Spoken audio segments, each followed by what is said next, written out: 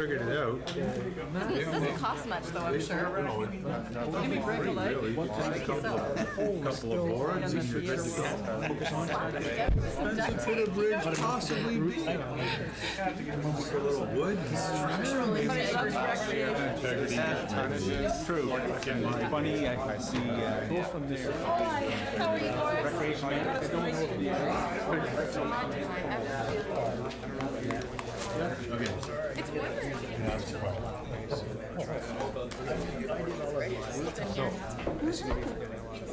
Negative 30 seconds.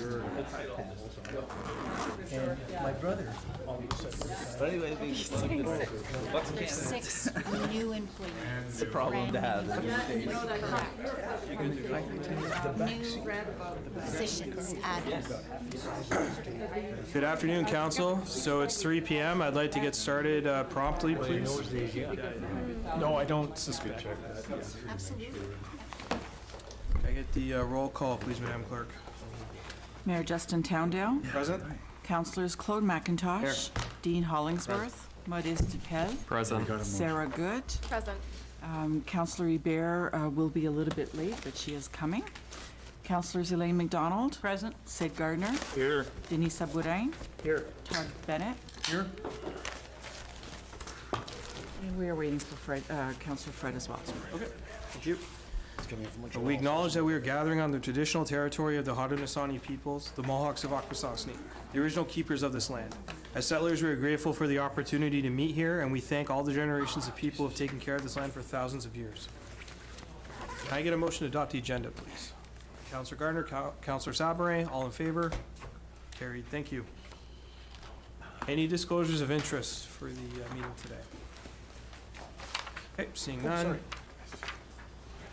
Can I get a motion to go in committee of the whole, please? Councillor McIntosh, Councillor Dupel, all in favor? Carried, thank you. So presentations and reports, we'll resume where we left off for the general taxation budget. Mr. Fothra, welcome back. And if you could just let us know from which page you're starting from again, please. Thank you, Mr. Mayor. Good afternoon, Mr. Mayor and members of council. So we'll continue with our presentation of the city facilities capital projects. And I believe the last project we did last night was bicycle path repairs on page 178. So if we turn the page to page 179, we have Matisse Park basketball court. The existing basketball court in Matisse Park is in poor condition and in need of replacement. It's surpassed its life expectancy, and so we are proposing to construct a new basketball court complete with new nets.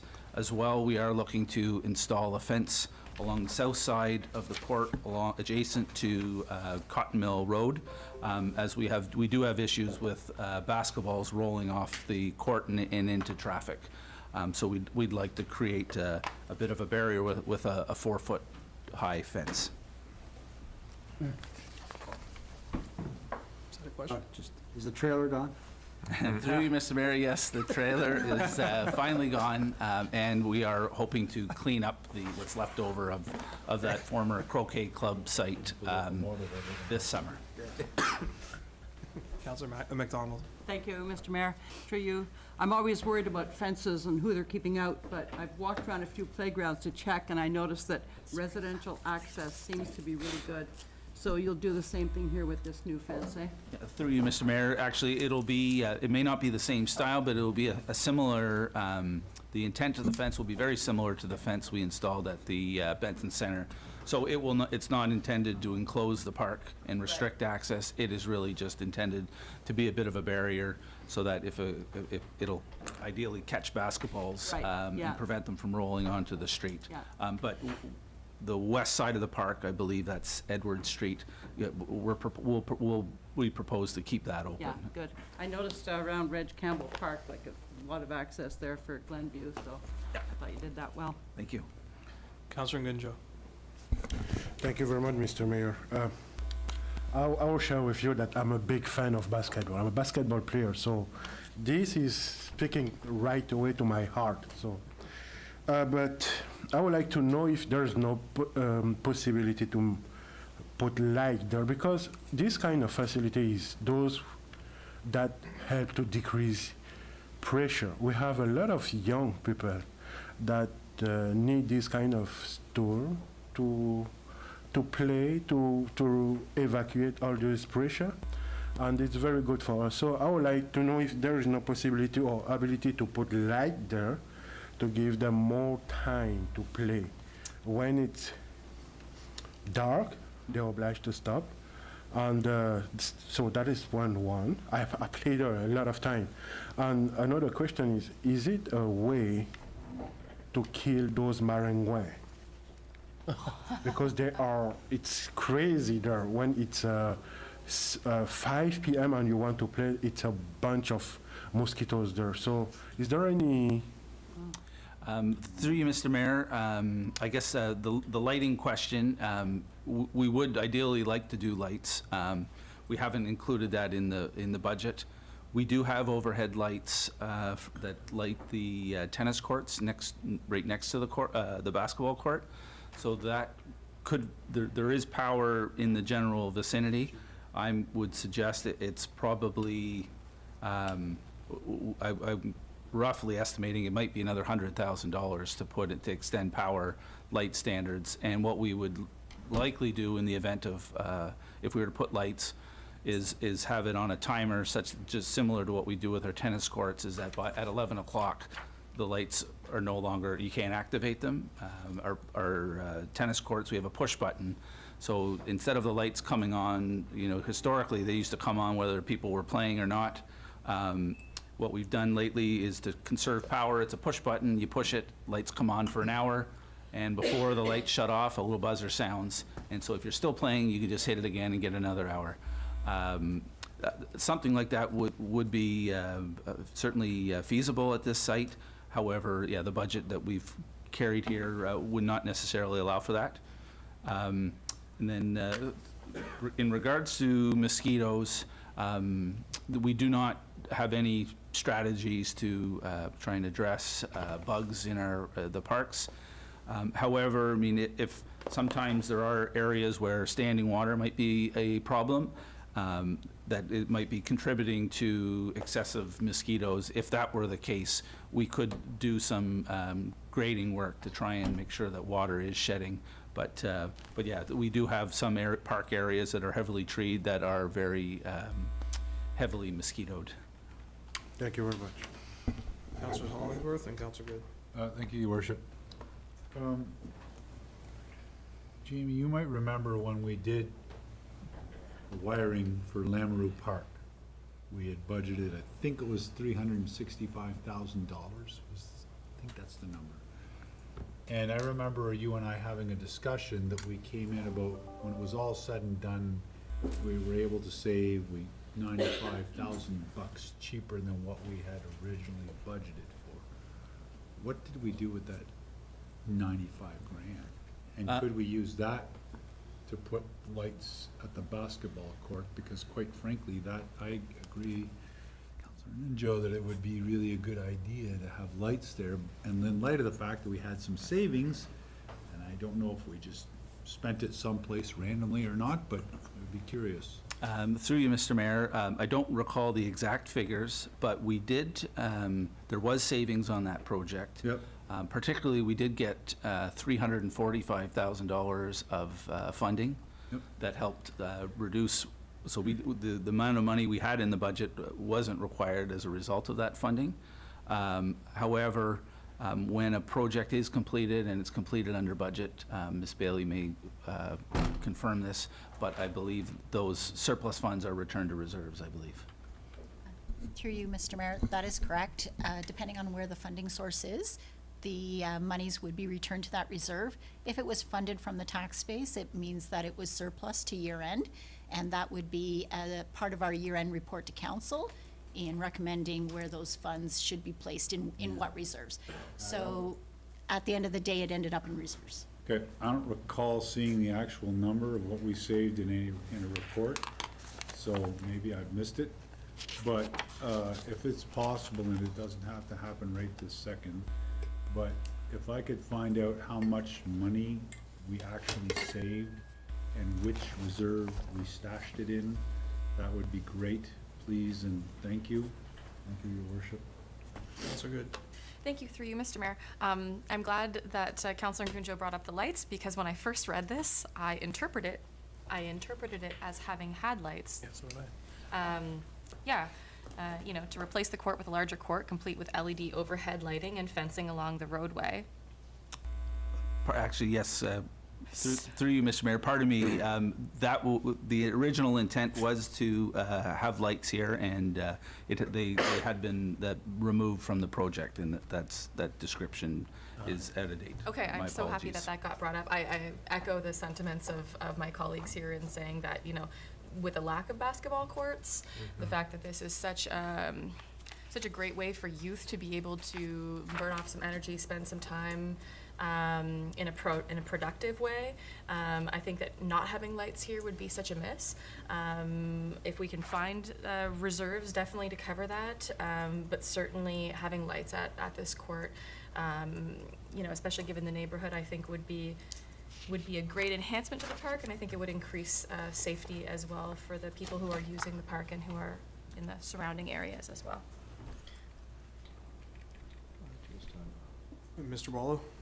I just want to mention that council will be receiving a presentation regarding the location of a youth center in the next few weeks. And one of the considerations for a location is this facility, is this property, which may or may not be the best location for it, but I'm raising that because it's a much larger project, and perhaps, Mr. Fothrop and I would have a conversation of whether we would be able to find some funds from that project that would support additional features like this.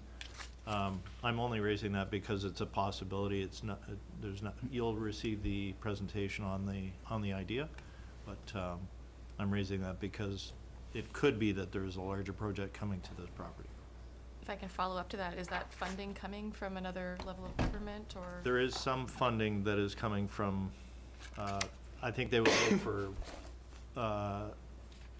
fundraising money as well as government money and so on.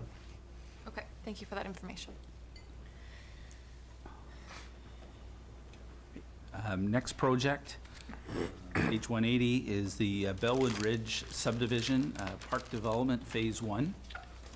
Proposed to be funded $300,000 from the tax base. Our recreation master plan identified this neighborhood as being insufficiently served by neighborhood park space. The recreation master plan does recommend that residents have access to a neighborhood park within an 800-meter walking distance. You'll see the photo in the bottom of the page sort of shows the number of properties or lots in that neighborhood, that it's been at various phases of development over the last 25 years or so. In order for those residents to access a neighborhood park, they have to walk either across Tollgate Road to access Netzinger Park, or walk across Pitt Street to access a Heritage Park.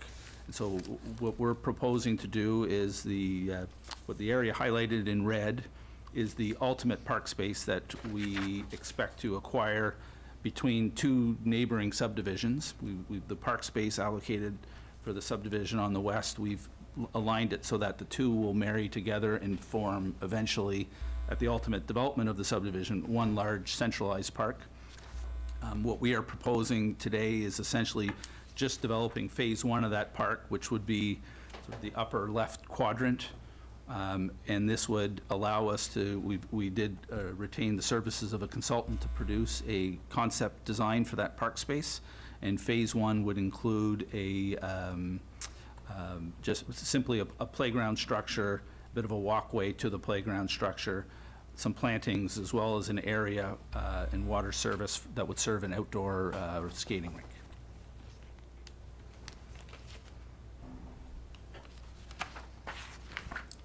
Councilor Gardner. Yeah, and it's just a comment, when I was reading through the budget, this part that we have young children, going to another park and crossing Tollgate Road and Pitt Street, which are very busy. I was glad to see that this was going to, if it makes through budget, I'm glad that we're doing it for the children from Bellwood Ridge Estates. Thank you. Our next project is the Bob Turner Memorial.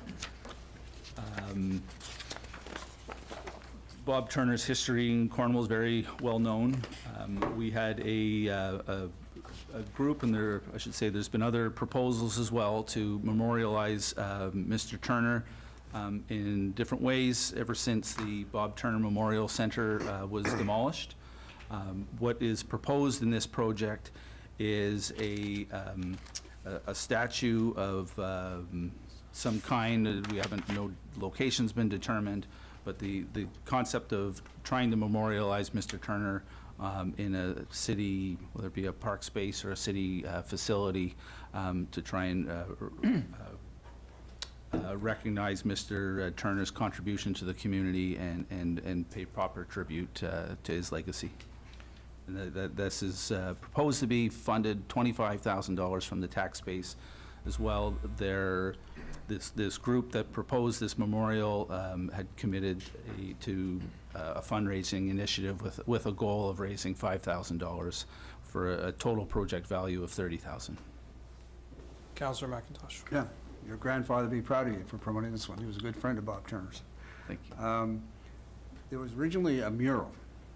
I thought there was a bit of a fundraising campaign for a mural. Were you aware of that? Through you, Mr. Mayor, actually the group that proposed the memorial, their original idea was a mural. Yeah.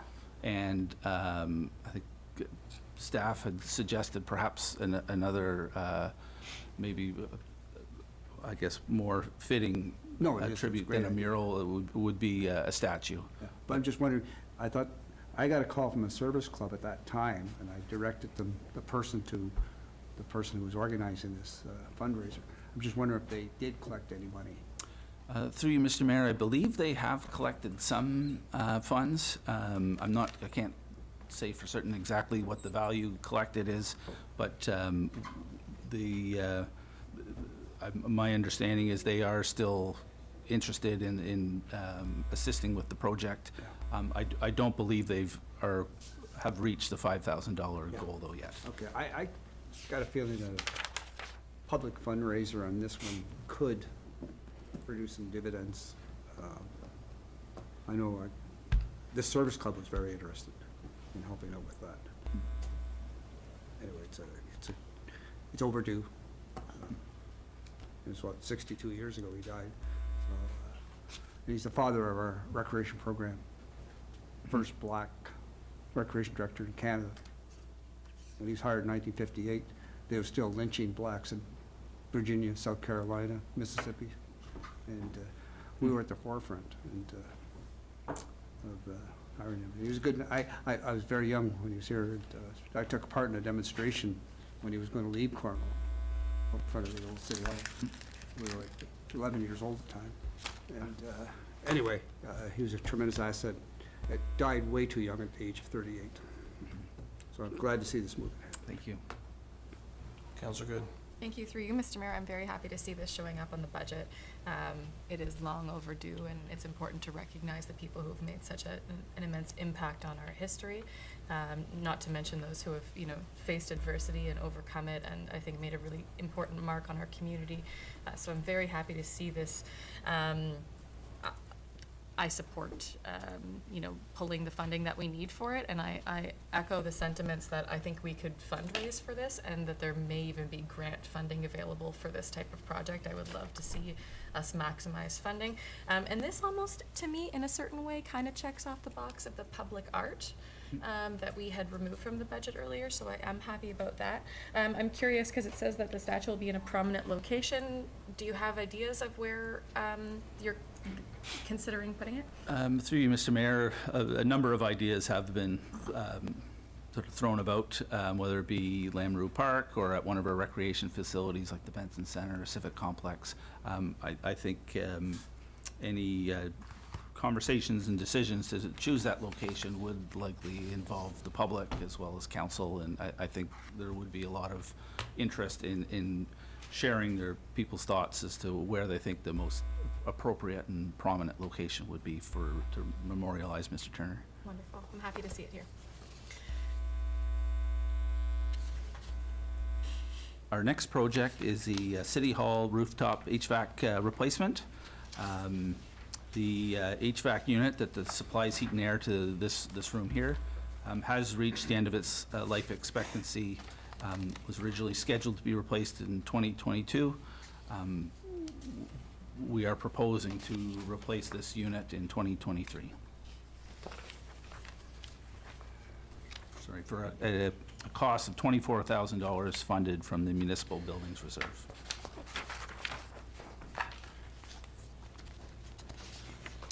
Our next project is a Justice Building elevator upgrades. Project value of $240,000 funded from the Municipal Buildings Reserve. Very similar to the elevator project at the Civic Complex. This elevator is original to the building from the 1970s. The controls for the elevator are obsolete and difficult to obtain. The concern is that a failure of these controls would result in the elevator being out of service for an extended period of time. We did have a project in 2022 to replace the controls for one of the other elevators in the Justice Building. The works were tendered, and unfortunately the prices were well over budget. So that work has been deferred, with the necessary funds to do that first elevator added to this project as well. So for the $240,000 budgeted, we hope to address both elevators as well, using the funds, the $170,000 of funds budgeted in 2022, with the addition of $240,000 in 2023.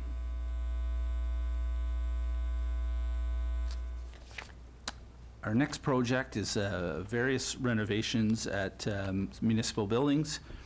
There are 3 small projects which we are looking to accomplish. One is the front concrete walkway of City Hall. It is aged, it's undergone some repairs in years to try and address some settled concrete slabs. What we are proposing for $15,000 is to replace those damaged concrete slabs with pavers similar to the pavers that have been installed in front of the Justice Building. Another component of this project is just an asphalt walkway to access the one of the washrooms in Gaindo Park. That's for $10,000. And then last is a concrete sidewalk at the washroom facility at Kinsman Soccer Field for $8,000. Councillor McIntosh. While we're talking about Gaindo Park, I'm not sure if we did it this year, but the previous year, we were using filings to pour on the roadway, and I spent quite a bit of time up there walking, but it seemed to be working. Are we still continuing with that? Through you, Mr. Mayor, it has been rather successful, where we use the asphalt grindings that come off the roads through the asphalt resurfacing tender. We're able to use those as sort of a gravel material, but when you put it on top of a gravel road, you can compact it, and it kind of becomes a bit of a rougher but an asphalt surface. And so the maintenance requirements of maintaining a gravel road, you have to grade it on a regular basis, otherwise it becomes potholed.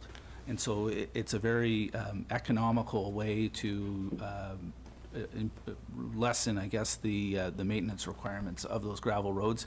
We haven't included a project in this year. We have managed to get quite a bit of grindings down, and I believe even we have a stockpile, I believe, towards the west end of Gaindo Park for future use. And so it is something we plan to continue to do, and I suspect what we might do this year is try and get through that stockpile that we have already in place there. But we don't have a separate project identified for Because the it this entrance year. on Trillium is really gets rough with this. In a few weeks, it'll be really rough. Through you, Mr. Mayor, we did do the Trillium entrance and the Floral Drive entrance. Like, I think we've got that, I'd have to double check. We've got that loop done. It's sort of more of the roadway into the, what we call the forest washroom. I believe it still has yet to be done. Okay. But yes. So it's working. I guess my genesis of my question was, it's working? Yes. Okay. Councilor Good. Thank you, through you, Mr. Mayor. I just have a question in regards to like these small projects like this. I know we had a conversation a couple weeks ago about just, you know, some things can fit in operations and some things end up in capital. And just as I'm looking at this, it made me think of something that we've chatted about before, which were the addition of some new signs and like a concrete pad at Lamoureux Park, specifically at the playground. And the signs that were added, I'll call them like, don't have any fun signs. No. They're signs that basically say, that present rules that cannot be enforced, but they don't encourage play or anything concrete. We were talking about this previously, and I'm just wondering if there are plans that have been embedded into the operational budget to put more of those in the parks. And I understand this isn't directly related to this capital budget, but they're all concrete pads.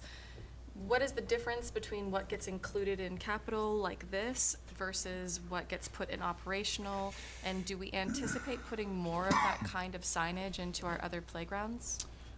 Through you, Mr. Mayor, the signage at our playground structures is, for the most part, yes, it does spell out some ground rules. And then also, I believe it has some language about recommended ages as well.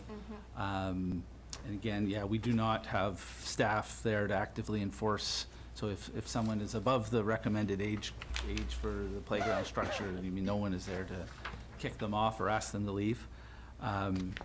We don't have any immediate plans to, we maintain the signage that's in place. Part of, I'd have to speak more to our Parks and Landscape staff that do our playground inspections. But the part of the reason for that signage is liability related and sort of warnings about how to use the equipment properly and to play properly. Having said that, it does, I hear your comments about that it does, can come off as being sort of no fun. It's not and inclusive. That's not the intent of it. It's more risk management is the intent. But we don't have plans to expand that signage anytime soon. But we would, I guess, caution against removing that signage without discussions with our insurer and sort of risk assessment team. Certainly. I know that particular park has been in place for quite some time, which is why I wanted to know if this was a plan moving forward at other parks. In my own experience, it's not inclusive. My kids don't fall into either category for the signs. So one can't play on either of them, and then the other one can't play on anyways. It, in my own experience, has not been inclusive, and I understand the liability aspect. I'm not sure if this was something that was brought to council before it was installed previously. I just hope that signage that's included, especially where there is a price tag, is brought for consultation to ensure that the language is inclusive, and that it encourages people to come and stay and have fun and be respectful. And of course, you know, we don't want anyone to get hurt, but we want to make sure that everyone is welcome to play and use the structures in a fun way.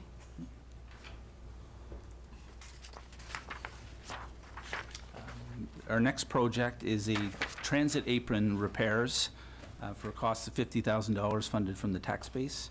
The photo you see is basically the transit apron, which is located at the overhead doorway entrance to the repair bays at the city transit. As you can see, that the piece of steel that is there is corroded and portions have been broken off. It creates a trip edge, and so we propose to remove that piece of steel and replace it with a new proper apron.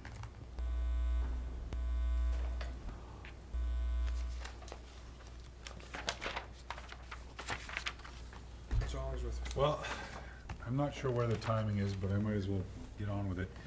And I don't know if this falls in your budget, but I think it does. Council 4 years ago, maybe 3, put $6 million or approved the financing of $6 million for an art facility. We've heard that there's a fundraising committee that generated an additional $1 million and change, give or take. Where are we with this project? Because I don't see it anywhere in any budget book anywhere. Maybe I've missed the page number, but like, we're talking $7 million. I would think there'd be some kind of record somewhere about what's happening with that. Through you, Mr. Mayor, your question is quite timely. We have, I guess, an update on that project. It was brought to council as a capital project, funded with financing. I believe that was in 2019 or 2020, possibly. I thought it was our first year of previous council, but. Could be, yep. Way. And so we did tender the work. The design work did proceed, was delayed somewhat through COVID, trying to work out the preliminary design and public consultations with different user groups to make sure that the design met their needs. The design was completed. We tendered it early last year. The results came in and we were not able to award. They came in above budget. We would not, I don't believe we would disclose those figures in a public forum. The pricing is sort of confidential, I guess, until we make an award. But so we were not able to award it due to the value.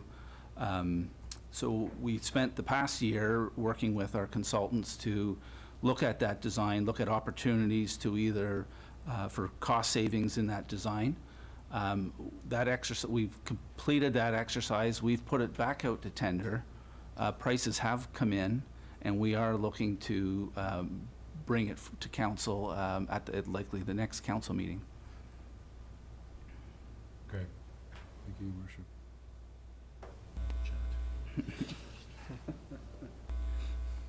Yes. So I'll continue. Our next list of projects are projects that have been removed from budget by administration. This next project is the Civic Complex lower level flooring replacement. It was originally proposed to be funded from the Recreation Facility Reserve for $245,000. This project would have replaced the tile flooring in the lower level of the concourse. It's original to the building. It can be rather noisy, as I'm sure many councillors have experienced during council meetings. If someone brings a cart along the flooring, it was hoped to be an aesthetic improvement that would benefit the convention center activities that take place in the salons. Being an aesthetic improvement, administration felt that it was a bit of a lower priority, and which is why we removed it from budget.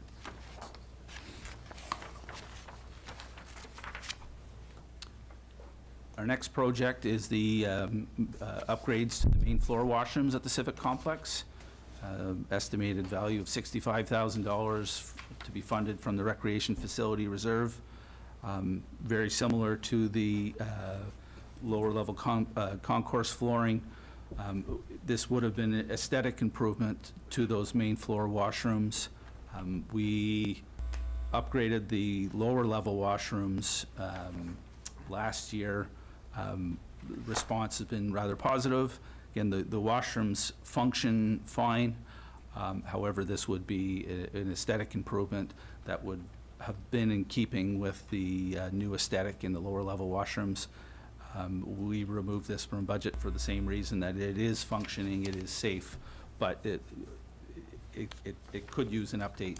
And so we've decided to defer it for now, but it would likely come back in future years. Councillor Dupel, then Councillor Good.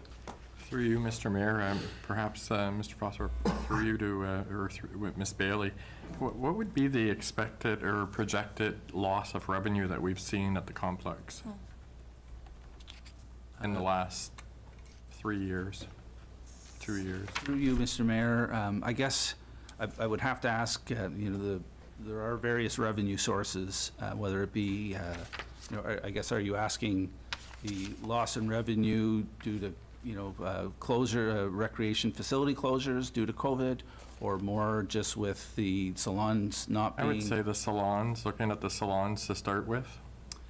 Off the top of my head, I would estimate, I believe our rental revenue for the salons on a normal year would have been in the $30-some thousand range. Now,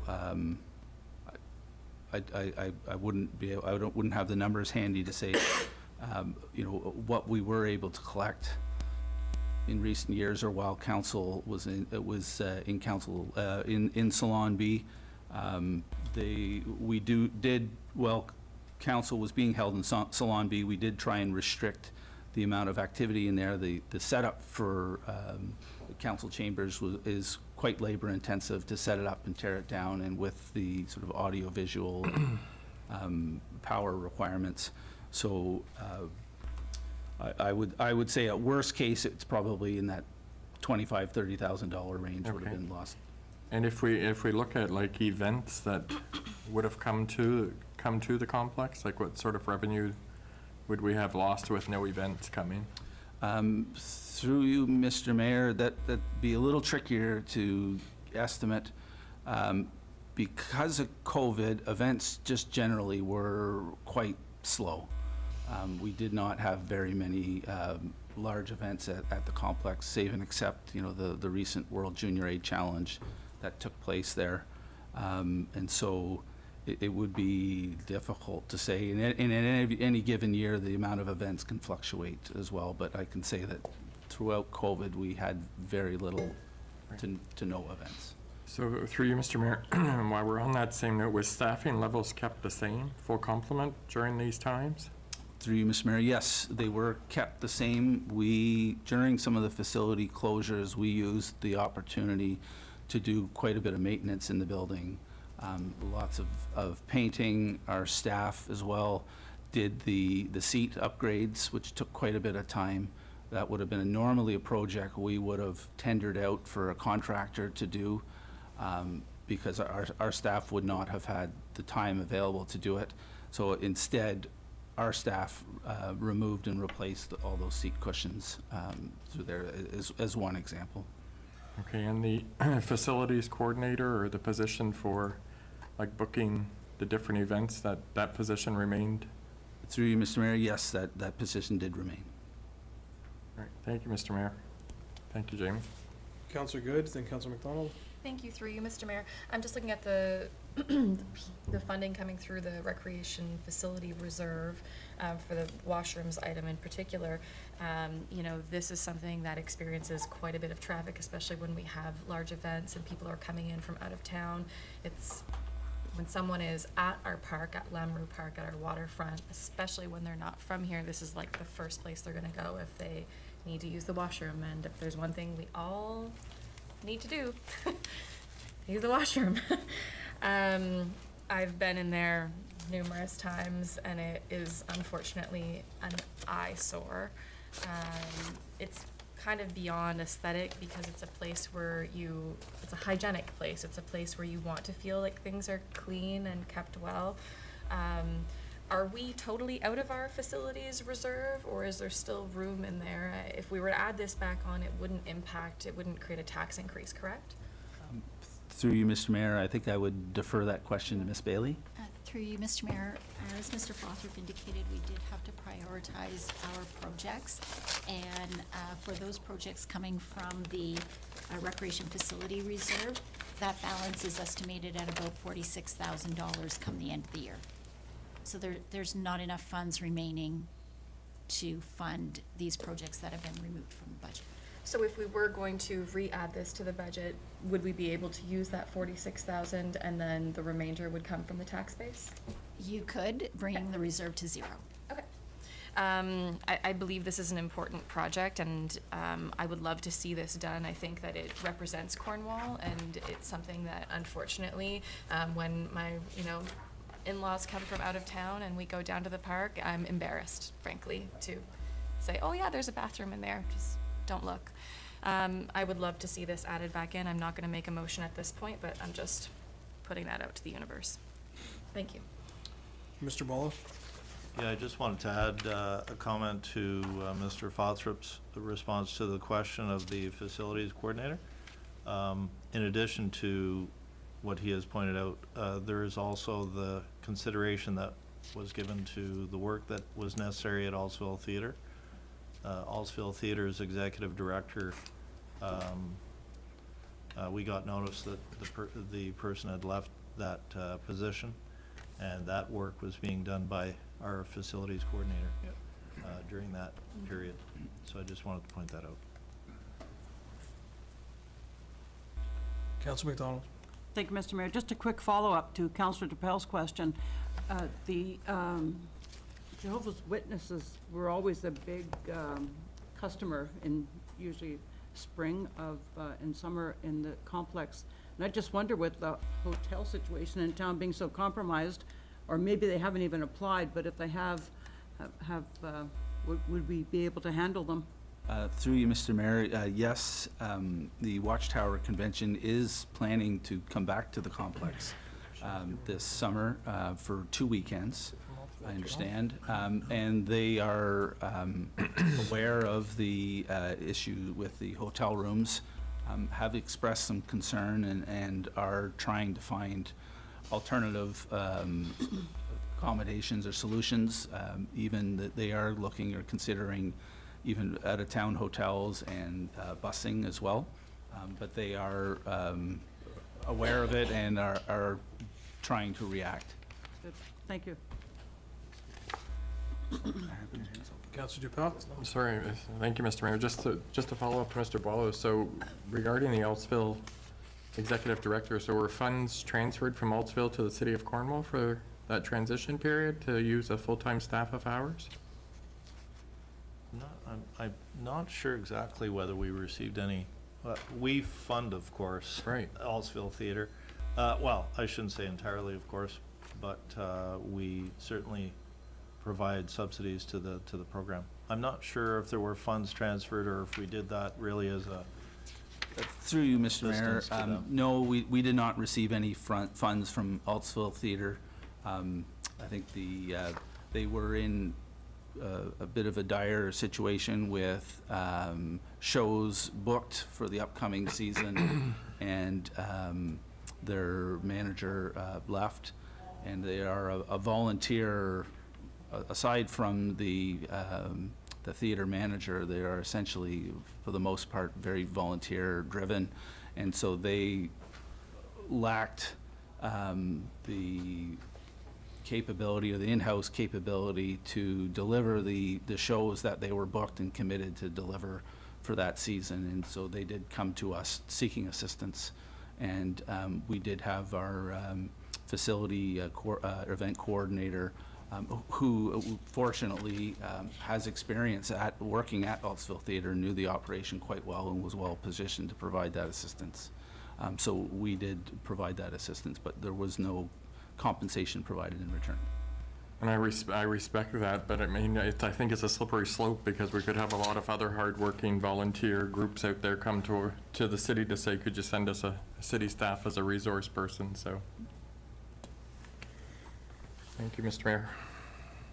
Councilor McIntosh and Councilor Gardner. Yeah, just to follow up on this, it's murky. When did this happen? You don't give me the No, exact through date. you, Mr. Mayor, I believe it would have been around probably after March break, around March break last year, I believe. I'm not sure if that's exactly when the individual left, but somewhere around there. Yeah, but how long did it go on? They recently, I'm going to say, have a new manager in place, just maybe in the new year, but maybe in January, I think, started. So since March, our person has been handling that. Sounds like they owe us some money. Because part of funding we give them goes towards paying a manager. If they weren't paying a manager, we were giving them gratis I would think that when we get over to the next group there, we don't owe them the kind of, the amount of money that is in here, this file. I think so. They were lucky they had us. Am I wrong on that? Again, through you, Mr. Mayor, I think Jamie has pointed out exactly as it was. If we had not assisted them, they wouldn't have had, like, they had programs that were, Yeah. you know, and people had purchased tickets and so on, and we really provided that coordination and management as a bonus to the money that we provide to them that goes to the overall budget for operating Hallsville. That's in kind.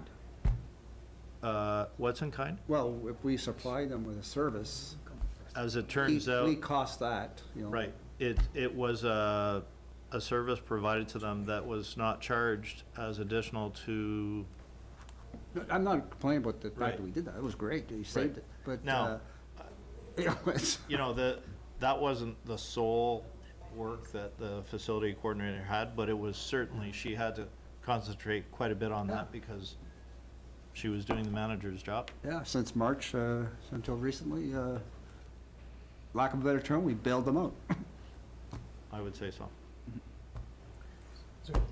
Anyway, that's for the next, when you get into partners. Councilor Gardner. Through you, Mr. Mayor, there was another issue, and it was called COVID. For 3 years, they had no income, and our volunteers almost disappeared, and they're starting to come back. That's a gem in this city, and I'm not gonna do like, that theater is a diamond in the rough in this city, and I will forever protect that theater stays alive in this city, no matter what's said. Councilor Hollingsworth. Thank you, Your Worship. Gotta go there.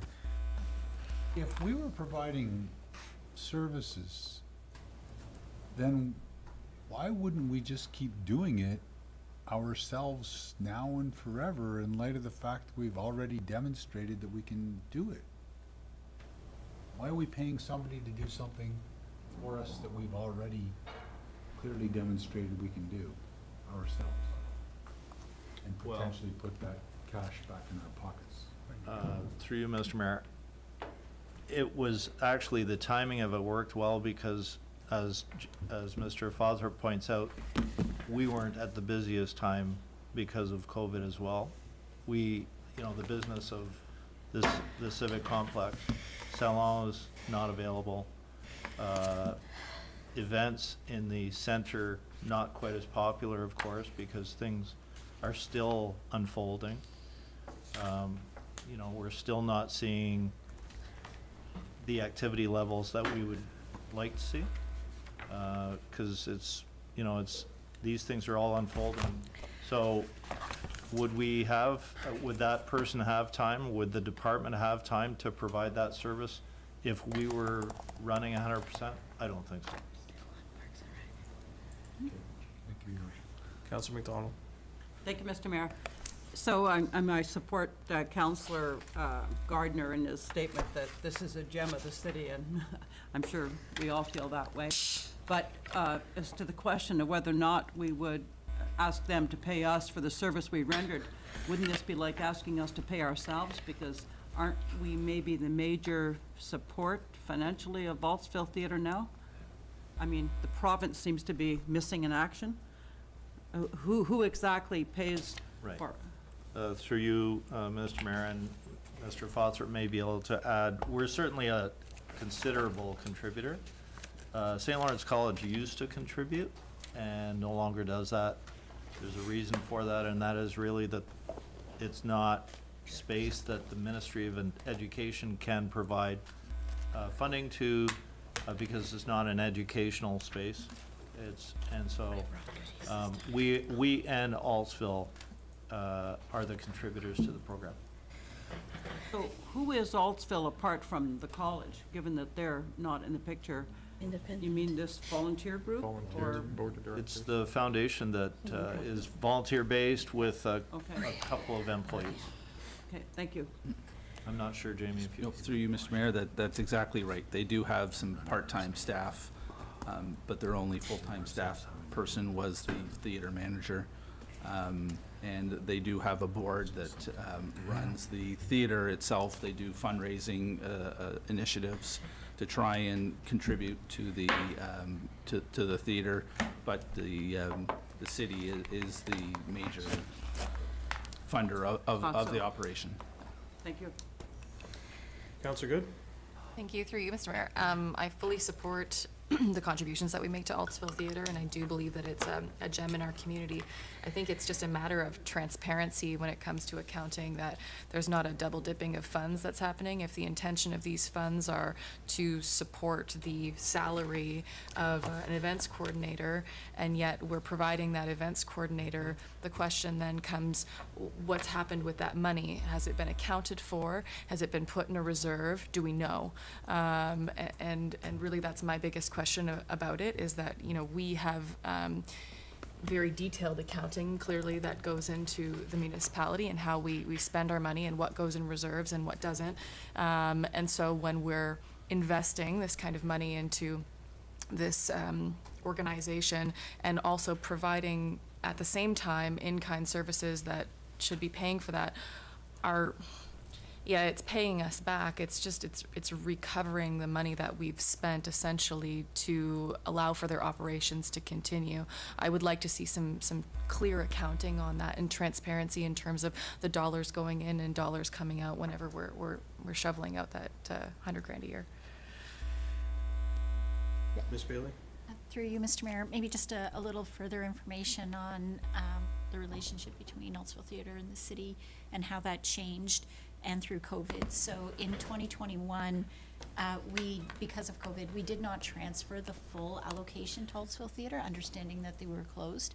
Also, we did not transfer rent to St. Lawrence College.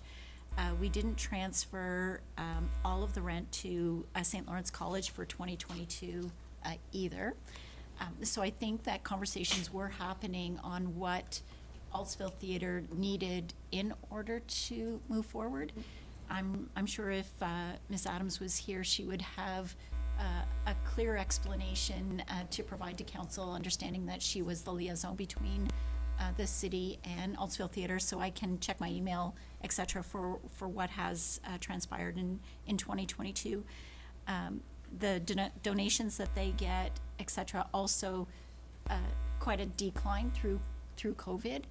I'm sure that if there was funding there to provide to the municipality to recover a salary, that those discussions would have taken place.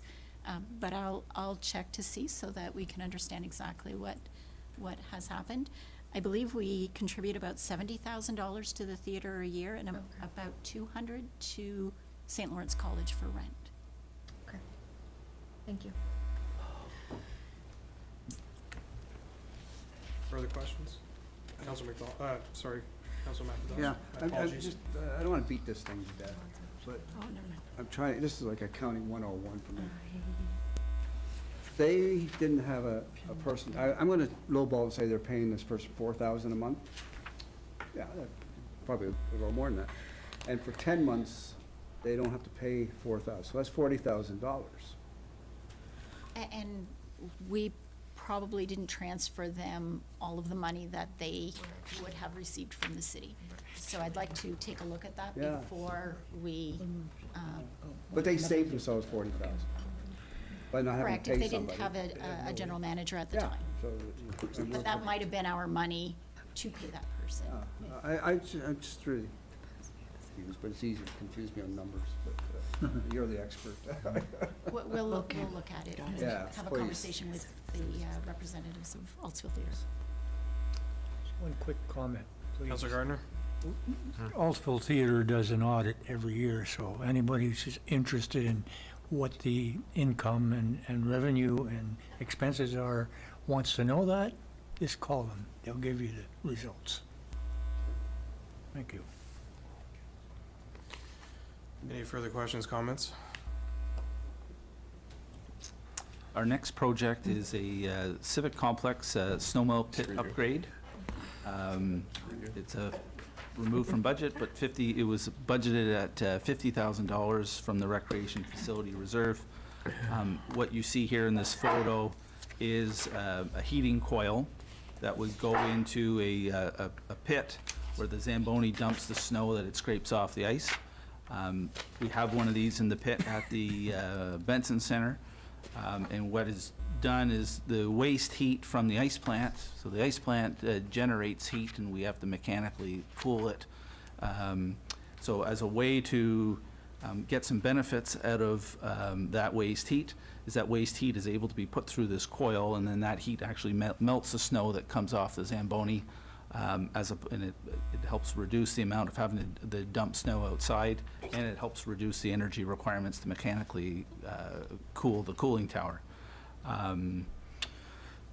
The other item at the Civic Complex that it helps makes use of that waste heat is the new back ramp at the Civic Complex. There is a heating coil within the concrete there, just similar to the front entrance of the Benson Center. That waste heat is used to keep that slab warm, and it melts any ice and snow that forms on it.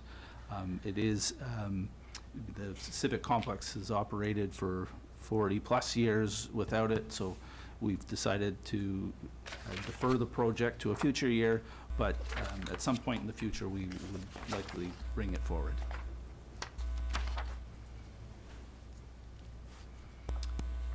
Our next project is the Aquatic Center automatic sliding doors. This project's budgeted at $50,000, would have been funded from the Recreation Facilities Reserve had we not removed it. Very similar to the doors at the Benson Center. We find them to work very well. In recent years, activity at the Aquatic Center doors has increased. Because we have staff stationed at a front counter at the Aquatic Center, this has become our main access to the Ed Lumley Arena in the Civic Complex. And as a result, we do get a lot of kids carrying hockey bags and trying to navigate our existing doors where it's a pole.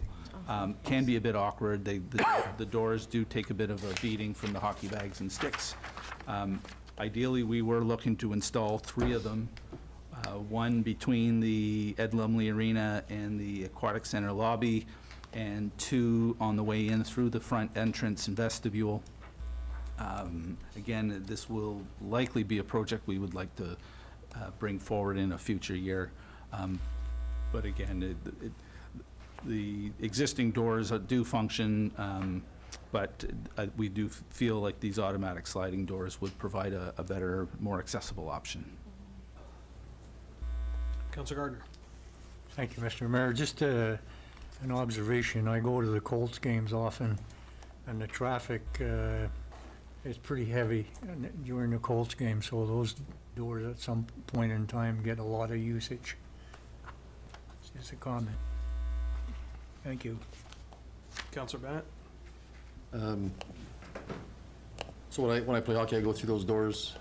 So maybe we should be training our young people to be smarter like the old guys and push the button for the handle, and you walk straight through. So maybe we just need to do some training there.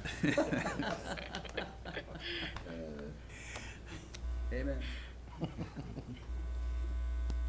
Our next project is a new dehumidification for Pad 3 at the Benson Center. Would have been funded from Recreation Facility Reserve for $200,000. Ice pads 2 and 3 share a dehumidifier, while Pad 3 has its own dedicated dehumidifier.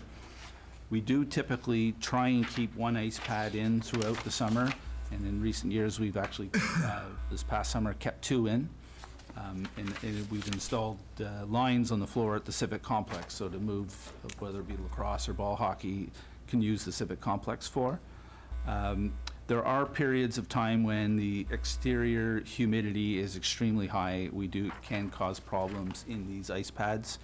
A few years ago, we did do a project to install extensions on our ductwork to try and improve the efficiency of our dehumidification system, just to improve the airflow. And we did see an improvement. However, there are, during usually typically a week or two of summer when it's most humid, where we still have issues on pads 2 and 3. Ideally, we would have installed a new dehumidifier so that way pad 2 and 3 would each have their own. Having said that, we've removed it from budget because it is a limited portion of the year where we have those issues. And the situation has improved with the improvements to the ductwork.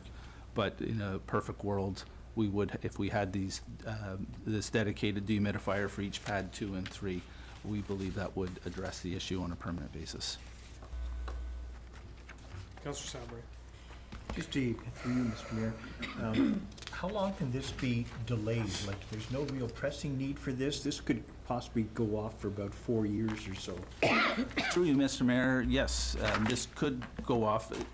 Really, the inconvenience is during those humid times, condensation forms on the structure beams, drips down onto the ice, and so it requires a little bit of added ice maintenance. So the gentleman that opens the facility at 6 in the morning, what you'll see there is those drips will create little bumps that freeze into the ice, or in a really bad situation, might melt right through the ice. Yeah. And so during the worst case scenario, we would cancel an ice rental for that day. Make the repairs can be done to the ice surface rather easily. It takes a little bit of time for any a hole melted through the ice to freeze. So it is not a huge financial burden if we do have to cancel. I don't think we haven't had to cancel any this past summer, but the potential remains there. And then from a facility perspective, a facility maintenance perspective, trying to remove humidity from inside the building's always a good thing. These spaces or where the rinks are located, there isn't a lot of, like, the seats aren't fabric or cushions, they're hard plastic.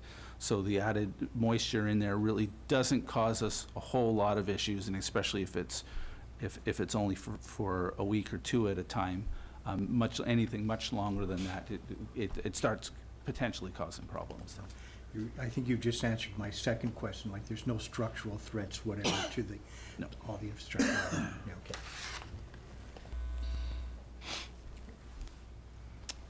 Our next project has been a multi-year project. It's to install roof heat trace on the roof of the Benson Center, $45,000 from the Recreation Facility Reserve. We did install roof heat trace last year along the north side of the building, on the exterior wall where the field house is located. You'll see in the photo, there's a series of horizontal bars. It's called an ice guard. That was installed a number of years ago to protect the rain gutters from damage from ice sliding off the roof. The downside of those ice guards is it holds ice on the roof, which creates some ice damming, and then when you get either a rain or a warm spell while that ice is on there, water forms on the roof and can be trapped and finds its way in through some seams. That north side of the building is where we were having, during those warm spells in the winter, we were having some water coming into the roof. The roof heat trace that we installed there seemed to be effective this winter. This project would have seen us installing it on either the east or the west side, and then likely we would have brought another project to install it on the last remaining side. We are not having issues with water coming in on the east or west eave, and so which is why we've decided to defer it. But we would intend to bring this back in the future. Councillor McIntosh. Are these like the heat cables I have that don't work on my roof? That's similar thing, like, Through you, Mr. Mayor, yes. It's a cable that electricity goes through it, warms up, and it allows the water underneath the ice to drain out to the gutter. In our case, we have found it to be effective. I was watching the Home and Garden channel the other day, I had nothing else to do, and Builder Bob, or whatever his name is, talking about these pellets you can put on the edge of your roof that melts the ice and snow. It's okay. $9.95 a bag. Councilor Gardner. Thank you, Mr. Mayor. When I read this, I thought I would ask you, first of all, what damage was done by the leakage on the side that was done? And secondly, the other issue that came to mind was, if we have any leakage on the two sides that you wanted to do, is there a possibility that you could have mold building up between the walls, and at that point, you would have a problem with having to shut that area down? Through you, Mr. Mayor, no, we didn't have any damage along that north side. We are rather fortunate with the where the water was coming in and the wall construction, in that it was not trapped in the wall. The lower levels of those walls are precast concrete, and so. But what was noted is you could see in those sort of timeframes when those warm spells and water was coming in, it was coming down onto the field itself along that edge. Because the field material is porous, that water is able to get away. It really, for the most part of the users in the field house, were even unaware of it. So it was not really causing much issue, but from a facility maintenance perspective, we wanted to address it to prevent it from happening and potentially seeing a future problem. And what is the possibility of damage on the other side that you haven't done or you've removed from the budget? Through you, Mr. Mayor, because we're not seeing any water coming in on those two sides, which is why we're comfortable deferring this. But we do expect or hope to bring this back to ensure that, again, it does not become a problem in the future. Okay, thank you. Thank you, Mr. Mayor.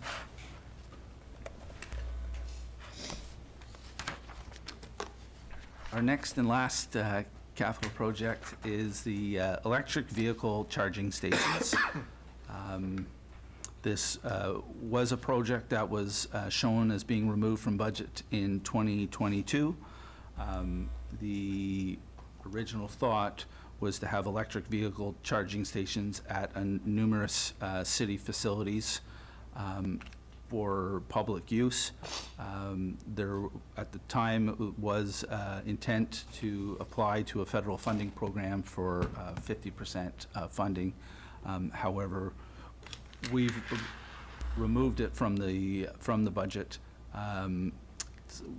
Not quite sure, I guess, going forward, what the municipality's role should be with regards to charging electric vehicles, whether it be for the public, whether that be, I think eventually we expect that there will be requirement for, as we electrify our city fleet, we'll need charging stations to power those, but perhaps whether or not the private sector has a role to play, and with some of the targets for zero emission vehicles by 2035, what the fuel industry plans to do, and whether they are going to step up and fill that need for the community, or whether it should be the municipality. Councilor Hollingsworth. Okay, did you say 50% that the federal government was prepared? Through you, Mr. Mayor, yes, the funding for this project was intended to be 50% from the tax base, 50% from the federal government. We do not have, perhaps, I don't know if it was an initiative sort of at one time, or the funding application or the intent to apply for funding was an initiative from our environmental services department was looking into. So I'm not necessarily aware that funding has been secured. I believe it was the intent to submit an application for funding for 50%. So that 180 is not a firm number. It's a wouldn't it be nice number. Through you, Mr. Might be able, or we think we can get it but it's not like it's sitting in a bank account someplace. Through you, Mr. Mayor, that's exactly what I understand, but I'll look to perhaps Ms. Bailey, or I'm not sure if, Through you, Mr. Mayor, we don't have confirmation of grant funding yet. Mr. Fothrop, sorry, Mike Fothrop. Through you, Mr. Mayor, so this is a recurring program, so we can apply in 2023 or 2024. I think the intent was to further look at some of the details of the program and then apply in 2024 and bring this project back to budget in Right, 2024. And we haven't tried to access this funding in the past. This is kind of a new Through you, Mr. Mayor, yes, this is a new program. I believe it's on a yearly basis, and the city would be eligible to apply next year. Now, one last question on this, because I can expect where it may go. If council decided to put this back in the budget, realistically speaking, would we be able to get the $180,000 this year to actually do it? Or is it, yeah, that'd be great, but based on a realistic timeline, you know, you fill out the forms and you do all the things you're supposed to do and send it in, is that not necessarily a practical consideration? Through you, Mr. Mayor, I'd have to check the details of the funding program again, but my recollection is that the amount of information that they would need to support a funding application is the information we don't have yet, and so we have to work through that and make those decisions, and then would be able to apply next year. I believe the application process is first quarter, second quarter of this year, which we wouldn't have all the requirements that they want in time, nor would we have all the details that would be needed. So we would work through that this year, I think is the intent, and then would be eligible to apply in a subsequent year. There's also some other programs available as well that have come out recently. So I think the intent would be to kind of canvass all of that this year, define what we want to do, and then look to do something in the future. Okay, thank you. Councillor McDonald. Thank you, Mr. Mayor. Given that it's a pay-for-use situation, I think that we'd be well advised to let the private sector step up here. And so I've got two questions. What has been the response to the charging stations at the Ramada? Do we have any idea of how that functions and how well they've done? And secondly, do we know what's happened in other municipalities? I expect we're all kind of in the starting blocks. I'm just going by observation. Through you, Mr. Mayor, there are charging stations that I'm aware of at the Canadian Tire facility. There are some at Ramada Inn. I've seen a little bit more uptake at the Ramada Inn recently, but of course, most recently, there are not very many vehicles in that parking lot. However, I think there's a bit more uptake, but I think it's still a growing, trending up business. Yeah. It'd be interesting to see. Councillor McIntosh. Yeah, I agree with Councillor McDonald on the private sector things, that, but we will need them for our own public. How many EVs do we have in the community, in the city fleet? I know the city police, I think, have 2. How many indicators do we have? Anybody know? We don't know? Through you, Mr. Mayor, I'll actually defer it to Mr. O'Brien who John? can respond. Yes, I believe we have 2 units in 2 units, yeah, that, is there any way to know how many EVs are in this city? No way, there's no registry or things like that. I would imagine this room, maybe one person has it, so it would be a pretty good, who can afford one? So it's coming, there's no question about that. I'm not in denial, but I think we're a few years away from it, and plus, I don't see them lined up at Canadian Tire Center and when Ramada was in business. So, we're, you know, removing it from this budget thing. But how do we charge, Sean, how do we charge the ones now? Do we have to put a special? I would know if the ones allocated department. Yeah. It might be a hybrid, and I believe Ah. Human Services has a vehicle as well. Okay, I just threw it out there. Okay, fine. For what it's worth, it's in the parking lot behind us. I believe we have a charging station set up for both vehicles. One's a full hybrid, or sorry, one's full electric, one's hybrid, from my understanding. Councilor Ngunjo, then Councilor Bennett. Thank you very much, Mr. Mayor. I'm wondering if you have any idea of the need in the city. Do we know what is the percentage of electric or hybrid vehicle we have? Through you, Mr. Mayor, no.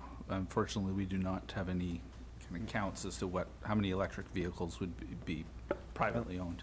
Yeah, because for sure, I think we have to go through this kind of project, but at least we need to know what are the needs, because maybe it's too high what we're trying to get here.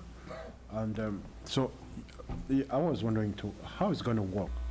You plug your thing and you pay for a rent, or how? Through you, Mr. Mayor, I've never used one personally, but I believe that is how it works. Similar to like filling up at a gas station, is you swipe your card, you plug in, and you are charged based on the electricity that you've consumed to charge your battery. Okay, thank you very much. Councilor Bennett and Councilor Hollingsworth. Thank you, Mr. Mayor. Just a suggestion, we might be able to get the information about how many vehicles are electric by asking the province for how many green plates they've issued for this particular area. That might be an idea to get that kind of information. What I, as our CAO just mentioned, observation is how we're guessing a lot of this is getting used. And I pass the Canadian Tire one every day when I leave work, and I've only ever seen it busy once, and that was during the last cold snap we had. And they were lined right across, 2 to 3 deep, most of the afternoon. And I would guess most of those people were going from one place to another and had to stop because they're using heat, and that burns your battery a lot quicker. So I'm not sure, I'm looking at the number 36 here, and I'm not seeing it as something that, I don't think we should be providing it. I can see having them in our own buildings for our own units, but we have 2. So, if I just went to properties we own, that way I should say that we would have vehicles at, I'm at 10, and of those, I don't even think probably one at each spot would be more than enough. So now I'm at 4. Maybe this project is just too big. Maybe we put one at, 4 of our facilities, as we know we're gonna start replacing vehicles. We've talked about it before with EVs, which makes sense. But I just don't think this project needs to be this big to start. So I think if we're gonna bring it back next year, I'm thinking a much lower number. If the 2 facilities we have now aren't being used regularly, like other than that last cold snap, I don't think I've ever seen anybody at the Canadian Tire ones. I'm sure they get used, but I haven't seen them. And I pass it every day. So if you came back next year and said we're gonna put 5 in, and 1 at each of our facilities, I'd be like, that's great. If we're getting the vehicles. If we're not, then come see me in 2 years when we have more electric vehicles. But providing them all over across the city, I don't see how that's our responsibility. If these companies want to start making electric cars, they might want to think how they're going to serve their customer, in my opinion. Councilor Hollingsworth. Just as an add-on on this particular topic to whomever, and you don't have to answer the question, but eventually if it comes back next year, I'm gonna ask you the question, and that is that if we have a charging station or a group of charging stations, how much is that gonna cost the municipality in terms of electric power? Like if I plug in to the city's charging station, somebody's paying for that electricity. Who's picking up the tab for that?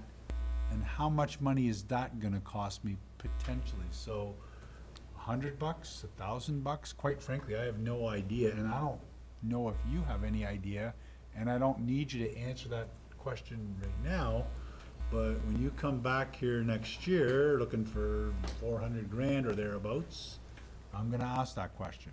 How much is it costing us on the operating? It's one thing to put the plug in, it's another to figure out where the cash is. Am I gonna put my quarter into the meter and I get 25 cents worth of electricity for my car? Like, how, I have no idea how this works, but I would like to know when we do start putting these things, if we do, how much, or how does that work? Is it like a parking meter thing? Am I just getting it free?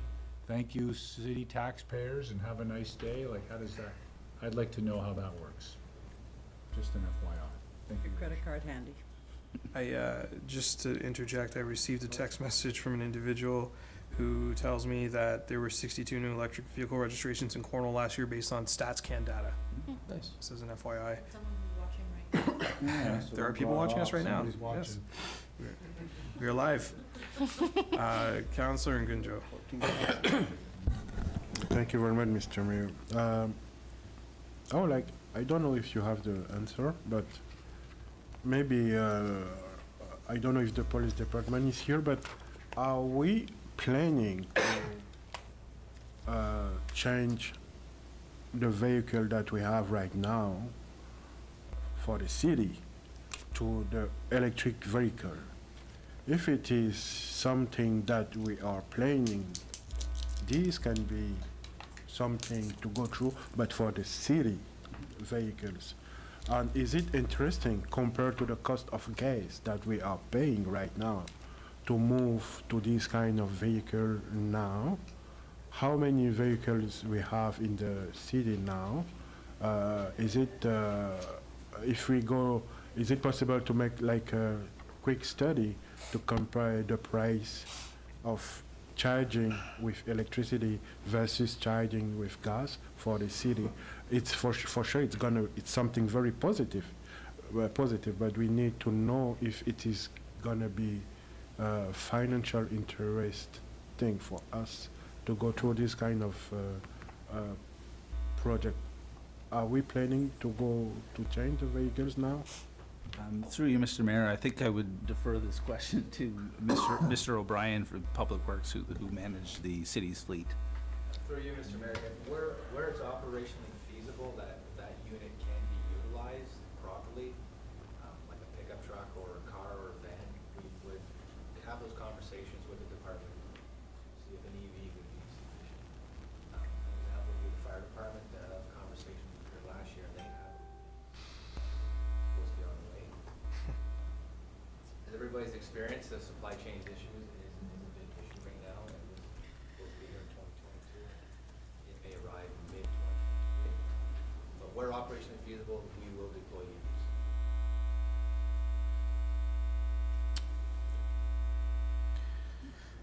Councillor Good. Thank you. Through you, Mr. Mayor. Our current strategic plan prioritizes us being leaders in sustainability and climate change. This is a commitment that we as council, prior to me joining on, have made. I fail to see in this budget how we have improved those targets. We have set a target of a 40% emission reduction from our 2005 levels by 2030, so 7 years from now. I want to make sure that when we're speaking about these initiatives regarding climate change and sustainability, that we are putting our money where our mouth is. It's disappointing to hear that this was in the 2022 budget and it was deferred, and now it's in the 2023 budget deferred again. And my question to Michael Fothrop, if I can, is the information that is missing in order to complete the application for the ZVIP funding from the federal government. What is the information that is missing? What do we need to obtain it? Is there confidence that next year we're going to have that information available in order to be able to fully apply and make use of this funding, which is 50%, and from what I understand from this program, it's not like a competitive grant application where you're up against different municipalities and you really need to plead your case. It's more about showing that we have the infrastructure in place to actually construct the assets. Am I understanding that correctly? Through you, Mr. Mayor, yes, that's my understanding as well, is that you need to meet the minimum requirements, and we likely would meet the minimum requirements. I guess the question pertaining to what information are we missing? Like, one, we need to define every location that we would like to put one of these, if that's what council wants to do, how many would be needed, what power is available, how we're gonna get power. So there's a lot of information that goes into it. And to be eligible for the program, you have to have that all defined and put together. We have to have conversations with the power provider, what power is available. So again, I guess we don't have that now. We wouldn't be able to get that in time for any for the funding application this year. However, it's an annual funding program. They've committed to it, I think, for a prolonged period of time, so the city would be eligible if that is a direction that council chose to go. But like we touched on before, there needs to be a lot of conversation internally about what we want to do. And what would you anticipate the turnover time would be in completing that kind of due diligence to get the information required? Through you, Mr. Mayor, that would be something we'd be able to do this year, and certainly if council elected to proceed with it, we would certainly be able to apply next year. That wouldn't be an issue. Okay, and I just want to clarify to make sure that I'm understanding, regardless if council decides that this is a priority and that we want to include it in this year's budget, we would not qualify for the federal funding, is that correct?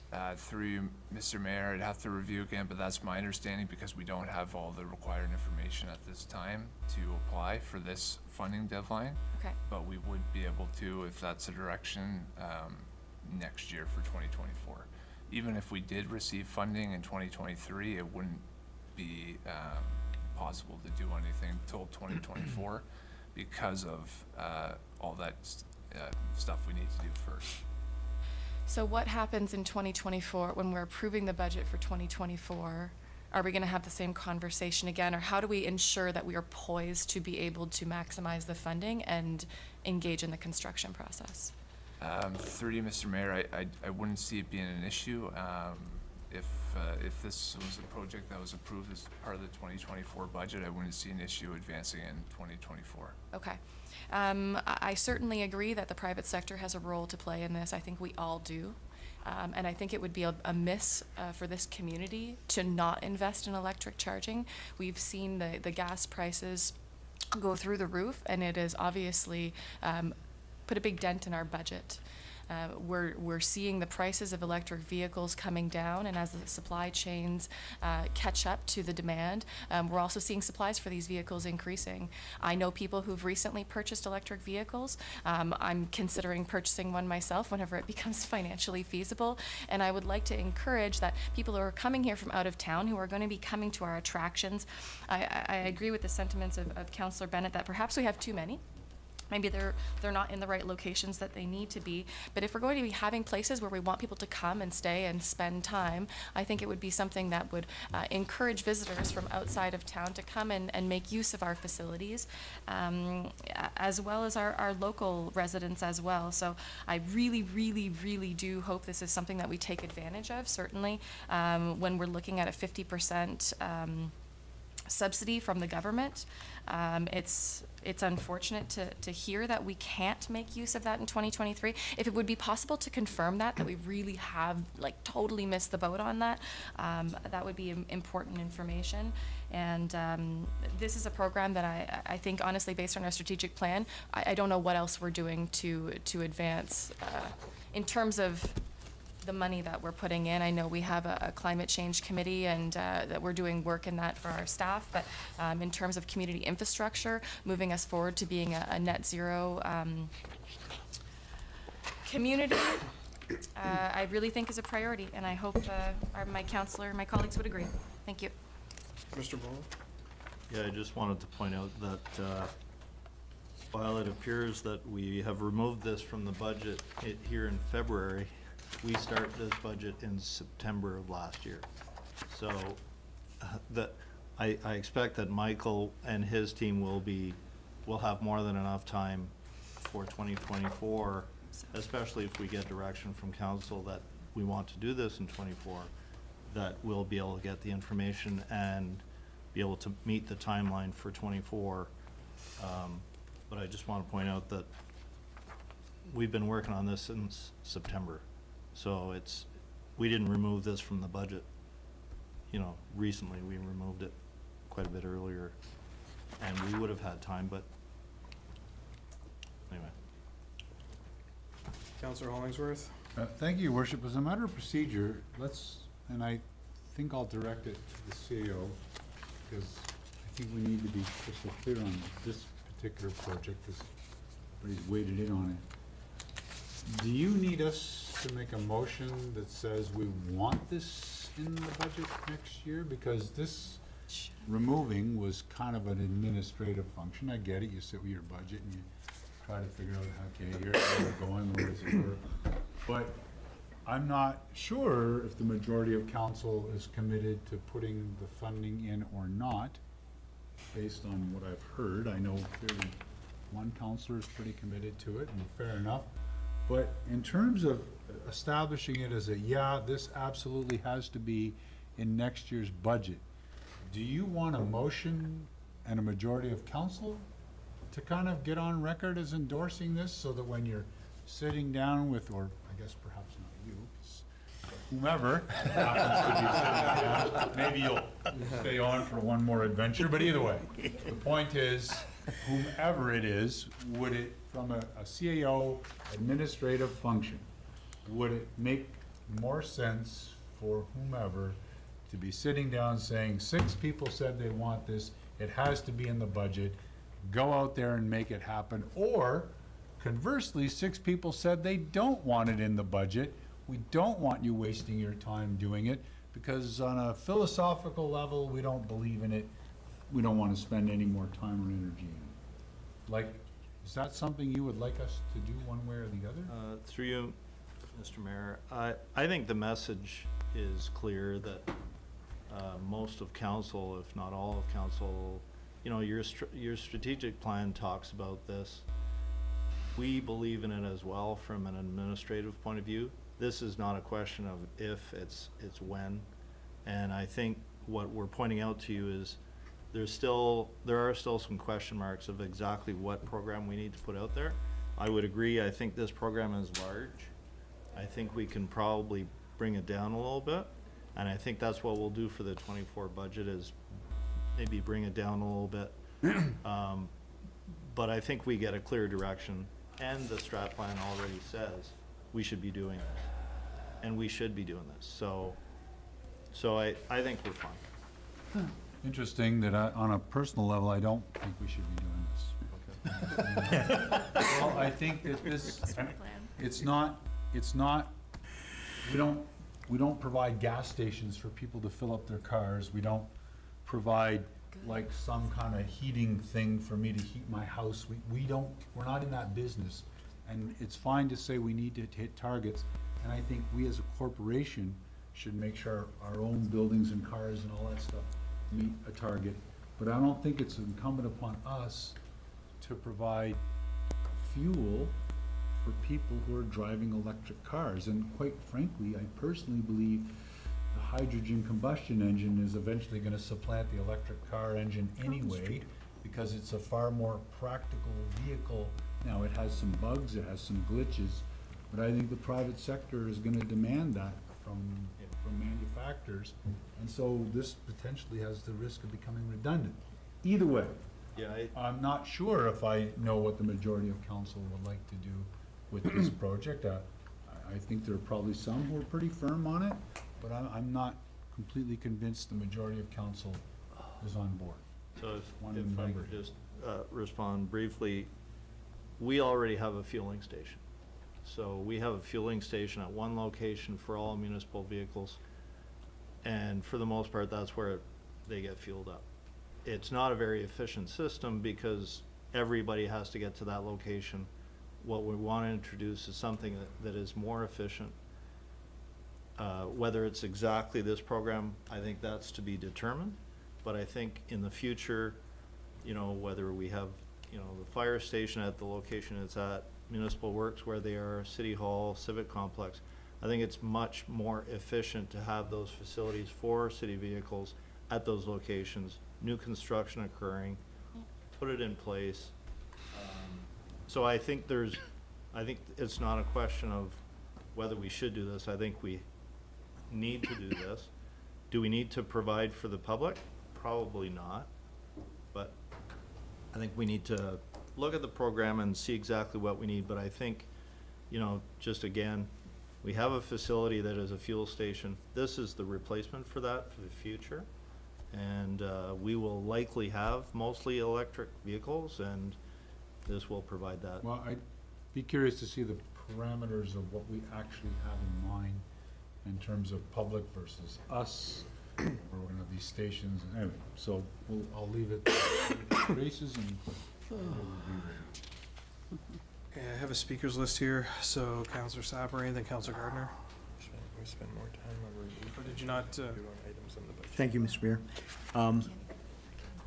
Councillor Hollingsworth made mention of a couple of the points that I wanted to raise with regards to this being somewhat of an actionable item for the next budget. And that yesterday I spoke in favor of this discussion with regards to the providing of charging stations at public lots, because we were looking at a project with regards to down at the Aquatic Center Curling Club in that.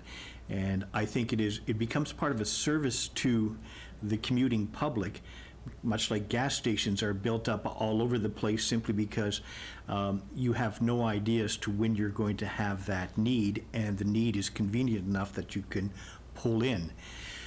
Times are changing. This is one of these things where there's going to be an awful lot of adaptability within the delivery of this service. And I don't think it's going to become monopolized by large electricity companies or anything along that line.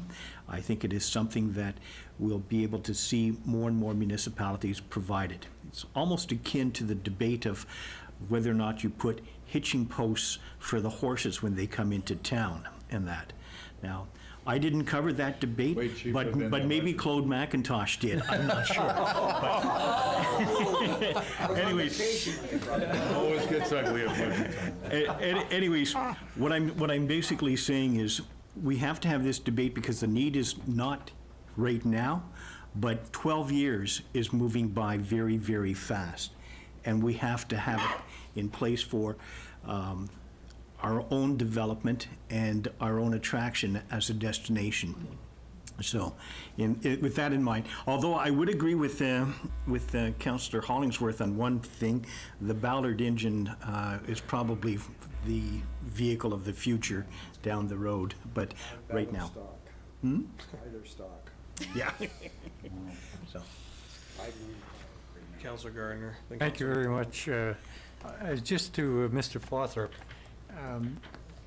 I've seen a few commercials where GM is selling electric vehicles and installing the equipment to be able to charge your car at home. So I think Ford is moving into that area. In terms of our equipment here, our own equipment for public works and our cars, that's fine. But we should be looking at travelers are the ones that are the people who are going to need these charging systems.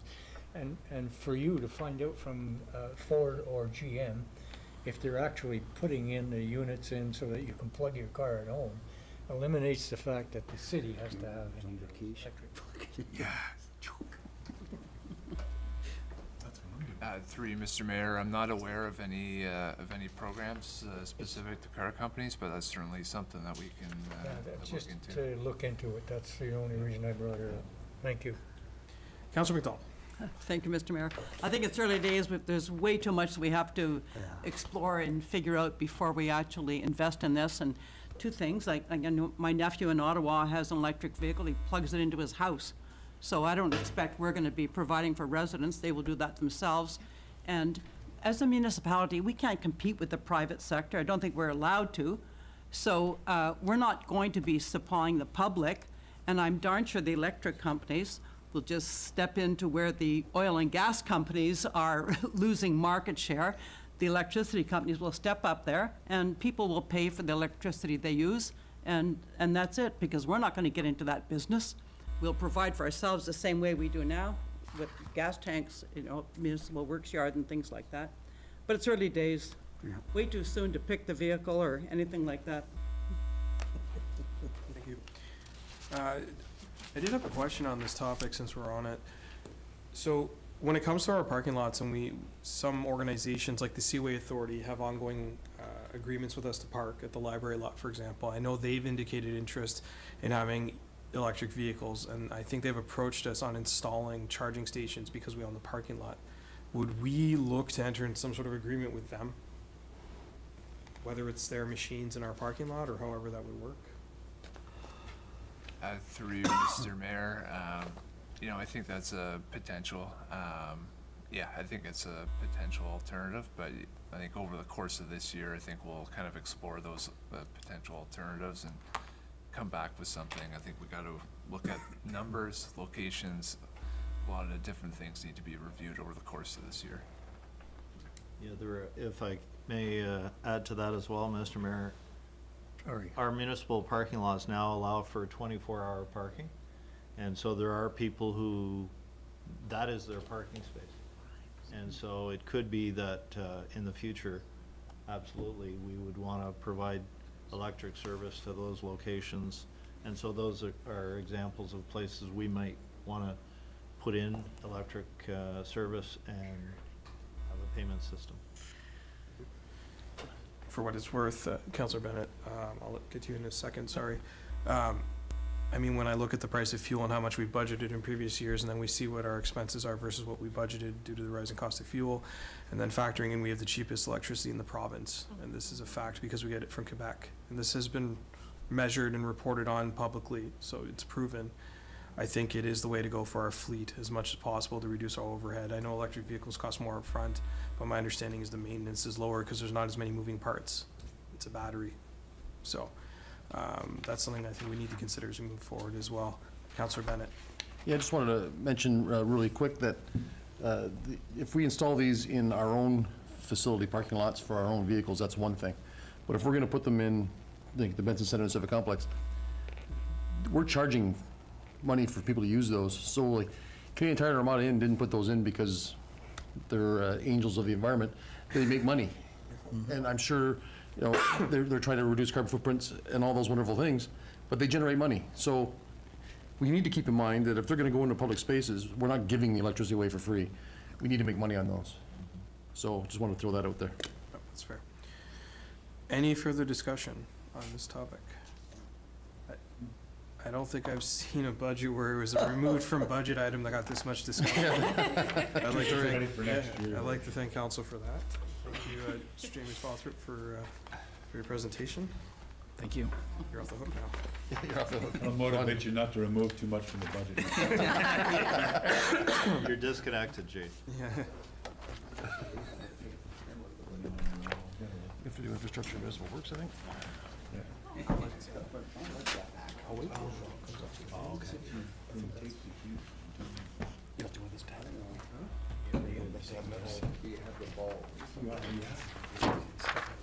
Page 97. Yeah, we skipped a whole section. Las Vegas. 97. It's the Turbines, not turbines, the ones in the ground. Yeah, ground source. Hey, ground source. Thermals. They had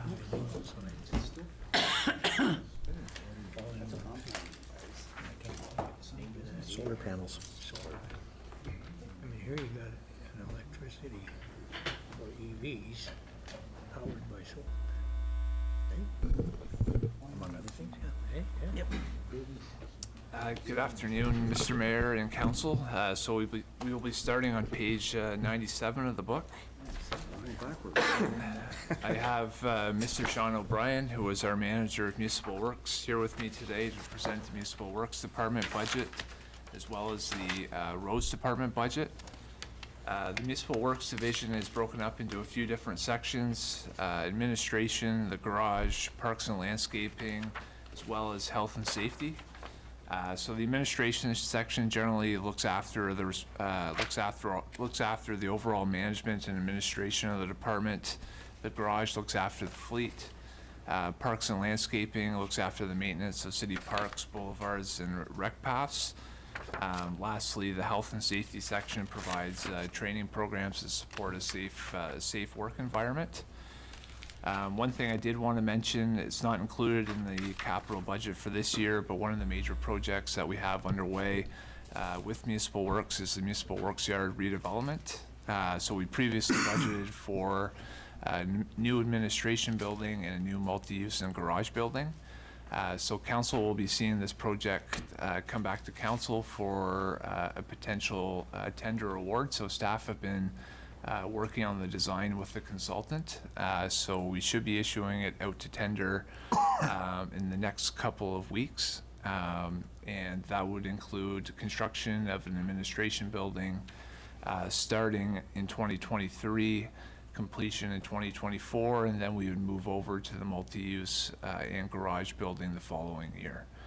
So that's a major initiative that we have underway in Municipal Works, and council should be hearing back on that in the coming months.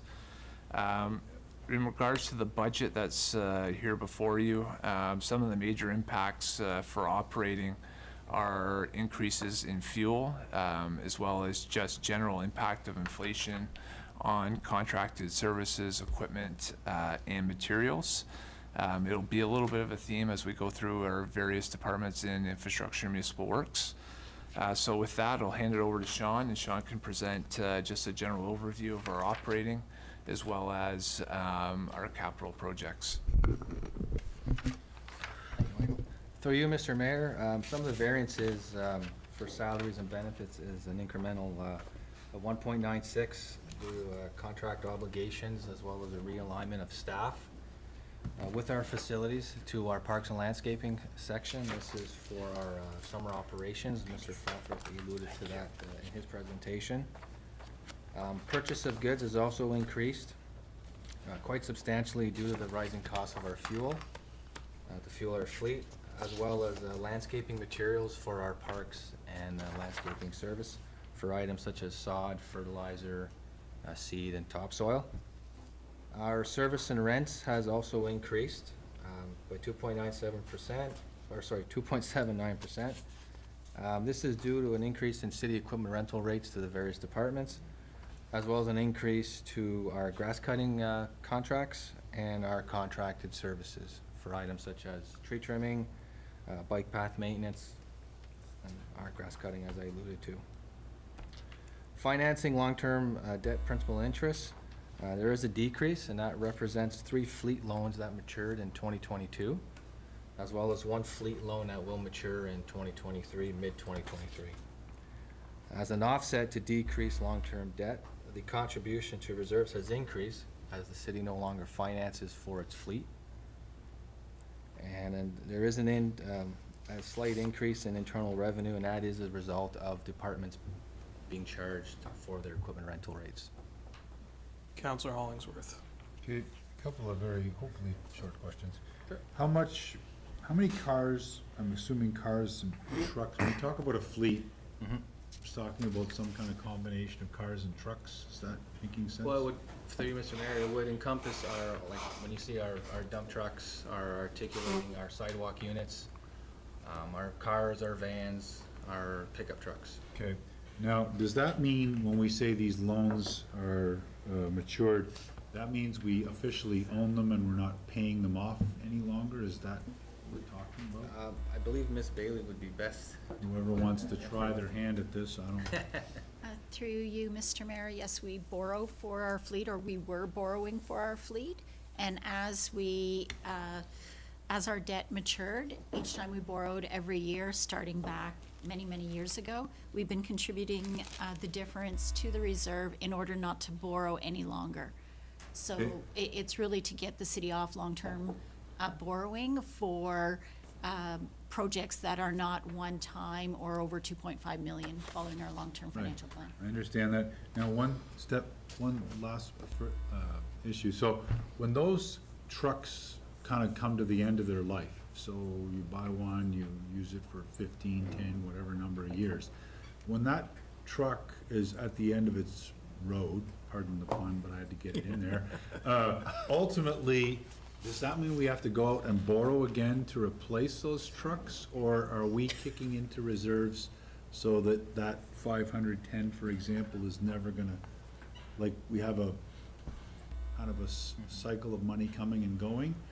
So that's official long-term savings now and forever, or is it, yeah, we're great now, but we're gonna have to buy a whole bunch of new trucks 5 years from now, and we'll have to put money back into the budget to compensate for that? So the cycle that we started many years ago will do exactly that, that contribution to reserves. There is a plan in place, though, regarding our vehicles where one department may use a vehicle and use it till it's almost done. Another department that doesn't travel as much will then take that van or that vehicle and use it. So some of our departments get second-hand vehicles, I'm gonna say, from other departments. And when that vehicle is replaced, we're hoping to, I don't believe in this year, replace it through the reserve and not pay interest Right. on long-term debt. The long-term plan is to never have to borrow money to buy Correct. cars or vehicles ever again. Except for our larger equipment. Right. Are we almost at that point? I just want to check this year's budget to see if we're borrowing again. So when we go through the capital projects, this year we are funding our vehicle renewal program through the equipment and vehicle reserve. Well, we're just about there. Perfect. Thank you. That's good. It's nice to hear. What should be noted too, perhaps, is that our previous fleets, we were always leasing them, where our current fleet, we now own. Own them. But when it does become to the end of the useful life, we will be surplusing these vehicles off for money. Okay, thank you. Just one quick question, Sean. You repurpose some vehicles too. Yes, we There's do. one that used to be a fire truck, was it? Yeah. Yes, yeah. Painfully obvious. Yeah. A blue Yeah, it fire was, truck.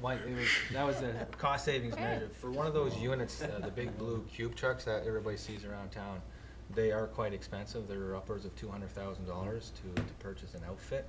So there was an opportunity to purchase a used fire truck and repurpose it. And Plus they're well-maintained, good well maintenance. maintained, yes. And it suited the needs.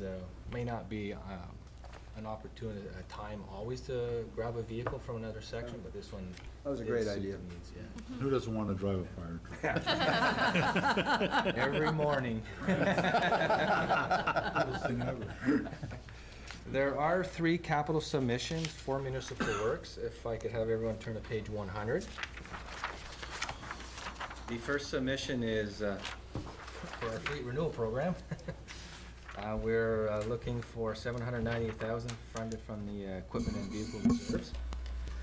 Briefly discuss, we maintain a 10-year plan for the replacement of all of our corporate vehicles and equipment.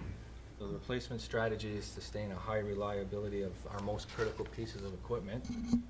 When we do replace vehicles, as was mentioned, we do deploy units to department where reliability is essential. And those vehicles will be repurposed to other sections where lower mileage or they don't travel out of the city. Thus, creating a savings and also extending the useful life of the vehicle. There are quite a few items in this submission. There's 14 items. The larger item, first one would be a tandem dump truck with attachment. That would be a plow truck for our road department.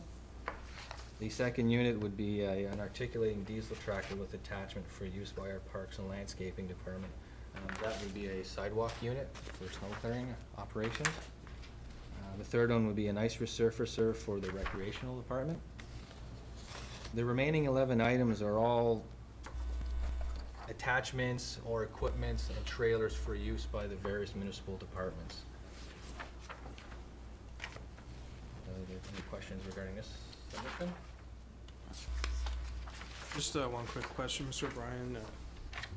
So for the 2 plate packers that are being tendered for 2 different departments, would that be a single tender going out to maximize cost savings? Yes, everything would be tendered to maximize the value of the market at the time.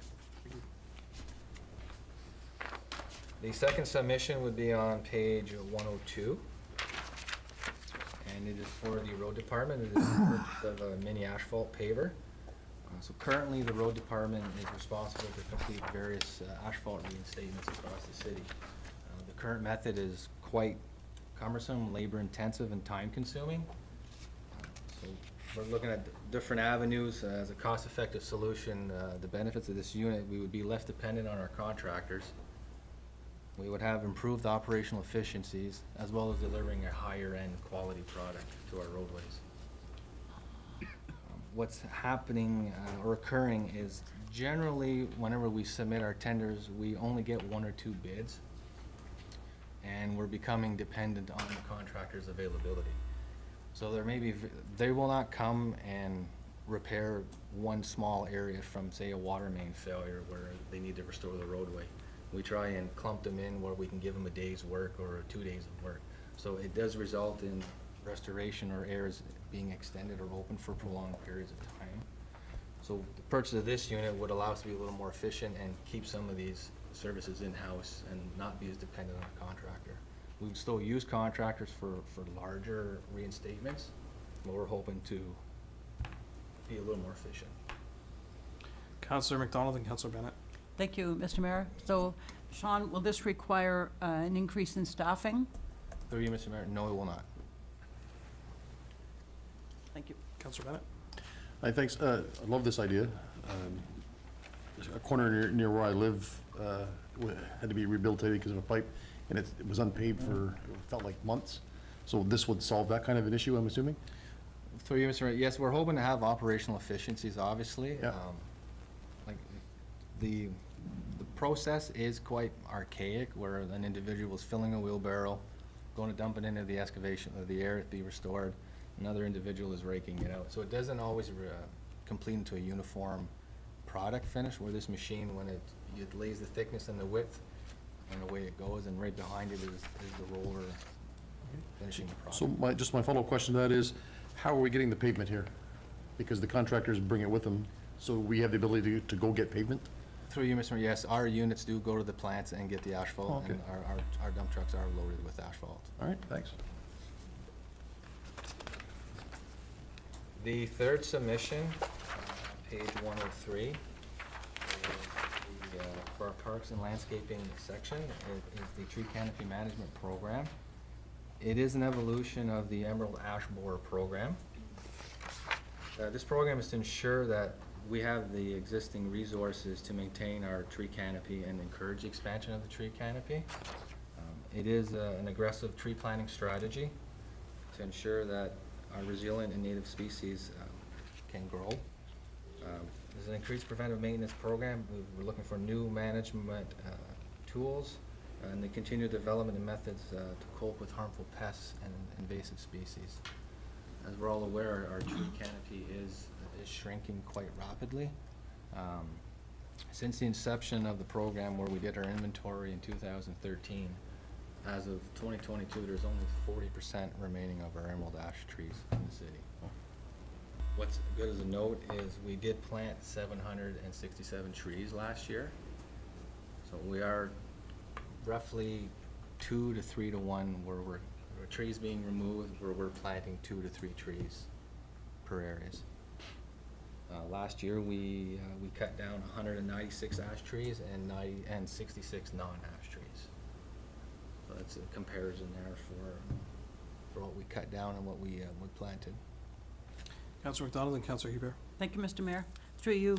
So I see here, after the emerald ash borer, now we have to deal with the European gypsy moth.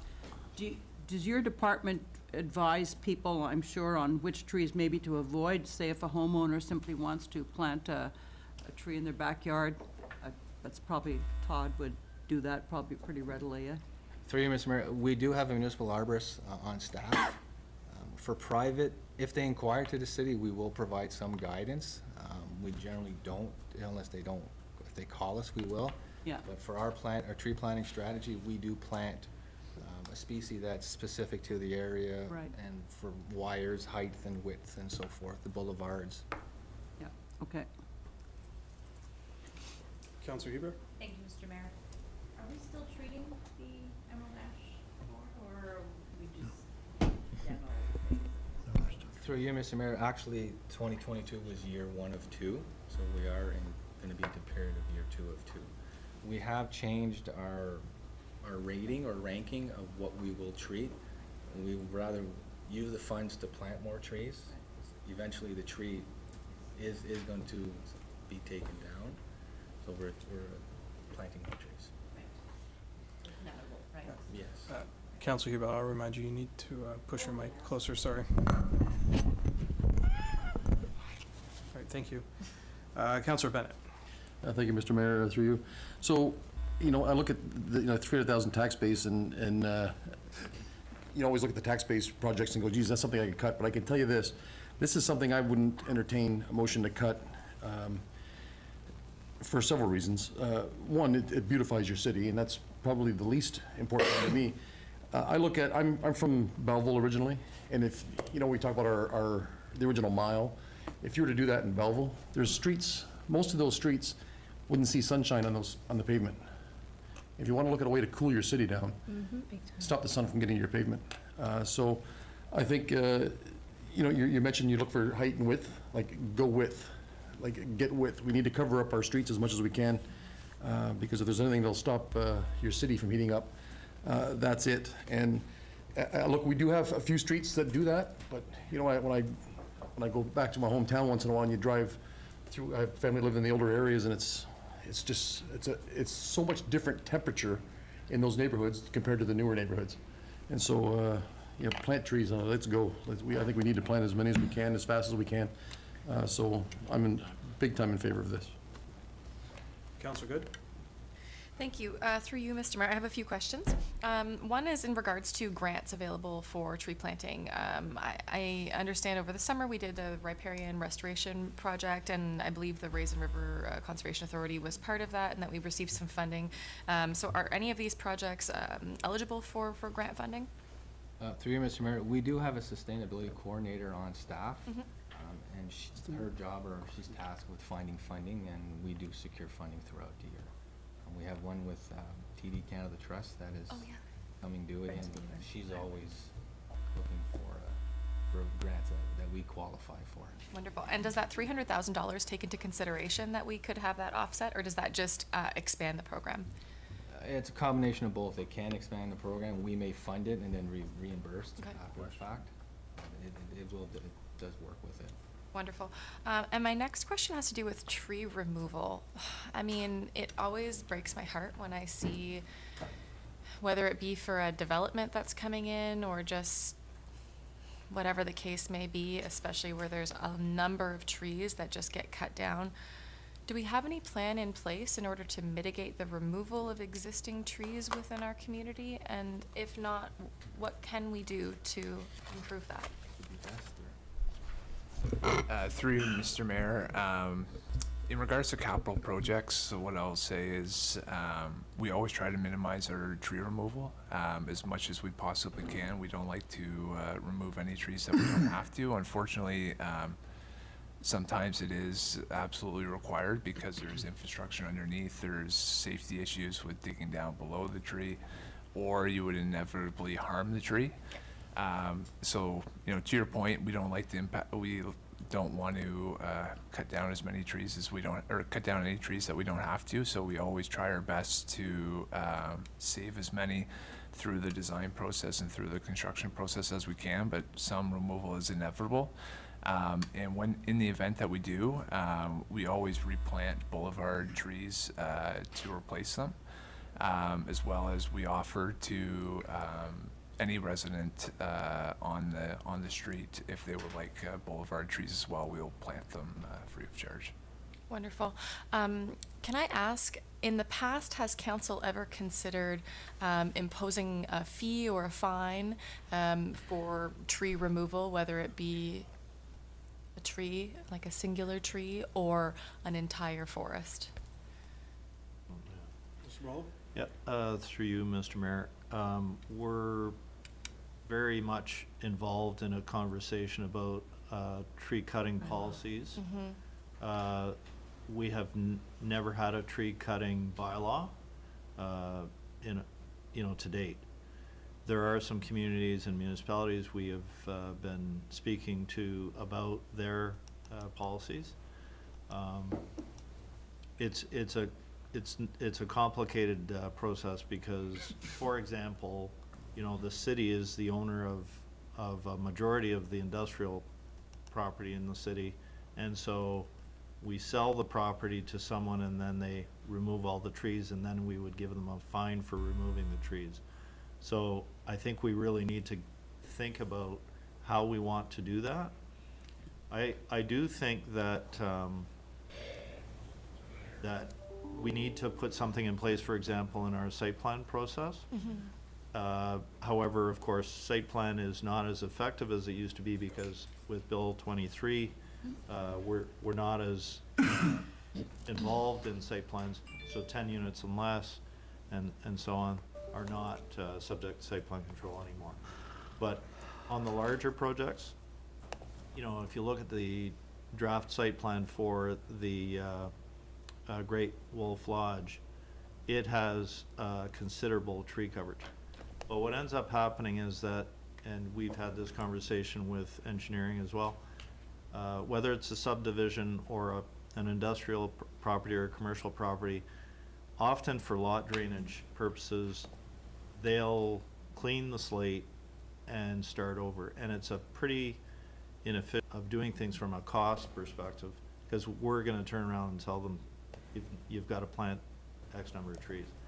So hopefully what we can do is put something in place where they recognize that, you know, the benefit of the trees that they have financially, and hopefully we can achieve more that way. So I think it's a site plan answer. It's a plan of subdivision discussion. Because I think the city has historically done very well with our rights of way, with our public properties, parks, etc. But we need to decide how we're going to achieve a little bit better with private property. Absolutely. I know I work down on Boundary Road, and there's a property along 2nd Street that has recently been clear cut.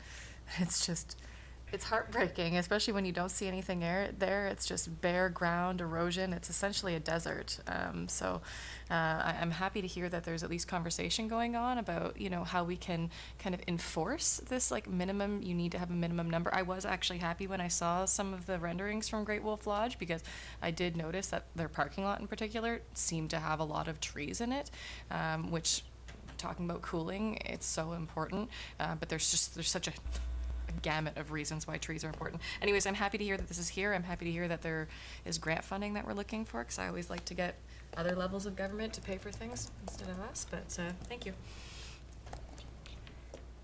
Councillor McIntosh? Oh, I was just going to point out that the Raisin River has a tree program, and but they sell it in bundles of 10, but it's more geared for major landowners than the individuals, unless you had some neighbors want to go with you. They're $20 a bundle, and there's a long list of species covered, and that, just anybody's interested, application has to be in March 31st. But back to the tree thing, the best time to plant a tree was yesterday. 20 years ago.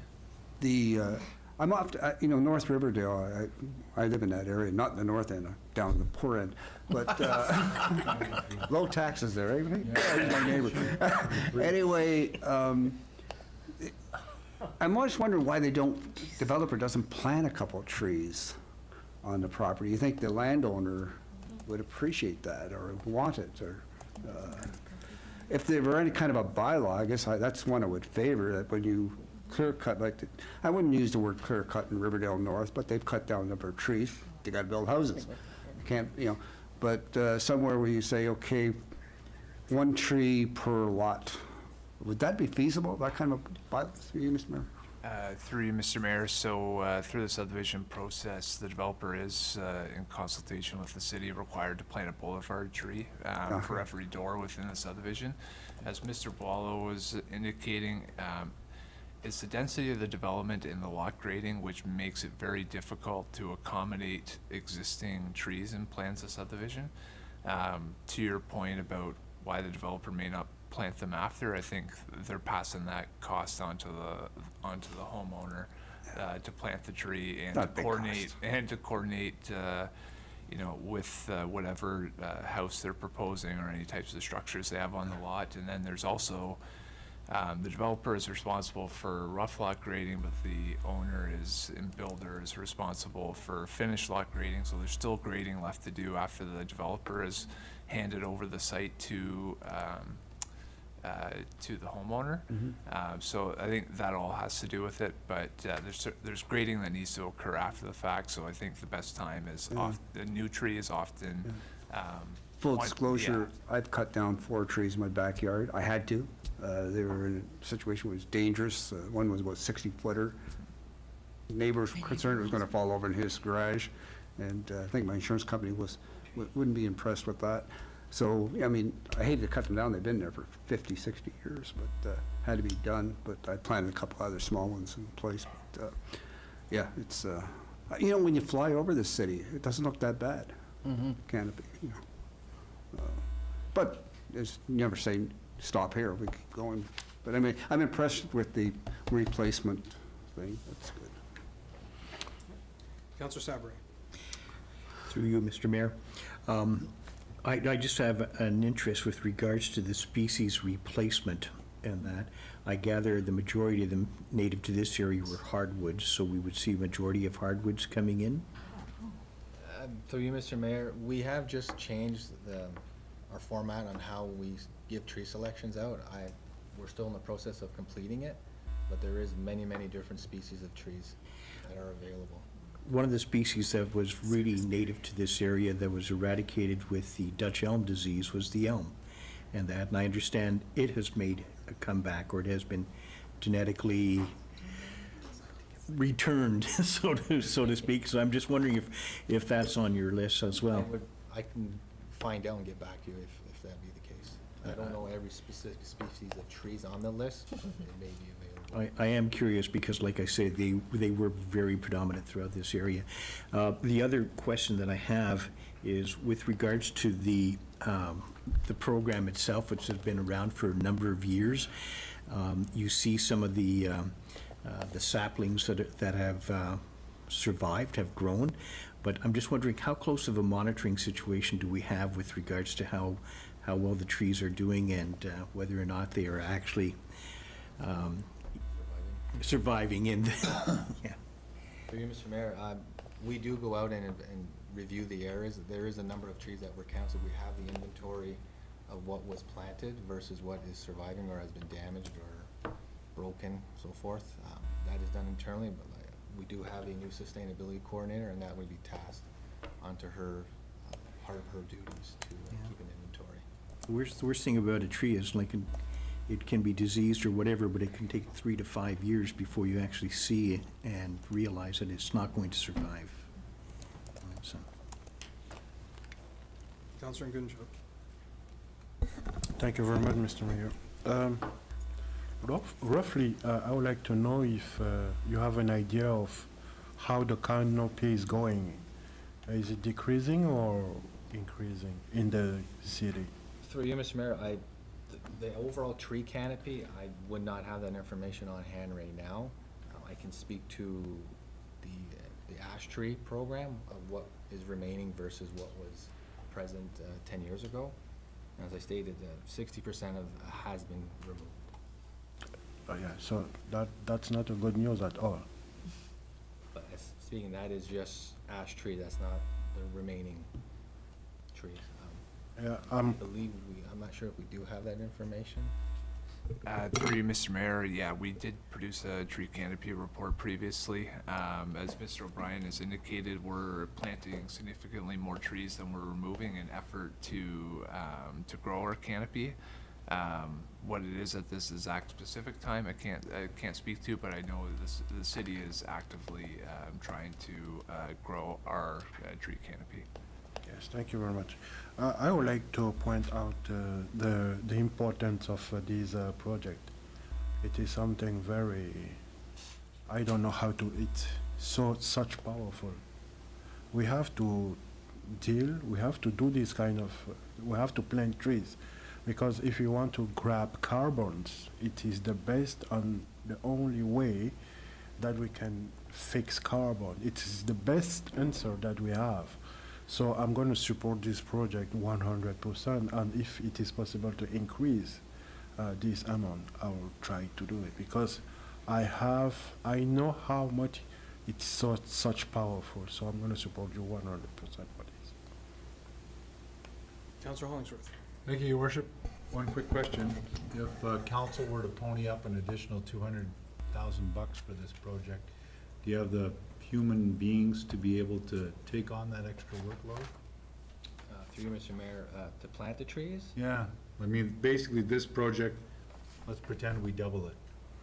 Staffing wise, at Municipal Works, more than likely probably not. We would more than likely have to contract it out to be done. Okay, if we contract it out, does that mean we lose some of the like, to pay a contractor to do what we could conceivably do in-house? Does that mean we lose some of the amount of trees we can like, does it become more expensive to do it that way? Or are we pretty close to saying, oh, whether we pay, I don't know, some said contractor and he pays his employee versus us paying the employee, are we close enough that we wouldn't be losing a ton of value to do it that way? Through you, Mr. Mayor, I don't have those actual figures here to compare costs of city forces versus contractor forces. Can I ask you to get, or I guess we're not allowed to ask anybody to do anything anymore, but let's pretend a counselor asked you to do that. Is it conceivable that without a ton of work, we could get some kind of number to say, yes, there's value in doing this, or no, there isn't? I don't need it tonight. Through you, Mr. Mayor, we would have to review previous projects where a tree planting occurred. Okay. And try and see how many trees were planted versus the additional increase in. Okay, well then, is it possible for us to get even just one other previous project to say this is where it happened, so that we can, at least from a reference point? Through you, Mr. Mayor, yes, I believe we can find that. Spectacular, thank you, Your worship. Councilor Gardner. Yeah, thank you, Mr. Mayor. Just to Councillor Good's point, the clear cut down at the bottom of Power Dam Drive, it's not only the trees that have disappeared, it's the habitat that have disappeared. We had rabbits, fox, deer, and even worse than that was the turtles that would cross Power Dam to the marsh on the backside every spring, and I can remember myself and other people stopping traffic to allow those turtles to get across to the other side. So there's more than just the shade that we need to, the habitat in that area is gone. So I just wanted to make a point of what you were saying about that area. Thank you, Mr. Mayor. Councilor Sabri. I just want to follow up on a point that Councillor Hollingsworth has found a rainbow and a pot of gold at the end for, Always, and don't panic, Scott. the thing about it is like, I would like to understand the labor component here, because you're not planting seedlings, you're planting samplings, a little bit of mix of both, so it becomes a little bit more equipment intensive and a little bit more labor intensive than just here's a spade and, you know, into the ground twice, lift the soil, put your seedling in, put it back in place, and let Mother Nature do its thing. Am I correct there? Through you, Mr. Mayor, yes, an average tree that's planting, say like for Brookdale or Fifth Street, you're looking at anywhere from a 40 millimeter or 50 millimeter caliber tree. Yeah. That does require a backhoe to excavate, crew to put the tree in place and backfill it and secure it. So it can be quite labor intensive. Thank you. Gets you 10 trees. Pot of gold, no problem. Any further comments? Councilor McIntosh. 50 millimeter. I'm old school. What's that? B2 and 2 inches. Yeah, I know. What was I going to ask you? Oh, yeah, define canopy. When we talk about canopy, is it a cluster or is it? It'd be, through you, Mr. Mayor, it would be the foliage of the tree, like the leaves and the actual. But you're not measuring like one tree here, one tree there. It would have to be like a grove or? I'm not sure of the No. actual procedure, Okay. how it's done, whenever they measure the actual Yeah. coverage. I'm sure there's a method that, how they gauge the canopy. This would be aerial, eh? Yes, it would. I was told it wasn't if you had a tree over here and a tree over there and a tree over there, it doesn't count as canopy. It has to be more inclusive. I believe That's what somebody explained. Anyway, it doesn't matter. It's, just want to take up some time. All right, Page 104, there was an additional item that was added, which was removed by administration. It was the proposal of beautification of the new entry sign at the foot of Brookdale and Water Street. We would be working with, collaboratively with the Mohawk Council of Akwesasne. We were planning on calling a reconciliation of garden and lighting entry of the entry sign. Planting native shrubs and flowers to the Mohawk environment, as well as providing lighting infrastructure. To see that happen. Councilor McDonald? This is a very lamentable removal. And it has been moved and proposed for 2024. Through you, Mr. Mayor, maybe I can add a few comments as well. So I think there's further consultation we want to do on this project and speak to exactly what it would entail, what it would include. I think a lot of those discussions are early at this point. I think this is something that just came up recently following a workshop that multiple staff attended from both the MCA, the city, and the RSCA. So I think further discussions will occur over the course of 2023 with potentially a more detailed project or proposal for 2024. I think it is a little preliminary at this time, but maybe it's something that we can consider for 2024 and potentially some further details. Very good. Thank you. Any further comments or questions? Moving on to roads.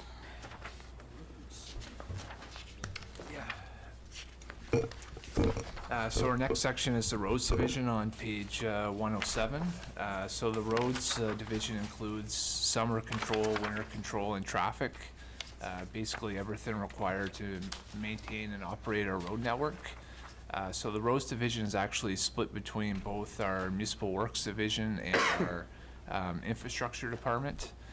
Summer control and winter control is within municipal works, which is managed by Mr. O'Brien, and traffic is within the infrastructure, which is managed by Miss Emma Vanier. So summer control includes all activities associated with road and sidewalk maintenance, including pothole repair, curb repair, street sweeping and flushing, sign maintenance, etc. Winter control includes snow clearing and salt application on roadways, sidewalks, etc. The roads division also includes traffic, as I mentioned, which is the maintenance of the city's traffic control systems, which includes signals, signs, street lighting, as well as the schools, or as well as the city's school crossing guards. So with that, I'll turn it over to Sean to give a brief overview of the municipal works components of operating, as well as Emma Vanier will come to speak to the traffic items as well as the capital projects as well. Through you, Mr. Mayor, some of the variances for summer and operations for salaries and benefits. Again, there's an incremental increase due to contractual obligations. There's also been the addition of 3 full-time staff. This staff was added by converting existing part-time hours. There was a need to convert the hours in order to staff our winter control shifts, in order to meet minimum standards as well as our level of service. Purchase of goods has had a slight increase for the summer operations, which is for the purchase of our asphalt materials as well as our concrete materials. Service and rents has increased for our contract services for summer and winter. Some of the contractual fees increase is to secure our asphalt contractor to do the reinstatements across the city. And the winter operations increase would be for our snow clearing activities and snow removal activities. For financial transfers, there has been an increase of a little over $5,000. This is due to an increase in hardware and software requirements. This is the implementation of our road patrol software that we've implemented. It's an electronic log keeping instead of doing it by paper. The majority was funded through a provincial grant, so the $5,000 is the city's portion to pay. That would conclude operations. Councilor Hollingsworth? Quick question. On page 202 of the budget, capital budget, and I don't know if this technically is in your game or not. So the Nick Caneb, the Drive Expansion Industrial Park to Tollgate. $15 million? Because there's a lot of zeros, and then there's like a highlight of zeros, and let's make sure I know what it is I'm actually talking about here. Yeah, for sure. Through you, Mr. Mayor, so we'll touch on that as well in the infrastructure component of the budget presentation, but that is the Nick Caneb extension for the industrial park expansion, the business park expansion. So that is the price. It is a large project, major road extension, pumping station is required, so yes, it's an expensive project. Fair enough. I have no problem with the number. It's gotta be done. The question, the other subsequent question, on that particular line item, do we have are we starting it this year? Are we finishing it? What's our timeline on that? Through you, Mr. Mayor, we will be speaking to it after as well. However, so we're working through the design and all the technical studies that need to be completed. So we need to update the environmental assessment. Actually, we need to do 2 environmental assessments, so we're working through those right now. Once those are completed, we move on to design. And once the design is completed, move on to tender. So the intention would be, and the current schedule is that we could be tendered and awarded late this year, with construction starting in the fall and progressing into 2024. Okay, So that's the current timeline, yeah. We're hoping in a perfect world, which I realize may or may not happen, we're hoping to have a shovel doing some digging September, October. Through you, Mr. Mayor, that is our current intention. Well, that's my hope. Thank you. Councillor Gardner. Thank you, Mr. Mayor. 2 questions. One question is, how are we doing on our snow budget this year so far? I know we have money in the bank. We had money in the bank. I'm not sure what we have left now. Through you, Mr. Mayor, we were in the surplus until we encountered the 2 winter events near the end of the year, back to back. There was some substantial cost to clear the snow for those events, and then the one that just came in the new year as well. And one now. And, well, this is an average one, but we were in a surplus. It'll be close to being on budget, if not maybe a bit over. And thank you for that. My age is playing funny with me. How about our sewer breakage right now? The winter, I'm not sewer, but our pipes underground that are busting. Water main. Water main breaks. Through you, Mr. Mayor, Sure. actually, we are relatively low historically compared to previous years. We're, from January 1st to today, we're around 8 or 9 main breaks. Which is pretty good. Which is pretty good, yes. Yeah. Unless it happens in your street. Thank you. Councillor Good. Jinx it. Thank you. Through you, Mr. Mayor. I just wanted to ask a little bit more about the salaries and benefits component of this section. I understand that there's no net change because we're converting part-time hours to full-time hours. Is that correct? Through you, Mayor, yes, that's correct. So I'm just wondering, is the increase then, is it due to a change in salary scale for those employees, or is it just a straight up salary increase? It would be a salary because they are now transitioning into a permanent role where they were before they were in a probationary role. I see, so their salary was lower in that part-time role than it would be in the That's full-time correct. role? They would be operating machinery, which does pay a higher hourly rate. Okay, thank you for clarifying. Probably benefits too. Any further comments or questions on operating? Then we're going to hold it here for our dinner break, and then we'll do capital when we come back. So that's how it is. That's how it is. What keeps us from getting dumpy?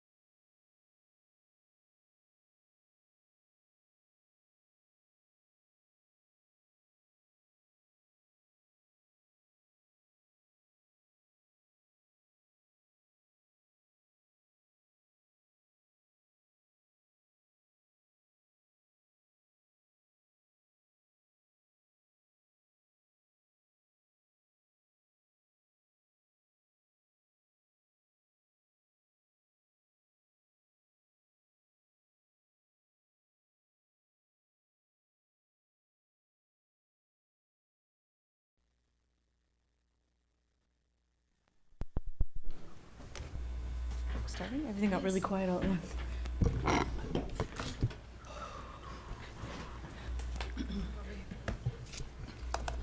So through you, Mr. Mayor, so we have Miss Emma Vanier here with me to present. So Emma is our new manager of infrastructure and after engineering and traffic. So Emma will be speaking to just a few items included in the roads division pertaining to operating, as well as going over the capital projects. So with that, I'll hand it over to Emma. Through you, Mr. Mayor. This year, there is an overall 5.16 or $107,000 increase to the traffic flow maintenance budget.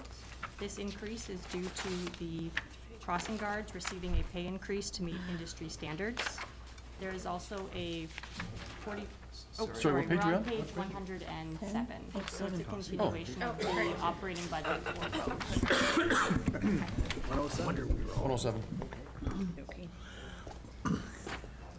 Sorry, I'll start over now that we're on the same page. So in this year's budget for the traffic maintenance flow section, there's an overall budget increase of 5.16%, equivalent to $107,000. This is an increase due to salaries and benefits for the crossing guards receiving a pay increase to meet the industry standard. It is also part of the purchase and goods. There's been an increase of $40,000 to our electrical costs for traffic control maintenance and street lighting. And from services and rent, there is a $67,000 increase in the repair and maintenance contract for our traffic control signals. Any questions on operating? Councilor McDonald. So I'm assuming this would fall to this budget. Auditory signals at intersections, like the signalization, some of our intersections have them and others don't. Are we on a program to beef that up and gradually have all the signals auditory? Through you, Mr. Mayor, yes, we are, and we're doing a handful a year, and we'll be slowly converting all of our signals. Very good. If we don't have any further questions on operating, we'll move to capital projects. This is where all the money goes.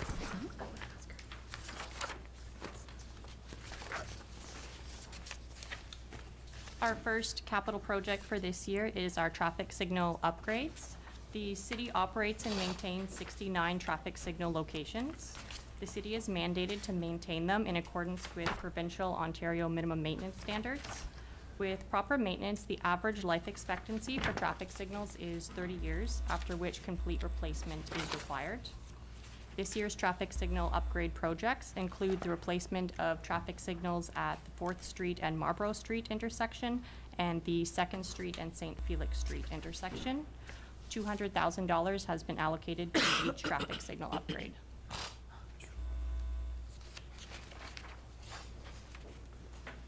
Councilor Gunjo.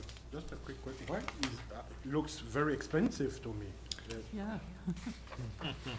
So the upgrade of a traffic signals, that's a complete replacement of all the traffic lights, the loops that go underground, as well as all the conduit that connects all of these, the new poles, complete with auditory signals and those types of things to bring them up to modern standards and codes.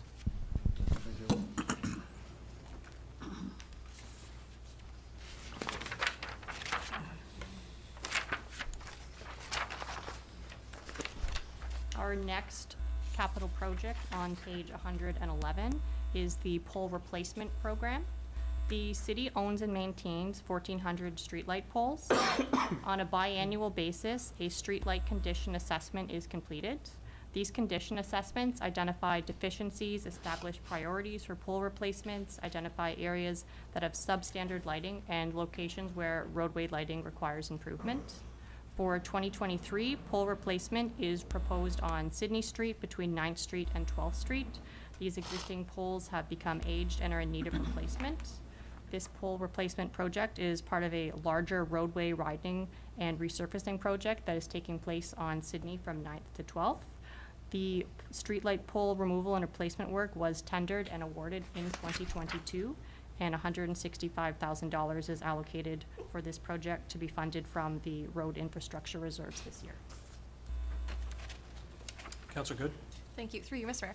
I'm curious to know how you identify where the needs are for this. Is it purely like, you know, you have a plan of 1 year it's this area, and then you kind of move forward with that plan, or does it ever come down to sort of just citizens reporting that there's issues or lack of lighting in certain areas? So it'd be a combination of factors, but through the biannual condition assessments that are completed, those types of factors are taken into account and identified. And then for this particular project, we are doing the widening and the road rehabilitation work. So we're combining the two projects together, and then it gets got tendered all as one project. So then we get kind of the economy of scales as it being all combined together for tendering purposes, along with you know, we're not disrupting citizens twice by having to come back years later. If you identify that in certain areas, whether it be a full block or several blocks, that there's like deficient lighting in that area, do you do those kind of replacements as on a one-off, or would you do it as this biannual, like tendering it as a larger project? So the biannual part would be the regular inspections that are completed, and then it would depend. Times we're able to combine it with another project, and then other times it would be just a pole project. I ask because there is a small street that I am aware of where I've experienced insufficient lighting down on 3rd Street between Sydney and Adolphus, where on Halloween, you know, someone's out there with their flashlight trying to tell people there's a house here and you can get candy. So that was the only reason. Otherwise, I wouldn't have been aware of it, but I'm not sure how many people are like self-reporting those kinds of things, or really how they'd be identified. If you're not driving around at night, it's kind of hard to tell sometimes. Through you, Mr. Mayor. So when we did do the LED street lighting conversion project, we did look at light distribution throughout the city, but we do often get comments from the public, and we'll take a look and offer our opinion as to the light distribution and whether or not we need to do something about it. Great, thank you.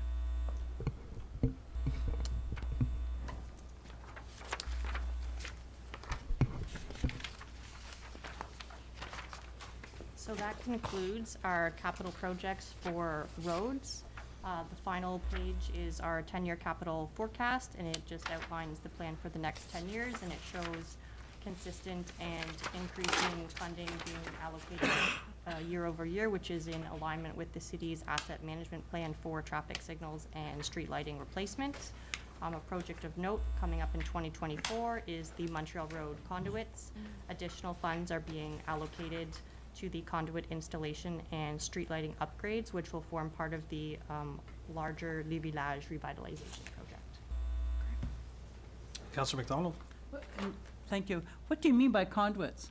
So the underground conduits that have the cables in order for the street lighting. Further questions? Thank you.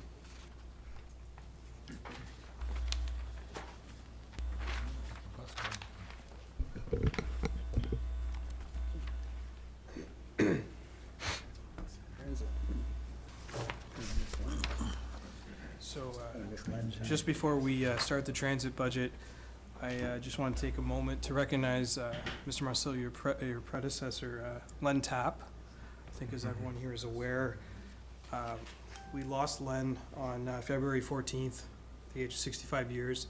He recently retired from the city. His daughter works for the city still, I believe. Knew Len a long time, went to school with his kids.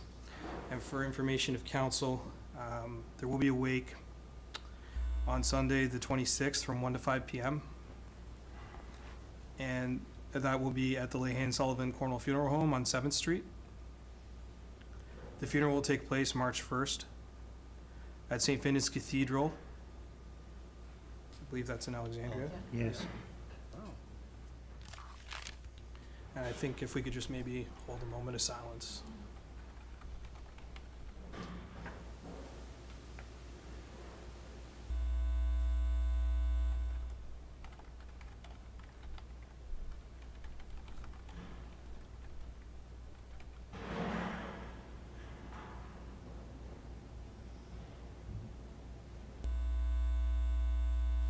Thank Thank you.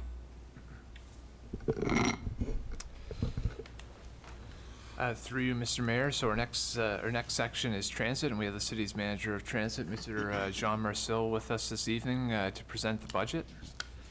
So I'll just provide a brief overview before handing it over to Mr. Marcel to go over the operations and the capital projects. So transit is generally responsible for providing a safe and reliable public transportation service to our residents. It's divided into an operations division and a maintenance division. Operations provides both conventional and specialized bus services. The maintenance division provides maintenance for a fleet of 25 buses, as well as services EMS and police vehicles and the emergency command center. The most significant impact to transit's budget, similar to municipal works, is the increase in fuel. Revenue from ridership was down a little bit last year due to impacts with COVID, but we are projecting a return to pre-COVID levels in 2023 based off of our current ridership trends.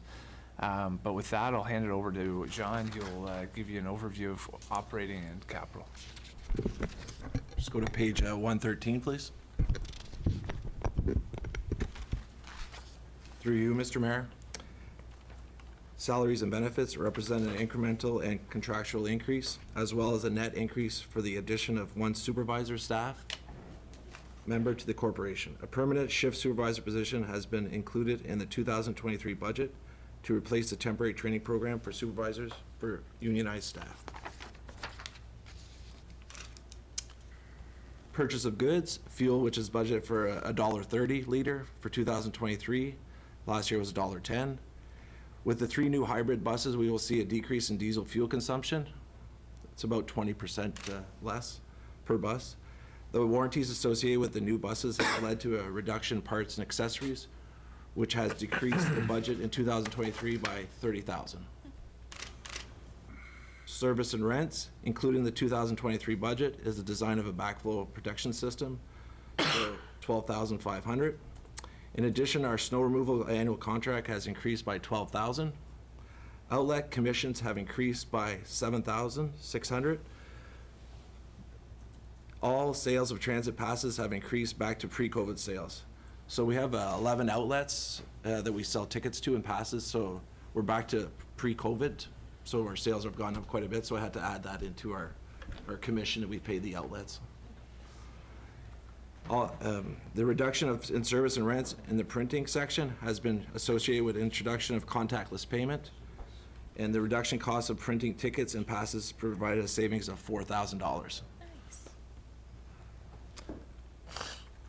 Financing LTD principal interest. These costs represent a principal interest charge for debt related to the municipal portion of capital projects funded by ISIP, including projects such as hybrid, conventional, and handy transit bus purchases. Contribution to reserves. The increase in contribution to reserves is fund capital projects from reserves instead of using other sources of revenues, tax base, or borrowing. As Michael just mentioned, revenue in 2020, we ran approximately at 85% last year for ridership and revenues. We would have hit the goal of 100%, however, Omicron in January and February 2022 occurred, and we lost 2 months of estimated ridership and revenues.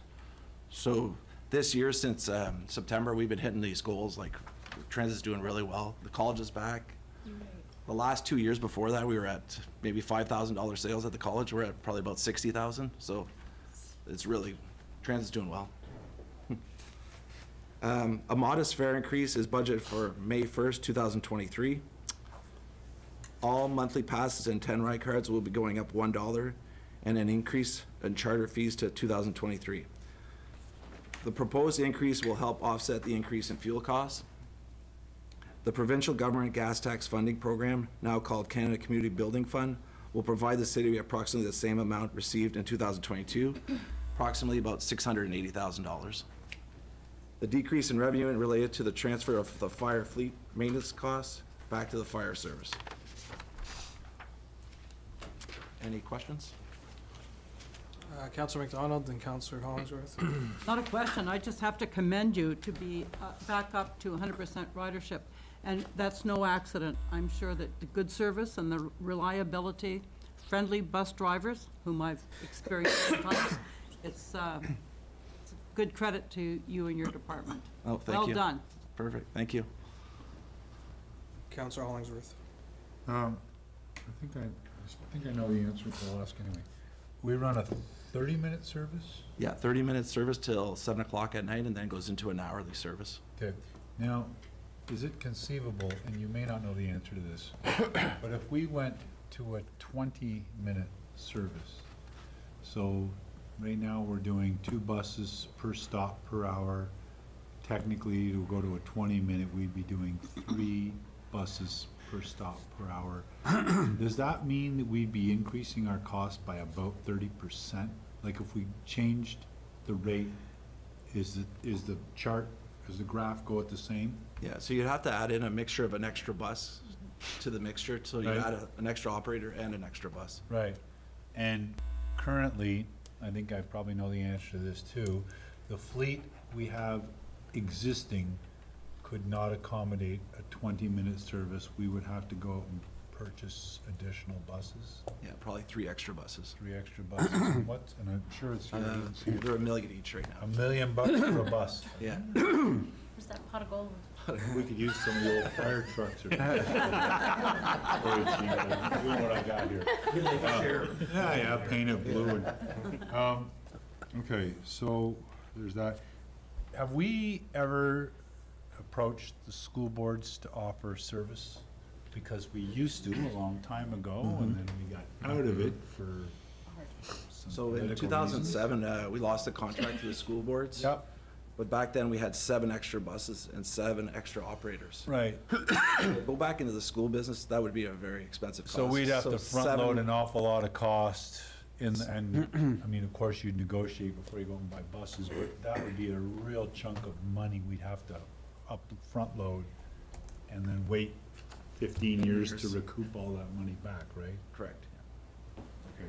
The last question, as if we, and I think I know the answer to this too, have we explored sending any kind of service out to, let's say, Long Sault or St. Andrews West?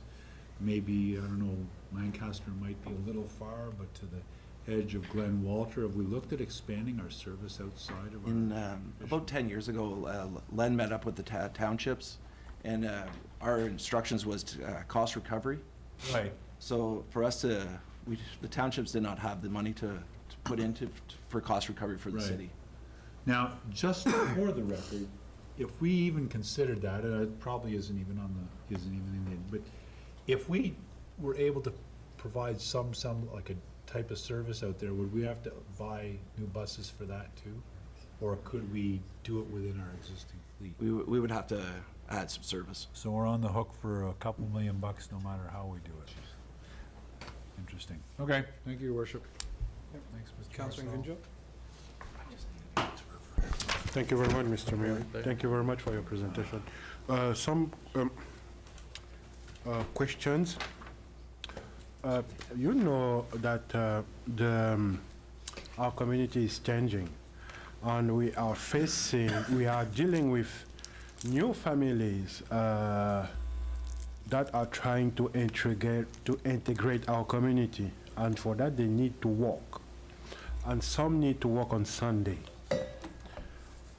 What do you think about bus services on Sunday? Last part of my presentation is a capital project. It's called microtransit. So if it'd be all right, I'll answer that question at the end, because I think it is a solution maybe for the future, if that's okay. Okay. It's microtransit, and I think maybe that may be the solution for our Sunday service. Okay, thank you very much. And sometime I used our buses, and I don't know if it is me, but they are, for the majority of time, half empty. If we are trying to get other buses, is there a way to get smaller buses? Smaller buses, What happens with all transits in Ontario is we have peak times, so the buses are full. You're really paying for the operator in the front. If you take out 10 feet out of a bus, it's still the length, it's still 40, you're still paying for fuel, you're still paying for the operator. But if you take 10 feet, it doesn't matter if the bus is larger or smaller. So it's not changing, the size of the bus is not changing? No, because your two biggest factors is the employee and also the fuel. Okay, thank you very much. Councillor Bennett. My colleague here asked my Sunday question, so I'll wait for the answer. Councillor Good. Thank you, through you, Mr. Mayor. I wanted to compliment some of the new buses over when we did the Santa Claus Parade. We were on and off the bus, and it was very nice. It's just nice to see. It's been a long time since I've been on a city bus in Cornwall. I personally am a big proponent, as you may have guessed, towards the shift towards alternative transportation, and I'm really happy to hear that our ridership is back up and where we anticipate it to be. Even though sometimes, obviously, the buses are not going to be filled. I wonder, going back to that 20-minute service question, it's kind of like the chicken and the egg, right? People want a reliable bus service. They want somewhere that's going to get them where they need to go when they need to get there. So as much as it might cost us up front to add more buses and increase our service time, I wonder if that would also help increase our ridership because, buses are coming more frequently. And I know you'll get to this, but looking at the purchase of a bus being about $1 million, I was just like, oh, well, I assume we're financing that. We're not just shoveling out $1 million at once. And I see that like 3/4 of that is coming from Investing in Canada Infrastructure Program. Is that a federal grant or? It's federal and provincial. They split it 40% federal and 33.33 provincial. So for our own purposes, the bus is costing us about $264,000, correct? Yeah, correct. Okay, that feels more reasonable. Yeah. Better than $1 million. Right? I mean, come on. Especially when we're financing it. Over what term? Would it be a 10-year term that we'd be financing it? I'm not sure, but. Typically? Through you, Mr. Mayor, it depends on how much money we go out for transit at one time.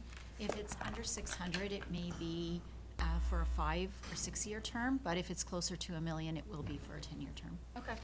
I'm kind of just getting at what we were just sort of speaking about briefly with the recovery period, that, we put money out for a bus and it would take a number of years for us to be able to recover those costs. But if it's being financed over a similar period of time, we might end up being at a net positive at some point in the not so distant future. So I'm all for increasing transit service where we can, and encouraging more transit use. I would love to ride the bus myself. My place of employment is on Boundary Road, and it just doesn't quite go that far. Thank you. Councillor Huber. Thank you, Mr. Mayor. I guess I should turn that this way.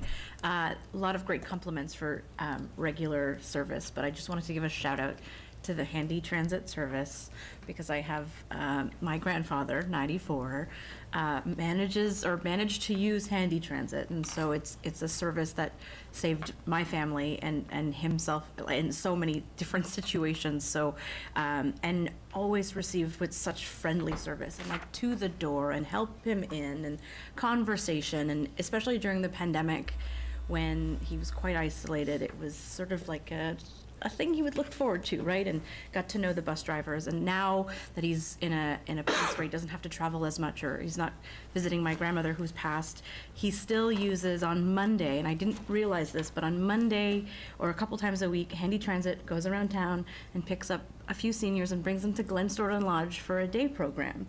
And they get to have all kinds of fun and play music and have lunch. And so he's very happy to know that Handy Transit is still part of his life. But it's just such an amazing service that I think is supporting so many families with aging individuals or just vulnerable people with limited mobility. It's such an amazing service. So happy that we can provide that to our residents. I'll get the message to the operators too. Tell him JP Garo, the annoying one. This is live. That's okay, he's not watching. Just forgot to mention, we transported Give him the front seat. 35,000 passengers a year on Handy Transit service. Wow. Really? Yeah, 1,000. Wow. Well, he was a frequent flyer for a while, so. Councillor Gunjo. Yes, thank you very much, Mr. Mayor. Just a quick question. In the same way, do we have a program to support family with low revenue? Through you, Mr. Mayor, we run a program through the Salvation Army for the ODSP. So we have 175 passes monthly that we sell at a lower rate. It's called the Community Pass. Okay. Yeah. But I think a lot of people don't know about that. So a lot of family that can be concerned by this kind of program. So maybe we should speak more about this, because some family can be interested. But I'm very happy to know that this kind of program exists. And so they have to apply, or how does it work? I'm not sure of the regulations to get in, but we allow up to 175 ODSP passengers per month to get the monthly pass. We also have a family day pass at a really low rate, so up to 5 family members for $8 can ride the bus all day. Okay. So it's very affordable for the full day. Okay. Thank you very much. Councillor Sabri. Just thank you, and through you, Mr. Mayor. For the longest time driving the streets of Cornwall, I couldn't help but notice on the buses we're hiring.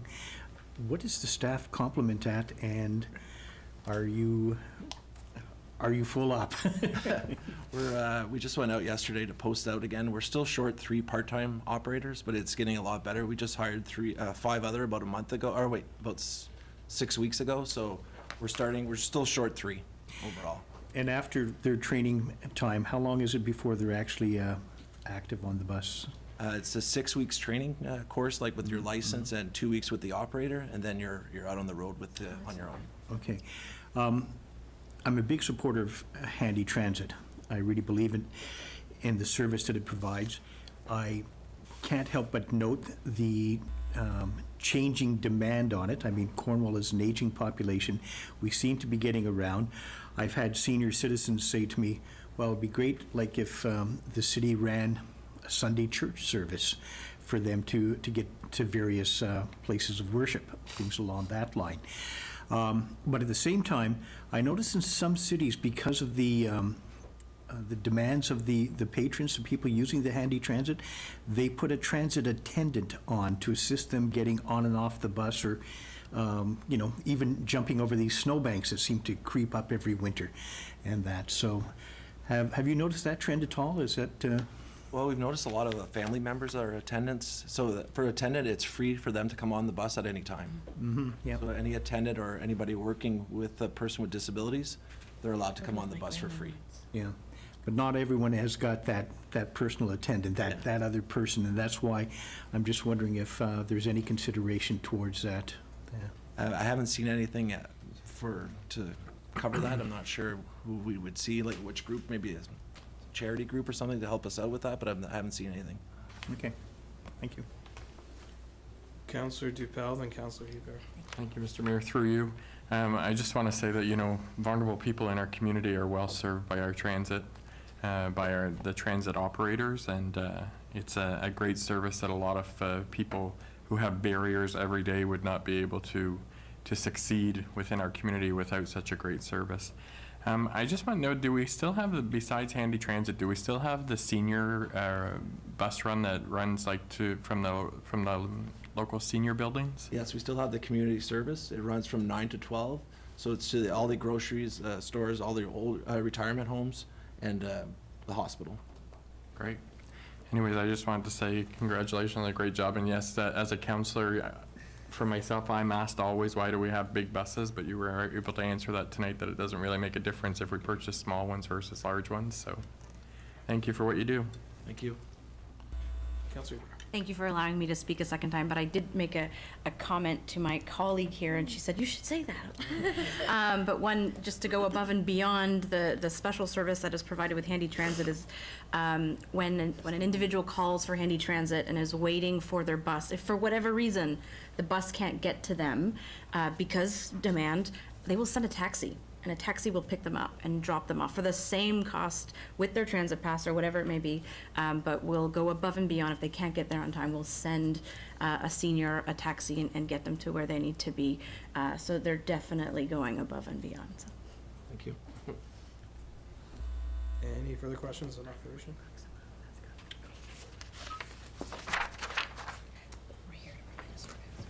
Capital on page, through you, Mr. Mayor, capital on page 116.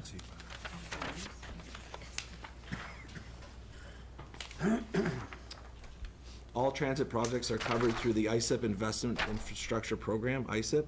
Federal government, 40%, provincial 33.33, and the municipality is 26.67. First project is the conventional hybrid bus. The purchase of one 40-foot low-floor hybrid conventional bus was approved by council on March 28, 2022. In keeping with the fleet replacement program, the new modern hybrid bus can expect a 19% diesel fuel savings. Additionally, all new conventional buses are fully accessible for persons with disabilities. Councilor Bennett. Is this, the ISIP program, is there a limit on how many buses we can get? So if we wanted 2 or 3, does it apply, or we're only allowed to have so many per year? We can order as many. We had like a cutoff of $18 million, so we over 10 years. Oh, okay. So we purchased them as we needed them. Gotcha. But the good news about this is we won't need to purchase buses for another 5 years. Our fleet is really in good shape right now. Oh, wow. Very nice. Awesome.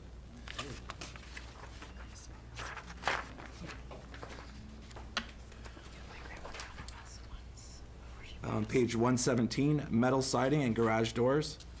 This project falls under recyclable, and therefore federal government contributes 50% instead of the usual 40%. The city's portion is reduced to 16.67%. This is the second year of the 2-year project to renovate the transit building and garage by replacing the metal siding and garage doors. The existing siding was installed in 1974, and after 47 years, it is rusted, past its useful service life. ISIP funding will provide the opportunity to renew the building exterior and extend the service life of the existing structure in a cost-effective manner.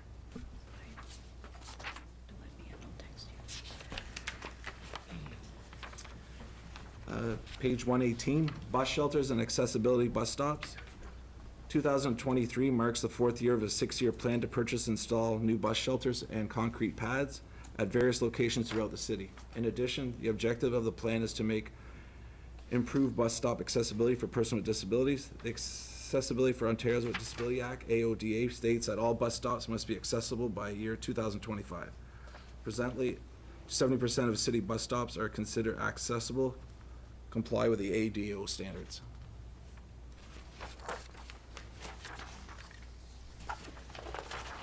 Councilor Sabri. Just, is there still a revenue component that, from advertising that Yeah. go into it? Yes, through you, Mr. Mayor, we still have a contract for the bus, on the buses, the advertisement on the buses. And we also have one for the shelters, and we also have one for the benches. Okay. The shelters, are they, how successful are they? They're starting to come back as advertisement, but it's been a while, like it's been hurting for a bit. Okay.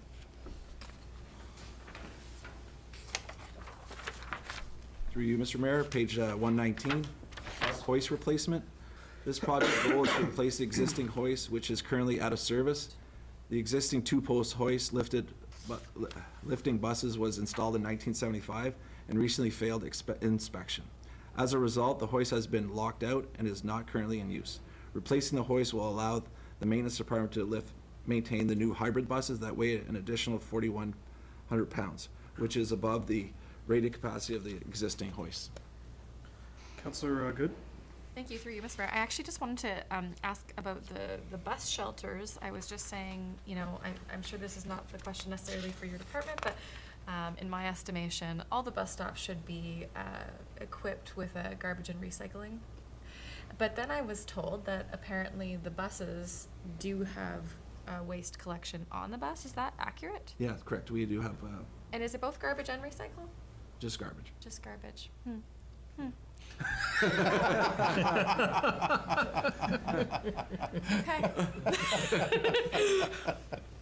That's hilarious. Thank you. We will have recycling tomorrow. No, just Fantastic. That's wonderful. Single stream. Is that in the budget? Page 120, handy transit software. Because we can't. Oh, geez. This is the second year of the two-year project for supplying and installation of a dispatch and scheduling software for Handy Transit. A new Handy Transit software company will need to be investigated, as the current company has advised they are going out of business, or going out of service. This new project includes 7 driver's tablets and 4 administrative licenses. The system will improve the time performance, generate accurate reports, optimize schedule, and improve communication with dispatch, drivers, and passengers.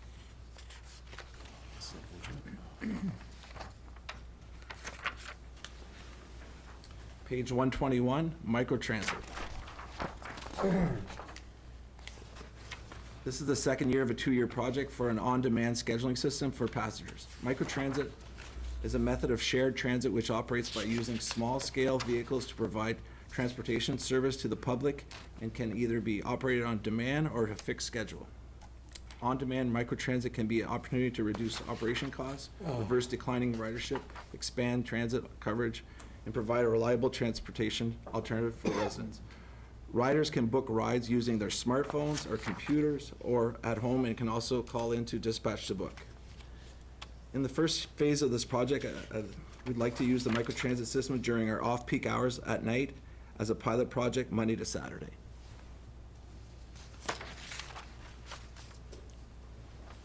Councilor Hollingsworth? I think and the Councilor logical McDonald. question is, that's how we're gonna try to get around the Sunday service? Yeah. So, through you, Mr. Mayor. Sunday service. Microtransit is likely the most ideal solution to provide some form of Sunday service. In the 2024 budget, Transit will be proposing that an updated transit master plan be completed. As part of the master plan, 3 major initiatives will be reviewed for future consideration, which include potential Sunday service, expansion of the business park service, and the realignment of all bus routes to comply with the new technology installed on all buses. Our ridership in the business park has doubled in the last 7 months. We were at 110 before. We're about 250 daily, so it's gone up quite a bit. Sunday service, that's always been a demand for the last 20 years, so I think this would be the way to get a master plan done to figure out how to tackle the Sunday service at less cost to the city. Isn't boundary on the... Councilor Ngujo, Councilor McDonald, then Councilor Ngujo. Sorry. Thanks. I almost forgot what I was going to ask, but if we go back to, when would you start the micro transit, the 2-year program? This year? Yeah, this year, as soon as, So for evenings? yeah, evenings, yeah. So, and this would replace all over the city, the regular evening hour schedule busing? Correct, yeah. I'd probably still have to keep one large bus out, because we have one route that's still pretty busy, but the other 2 would be Handy Transit buses that would be running through this system, the microtransit. Okay, and you've probably got plans to promote this, so nobody'd be standing at a bus stop Yeah, without correct, having yeah. made the call or whatever. There's 4 or 5 cities in Ontario that have already switched over. Belleville's a good example. They've doubled their ridership too. Wow. Councilor Ngujo, then Councilor Gardner. Thank you very much, Mr. Mayor. Just, let's say you have this money tonight, best scenario. When this program is gonna start? Is it like tomorrow, next month, or next decade? I don't know. The microtransit, I'd have to go out to RFP. They're computer companies. So once I get the okay to through council and to go out and we get permission, we'll start as soon as possible. But not the Sunday service. That would be a 2024 budget. I'll be coming for a master plan to figure out the cost of Sunday service, the business park, because we're just different businesses, different times and schedules. And also with the technology we have right now, we're gonna be able to tell, we can have the buses moving at all times now because we have the technology.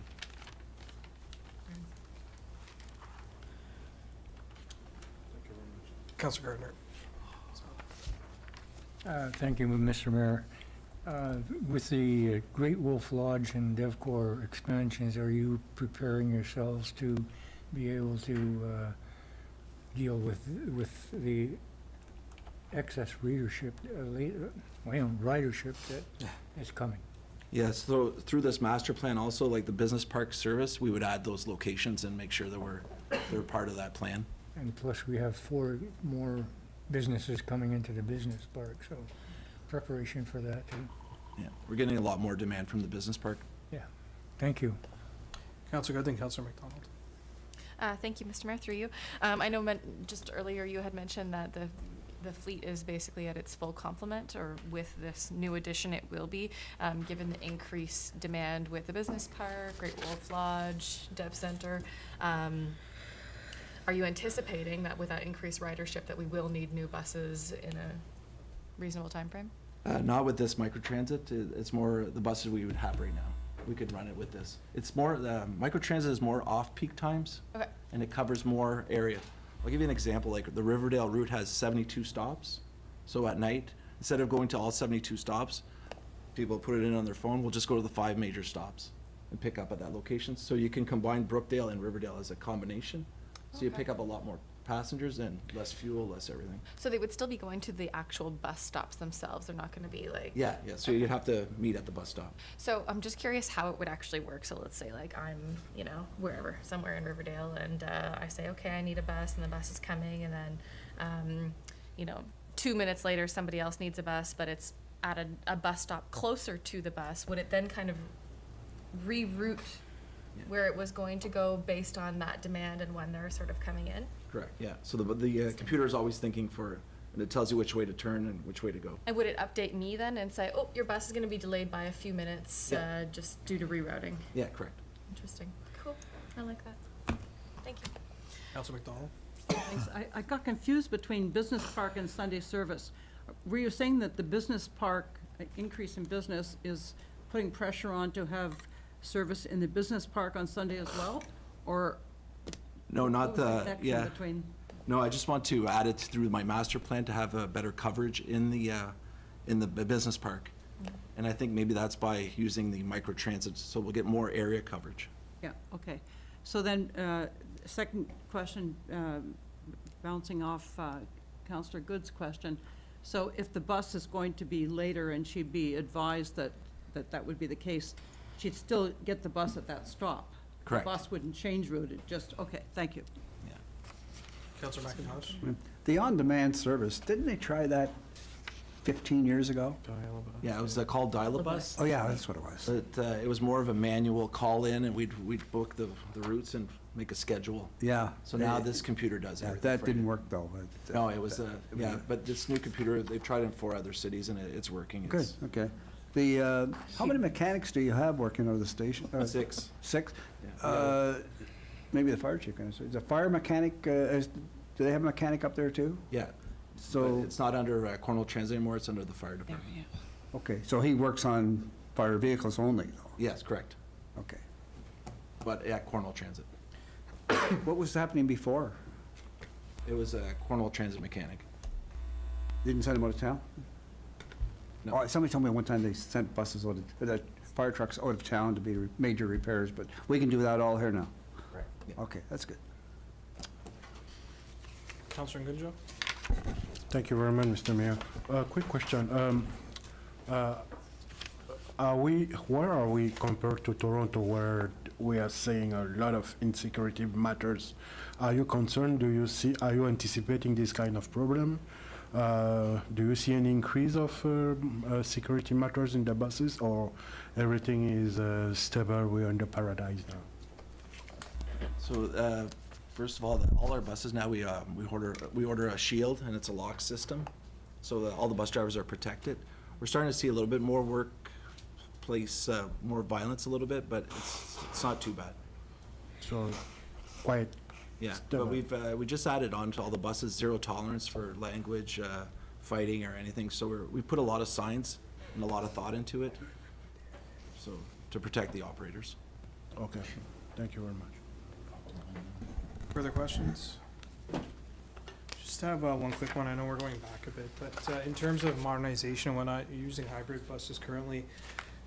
Is there thought about long-term planning for electric buses? Yeah, so part of the ISTA program, we have to order in advance. So in 2028, I have 2 more hybrids coming in. And then 2030, I have one more hybrid, and that'll be part of our ISIP program. And after that, we'd like to go into the electric business of the buses. So 2031. But in 2026 and 2027, I'm going to try to charging station to put in at Cornwall Transit through ISIP for 2 buses. So I'm getting the infrastructure ready, and then once we get into the electric business, we'll be ready in 2031. It's funny you mentioned the electric business, because at one time our trolleys and buses were electric. It's Yeah. just interesting. Now I think about it going backwards. Back to the future. Thank you. Include Macintoshes. Drive one. Sorry, I was just, you started it. Not the We do appreciate I used to that pick Councillor Sid up in McIntosh is a kindergarten. senior member of the caucus. He's the only one who says that, by the way. Thank you. Okay, before I lose this key. Sorry. I had to. I'm nothing. She made sure to tell you. I'm surprised you didn't jump in with the ballot. Oh, no, I'll let you guys have it. What are these? I got a key to the office. Still your thunder. Through you, Mr. Mayor, we are now on page 123 in infrastructure planning. And we have Emma Vanier back to join us for the presentation. So the department overall provides engineering services, which includes capital planning, asset management, detailed design, and construction administration for the city's linear infrastructure. Basically, we take capital projects from concept to completion, right from the topographic survey to the detailed design and supervising the contractor in the field and administering the contract. As we mentioned earlier, the department's also responsible for the traffic division, looking after all the traffic infrastructure, traffic signals, traffic signs, and our traffic control systems. Maybe before we begin the operating capital portion of the presentation, I did want to touch on what some of our processes are for selecting capital projects in our asset management program. So the city recently completed an asset management plan update in 2022. It updated our 2016 asset management plan.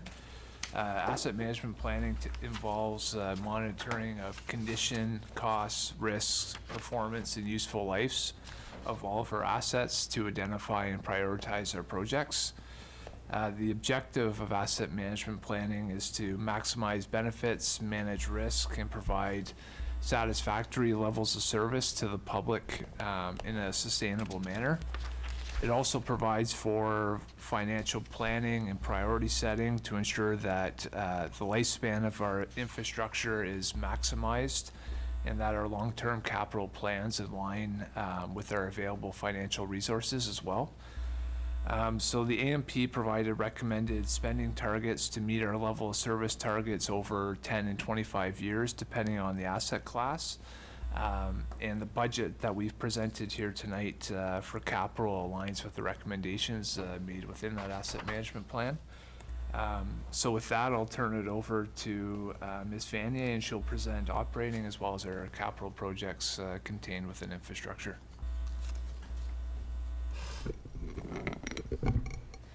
Through you, Mr. Mayor.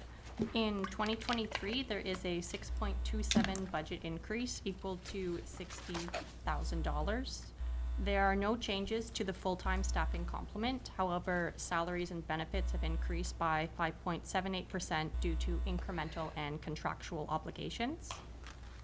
For services and rent, there is a $12,622 increase due to training requirements associated with the acquisition of a drone, which is included in the capital budget.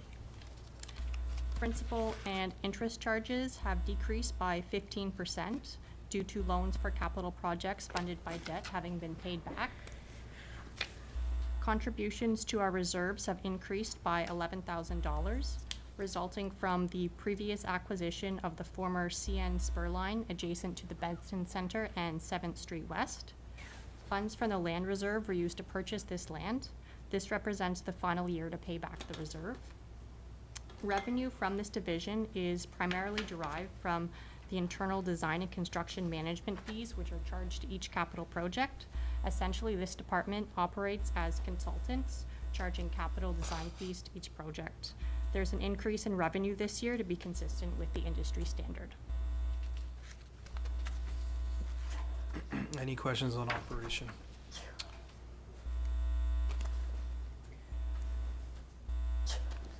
All right, through you, Mr. Mayor, we'll proceed to the capital portion.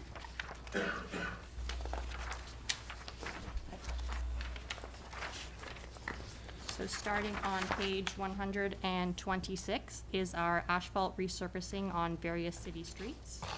The asphalt paving program reflects the needs that have been established to improve the city's road network.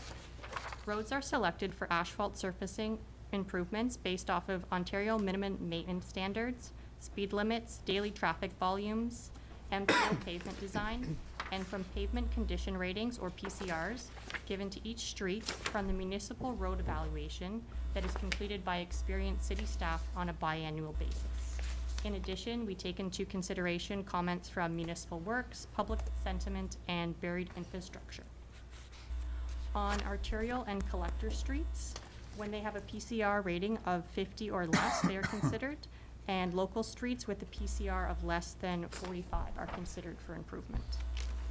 This year, there's $4.67 million allocated, with 4.126 from OSIF and 546,000 from the road infrastructure reserves. On the graphic shown on page 126, you will see that 5th Street West, Lawrence Street, Saunders Drive, and Guy Street are full reconstructions, which are part of coordinated projects where the road portion is funded from this asphalt resurfacing budget. Riverdale Avenue, Henry Street, Sydney Street, 12th Street, Robertson Avenue, Aubin, Sunset Boulevard, Lancaster Crescent, and Guy Street from 3rd to 5th are asphalt resurfacing projects. As well, you'll note the projects that are shown in yellow are provisional streets, so any combination of those streets may be done depending on the pricing we receive back in our town. Councilor McIntosh. The Riverdale Avenue resurfacing, we had responded to complaints from people about speeding that. We said that when we redid the street, resurfaced it, we would take a look at possible speed reduction. Anything built into that, Michael? Through you, Mr. Mayor, that's something we will consider and look at. You know, based off of our analysis that we completed previously, it didn't indicate that there was a speeding issue on Riverdale North. As you're aware, there's a subdivision development connecting to Power Dam Drive. I think we're going to continue to monitor it and do speed analysis and surveys. And if there is an issue, we may have to look at proposing some mitigation measures. But as of right now, we don't anticipate, or we don't see one. So we don't have anything planned at this moment. But it is something that we can consider. How long will it take to resurface Riverdale? Through Mr. Mayor, it will be done this summer. No, I was thinking a month, 3 weeks. How long would it actually take? There's probably, between when they start doing some work, is probably a couple weeks to a month. Okay. Just by the time they actually mobilize equipment, do minor works. And That'll then be a get good out of speed there. reduction. A month of peace of mind. Okay. Councilor Gardner. Oh, Thank you, one Mr. Mayor. Oh, go ahead. other- 2nd Street West wasn't done last year. It was on the list. You know what I'm talking about? Yep. Riverdale Terrace area, and we were supposed to have a possibility of a crosswalk there. Through you, Mr. Mayor, so we are doing the detailed design for that, and we'll be doing it this year. Okay. Yeah. Thank you. My question is about Riverdale Avenue and who's paying for the damage that the heavy equipment and trucks, trailers, who's paying for that? Our taxpayers are gonna end up paying for heavy equipment going down Riverdale Avenue when they could go down Power Dam. Through you, Mr. Mayor, as we indicated, I think when we discuss this issue. I guess we don't believe that it was the degradation of the asphalt surface was related to truck traffic. It was the road was overdue for replacement. Was there truck traffic on the road for the subdivision development? Absolutely there was, but it's simply the road was due for rehabilitation. And I think what people had witnessed as asphalt fails, it's exponential. So as it's getting towards the end of its lifespan, the failure rate picks up more than it was in the early years of its life. So it fails at a faster rate. So yeah, I guess to answer your question, the city is paying for it, but it's as a result of asset management and typical replacement. And the reason I asked the question is because a lot of the residents in that area are complaining about the basement walls cracking and houses in the shaking of dishes and everything with this equipment going through, when it could be going through Power Dam, because there's an entrance from Power Dam. Through you, Mr. Mayor, so maybe I'll touch on it briefly. So for the previous phase of the development, there was no access to Power Dam Drive. And so per the traffic bylaw, and the developer is no different than a contractor working for the city. They're permitted to use local roads and no truck routes as long as they take the shortest distance to and from the site. There was no legal access from Power Dam Drive at the time. So, but now that there is, and when illegal access gets defined off of Power Dam Drive, truck traffic will be required to access Riverdale North from Power Dam Drive. I'll be held to that fact by the residents because I get many calls about that. Through Mr. Mayor, we've reiterated that to the residents as well, and so for phase 4, which is the phase which connects out to Power Dam Drive, yeah, once it is officially open and established, truck traffic will need to use that access, but only once it's open and legally established. Thank you. I just live in that poor area too, where Councilor McIntosh, so. Low taxes. Councilor Peter's hanging out. Thank you very much.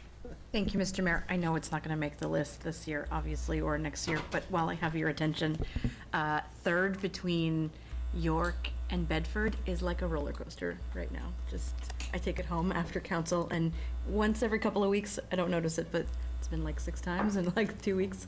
Just a little crazier than most.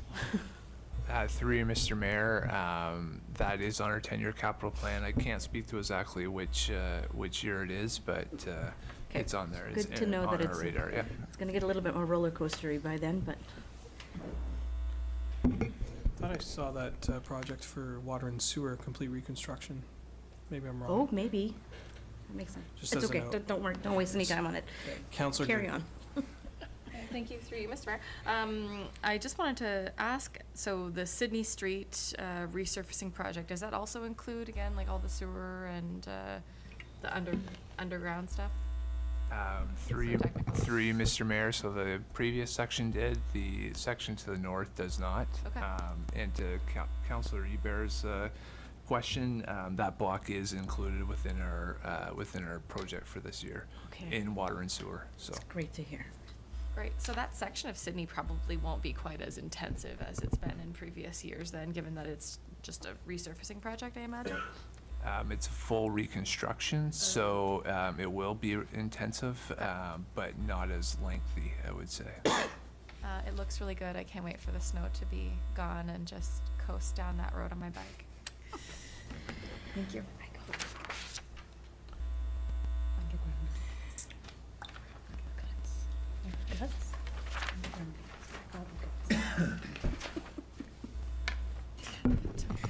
Through you, Mr. Mayor, the next capital project is the Nickneb Drive expansion from Industrial Park Drive to Tollgate Road. Over the last several years, the business park has seen extensive development and has reached capacity in the southern and eastern portions. As a result, the city is planning to expand Nickneb Drive to Tollgate Road and McConnell Avenue. The expansion will provide the transportation network and underground linear infrastructure required to allow the expansion of the northwest portion of the business park. Many of the new lands are already sold or under development. Several environmental assessment and construction projects have occurred around the business park and the Nitkadeb corridor to accommodate the increased development and traffic volumes. A brief summary, in 2013, the EA for Phase 3 of Nitkadeb Drive expansion and the northwest quadrant of the business park were completed. In 2022, we retained a consulting firm to complete 2 ESAs and the detailed design for the 3rd and 4th phases of this project. And in the 2023 capital budget includes $15 million to fund the construction of Phase 3 of the project. And this includes the extension of Nitkadeb Drive from 10th Street East or Industrial Park Drive to Tollgate Road, along with improvements to Tollgate Road East and the intersection of McConnell Avenue and Tollgate Road. As Mr. Fothrop explained earlier, we hope to have this work tendered by the end of the year, with construction starting at the end of 2023, and it'll take roughly a year to complete. Councilor Gardner? Is the $990,000 in reserve? It's budgeted in previous years. What is that money in reserves? Through you, Mr. Mayor, it's in the capital account for the project. So that funded the initial design and startup of the project and is held in the capital account, and then this would fund the construction of the project. Thank you. Councilor McIntosh? The future CN overpass, CN give any indication when that could happen, or is that tied into construction?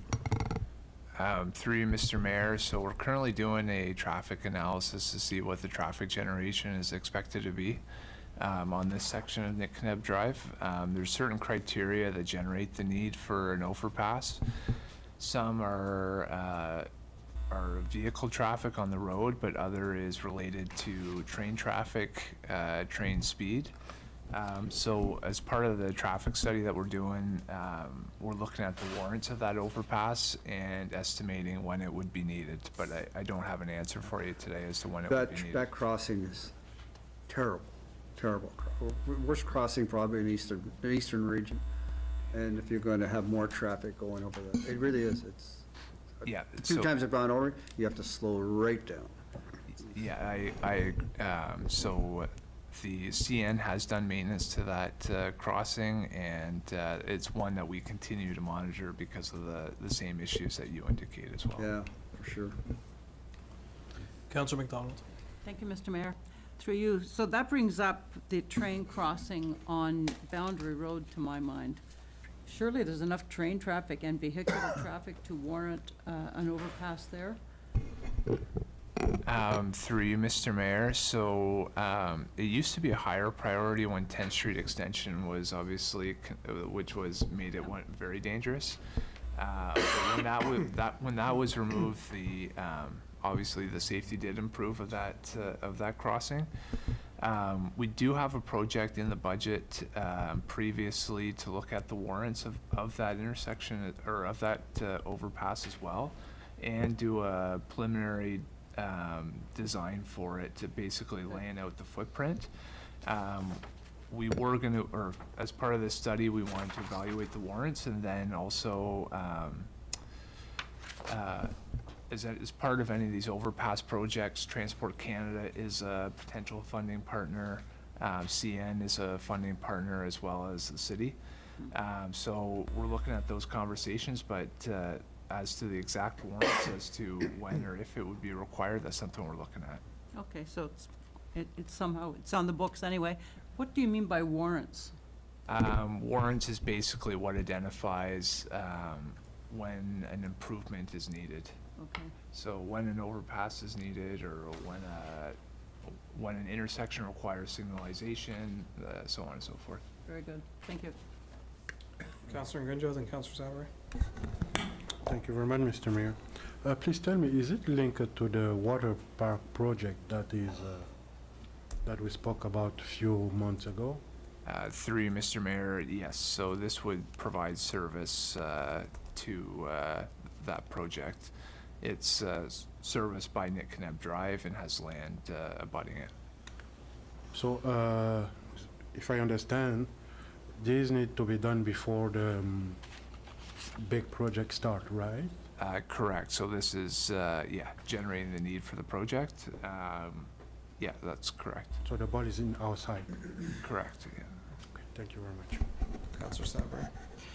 Thank you, Mr. Mayor. And, this is kind of an information question for myself, my own curiosity, before we leave all the road work. But there's this Canadian phenomenon when we transition from winter to spring, known as the pothole, which does not discriminate against any part of the city. So I'm just kind of curious as to how much is spent each year on pothole repairs. And in pothole repairs, the assessments with regards to, does it warrant a complete lift of a roadway given how water flows and things along that line? So, Through you, Mr. Mayor, Mr. O'Brien, do you have the number we spent on pothole repair? Yeah, through you, Mr. Mayor, for materials, we're anywhere from $15,000 to $20,000 worth of materials.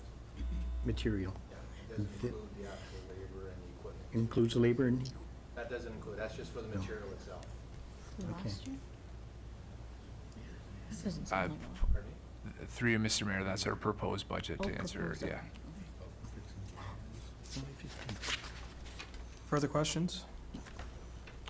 I just have one quickly. With regards to the positioning of Tollgate Road and McConnell, it's my understanding that the MTO has raised some concerns with the proximity of the 401 with projected traffic. So my understanding is we're actually looking to potentially move that intersection south slightly. Is that correct? Through you, Mr. Mayor, so we're currently in discussion about those concerns that have been raised. It's being reviewed as part of the traffic study we have to do as part of the EA, and we're in discussion with MTO about it. But the ultimate extension from McConnell will be determined through that EA process, which we're actually just about halfway through right now. Thank you.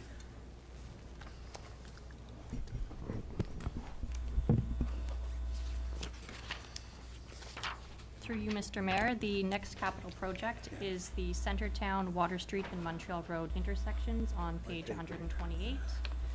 In 2012, Heart of the City initiated a Centertown streetscaping revitalization strategy. The project's objective is to provide aesthetic and functional links between Le Village and the downtown areas. The concept was finalized and endorsed by PAC in 2012. Inclusion of $30,000 for this project in the 2023 budget is to continue to establish funding over a period of time to install brick paver crosswalks at Water Street and Montreal Road intersections as those streets continue to be resurfaced and reconstructed. An example of when those funds were previously used was in 2018. The city used accrued funds to install paver crosswalks at the intersections of Water Street and Sydney Street, as well as the intersection of Water Street and Pitt Street. So the funds for this year will be accrued, and then in 2024 and 2025, the city plans to resurface Montreal Road, and as part of those projects, the accrued funds from the yearly contributions will be used to install pavers at both the Montreal and Belmont Street intersections. Councillor Good. Thank you. Through you, Mr. Mayor. Okay, I have two questions, unrelated. One of them is, have we budgeted or do we have a plan for putting in a rainbow crosswalk? I believe this had come up for discussion at previous council, and I think it kind of got bumped. Through you, Mr. Mayor, yes, we do have budget for a proposed rainbow crosswalk from the 2022 budget.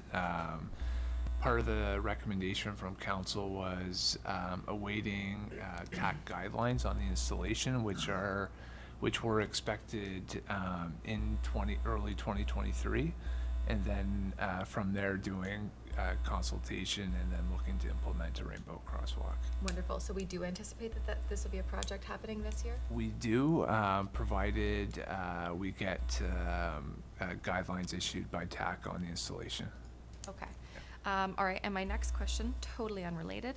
At these crosswalks and some of the other crosswalks around town, not in terms of like the actual structure and the pavers, but the pedestrian signals that come up.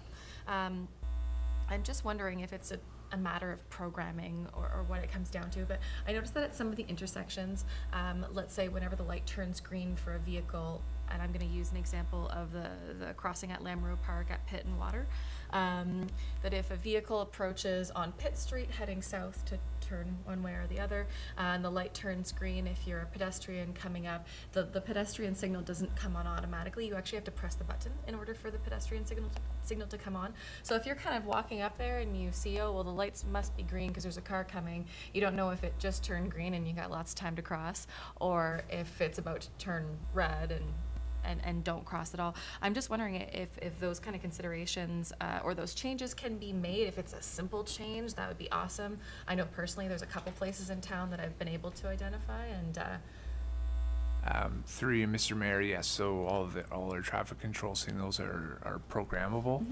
and is based off of pedestrian counts and vehicle counts and the timing, and also the loops that we have installed underneath the asphalt.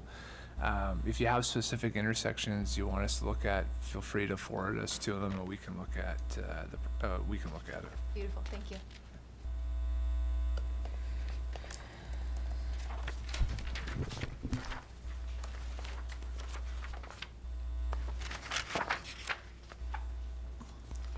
Through you, Mr. Mayor, our next project is the culvert replacement Fly Creek at Boundary Road. This culvert is a 2-span corrugated steel arch culvert, 180 meters in length. Biannual inspections are completed on all city bridges and large culverts.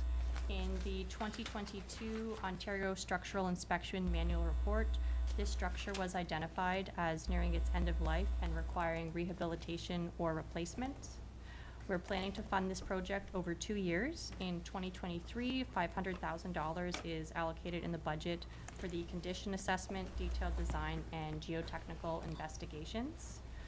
Construction based on the recommendations of these studies will be funded and take place in 2024. Questions? Just have one myself. Being that this seems to be on the border of the community with South Glengarry, do they bear any responsibility for the repair as well, or is this entirely under our purview? Through you, Mr. Mayor, the city is entirely responsible for Boundary Road. Okay, follow-up questions. Councillor McDonald and Councillor Bennett. So, given these descriptors, localized bulge, severe sag, dislocation, separation of the seams, this doesn't sound to me like something that could be postponed to 2024. Through you, Mr. Mayor, that would be correct. So there is inspections that are completed in accordance with the OSIM manual, and through that, this structure was identified as needing to be replaced within the near future. Thank you. Councillor Bennett. Thanks.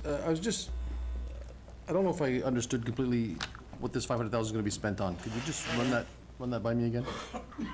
Through you, Mr. Mayor, so this year we need to conduct an additional condition assessment, which will allow us to determine the most economical either repair or replacement of this culvert, and then through that, the detailed engineering design will take place. As well, we need to complete geotechnical investigations of the soil conditions around the culvert to accompany the detailed design. Okay, so this question is coming from somebody that clearly has no idea what any of that, why that's necessary. It just seems to me, as somebody that doesn't deal with this, that there's already one there. Why don't we just replace it with the same stuff? Like, I don't understand why we're spending all this money. I don't understand. Doesn't mean it's wrong, it just means I don't understand it. So through you, Mr. Mayor, through the detailed condition assessment, it will allow us to determine if this particular kind of culvert is the best type based off of kind of a long-term lifespan of the culvert. So sometimes we do replace kind of CSP culverts with concrete structures if they have a longer lifespan, or based off of the geotechnical conditions, it may be that it's not favorable to do a concrete culvert because it weighs too much, so we'd have to put in pile foundations or a larger structure. So through this geotechnical investigation and design process, it allows us to evaluate what is the most economical solution economically and on the long-term lifespan. Okay, so that makes sense, because probably when this was built, this road wasn't anywhere near as busy as it is now. And so this is why we're thinking we may have to do something stronger, bigger. Is that basically where we're going with that? So we need to address today's traffic? Through you, Mr. We did adjust today's traffic, as well as there's different construction methods and, you know, looking at how we can spend money the best way to replace Long-term. this culvert, what the long-term solution is. Okay, thanks.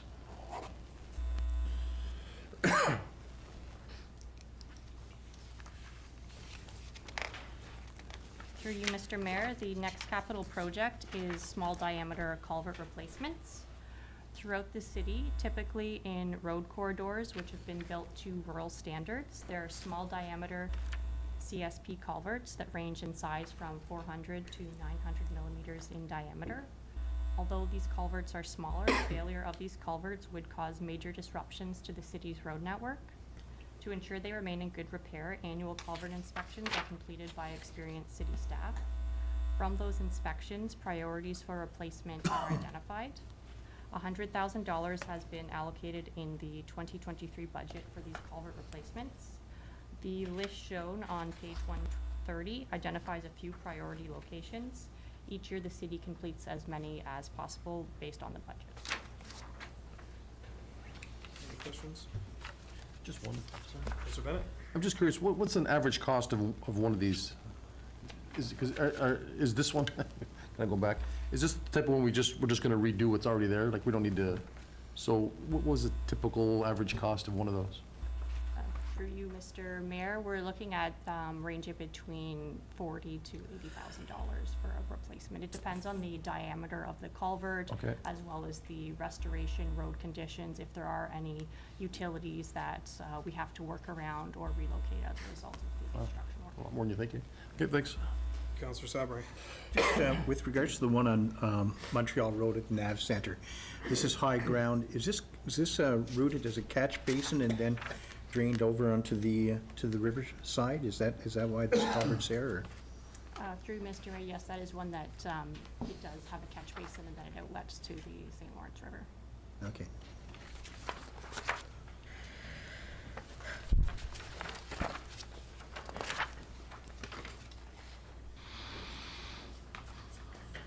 Through you, Mr. Mayor, the next project is active transportation sidewalks. In 2012, a bicycle and pedestrian master plan was completed by IBI in the city. The plan recommends an annual investment in active transportation, including new sidewalks and bicycle infrastructure. For 2023, it is proposed to construct new sidewalks on Joyce Street from Surgeoner Street to Dover Road. This sidewalk will close the sidewalk loop surrounding the two elementary schools in Riverdale. As well, it is proposed to extend the Henry Street sidewalk, which will provide a pedestrian link to Brookdale Avenue, and an extension of the 14th Street sidewalk from Lisieux to Mary Street. A total investment of $300,060 is proposed in the 2023 budget. Councillor Good? Thank you, through you, Mr. Mayor. Love sidewalks for many reasons. So this is the CCBF, which was the gas tax. I think they answered this earlier, but my brain is becoming foggy. Do we have I assume there's a limit on how much we can actually invest from this fund. Are we able to use more of this funding to increase our sidewalk network at all, or is this sort of like the max that we're able to use? Through you, Mr. Mayor, so it wouldn't be the max we're able to use for sidewalks, but the city gets an allocation that gets divided up amongst all city projects. I see. Okay, thank you. This is great. I know I definitely over the campaign period had heard from some people in some areas, especially Riverdale, that there are a lack of sidewalks, and so I'm sure this is something that will be appreciated, especially around the elementary school as well.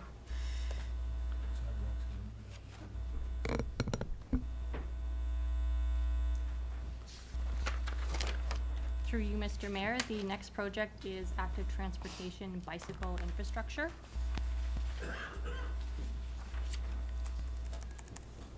For 2023, the city has budgeted for 2 bicycle infrastructure projects.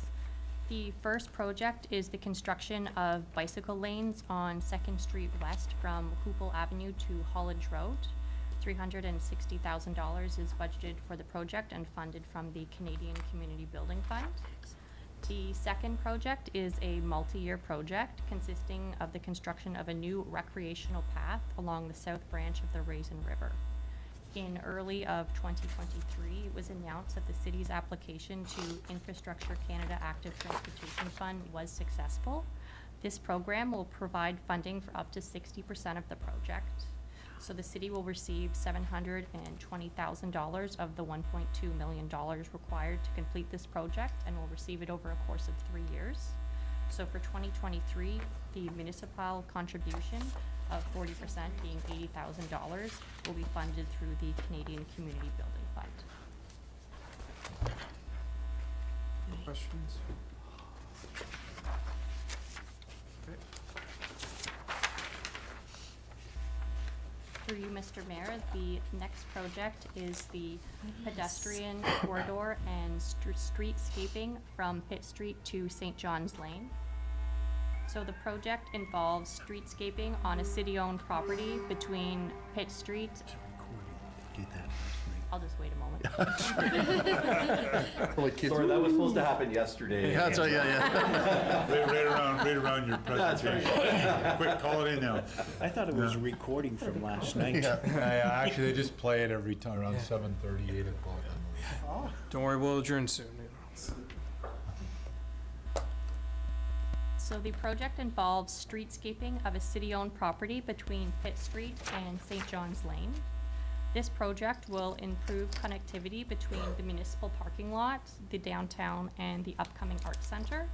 The project also addresses deficiencies that exist currently on the property, which pose safety issues and possible liability.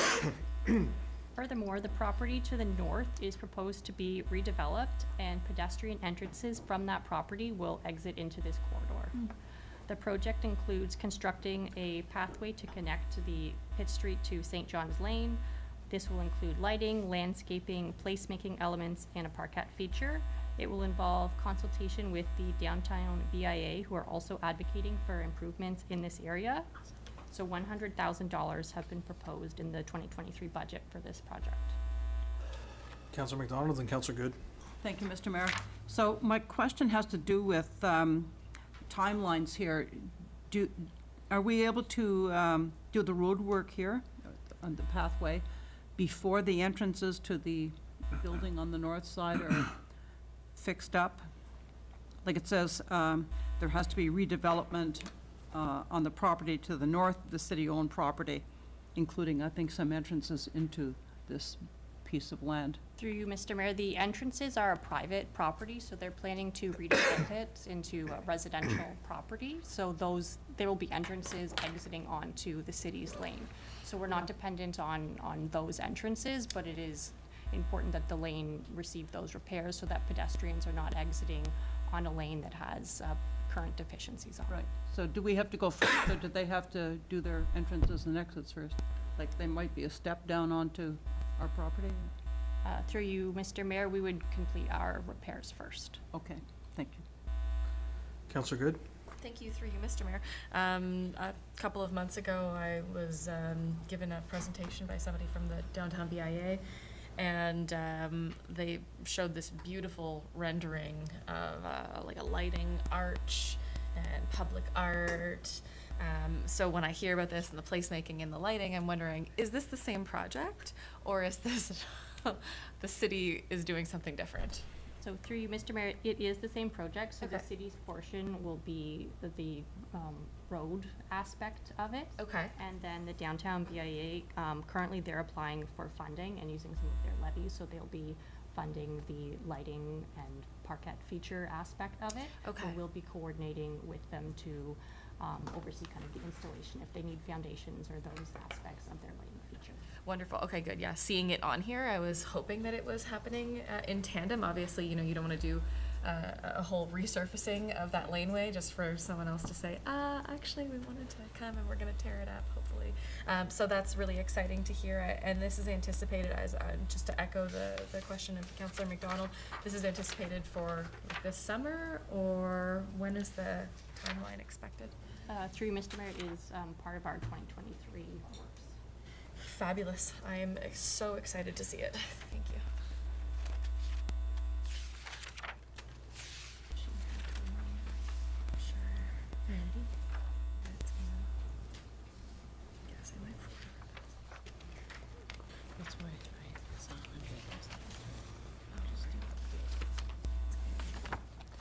Through you, Mr. Mayor, the final capital project for infrastructure planning of this year is the proposed purchase of a multi-service unmanned aerial vehicle known as a UAV.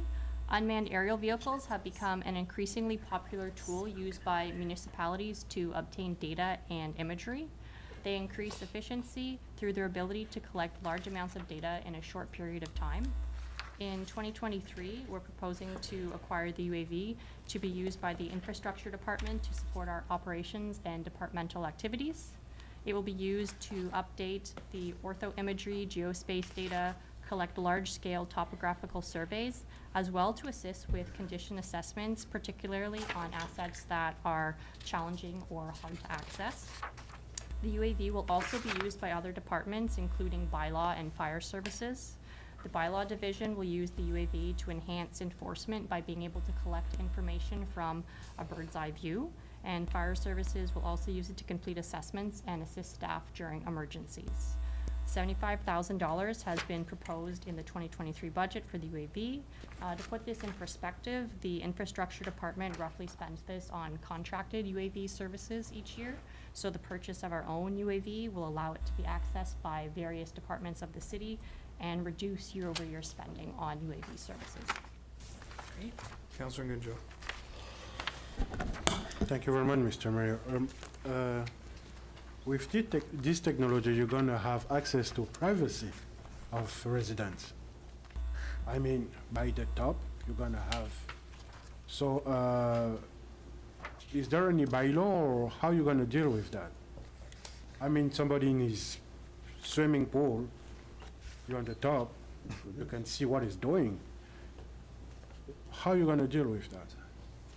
Through you, Mr. Mayor, there are various rules around how you operate a UAV, the particular people that are trained to pilot a UAV as well, your different flight plans and those types of things for your UAV.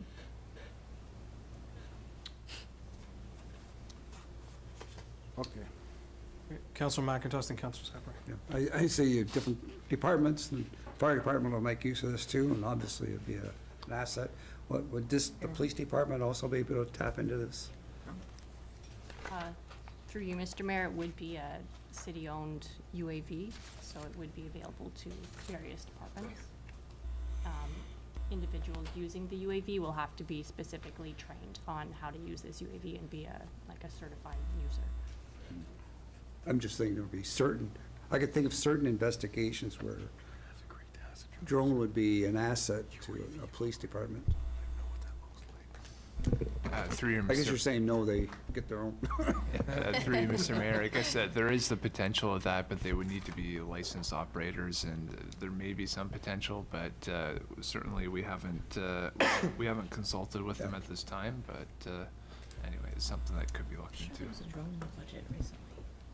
Yeah, it's right here. Councilor Sabra. I gather that the drones are used now with regards to some of the work within your department. How much is spent on that service? Through you, Mr. Mayor, so roughly we spend that value each year on those services. Examples would be whenever the aerial map that you see on Cornwall maps, so that is collected using a UAV. Whenever we do large-scale surveys, for example, we have the Brookdale EA coming up this year, that completes the survey using a UAV. So those types of applications is where we'd be using the UAV, where currently we contract those services out. Okay, so the question is, once again, how much has been spent?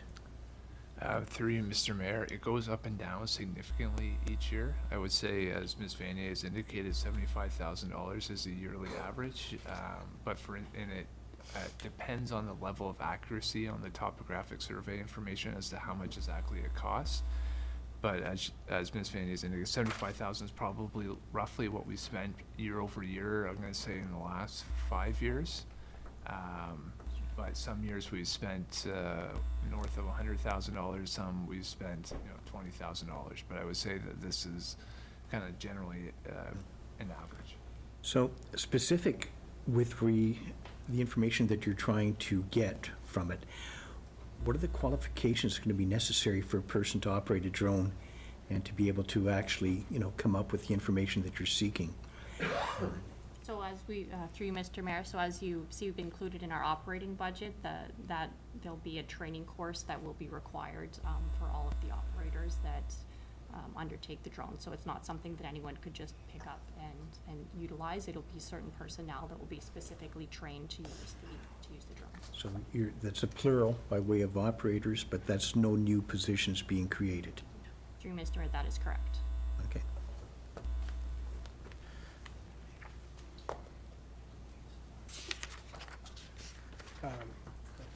Mr. Savard, do you have any comments to add to this UAV? Catching you off guard here, but. Through you, Mr. Mayor, gladly, for Councilor Nuncio, to answer your clarification to your privacy question, we're on the heels of undertaking a privacy impact assessment directly related to the drone, which will highlight the needs in terms of imagery that's collected, what needs to be blurred out, what do you do with the data that you collect, the retention, what gets removed, who gets notified whenever the drone's in the air, what the departments need to do. So we're going to follow everything to satisfy the privacy commissioner to make sure that everything is done properly.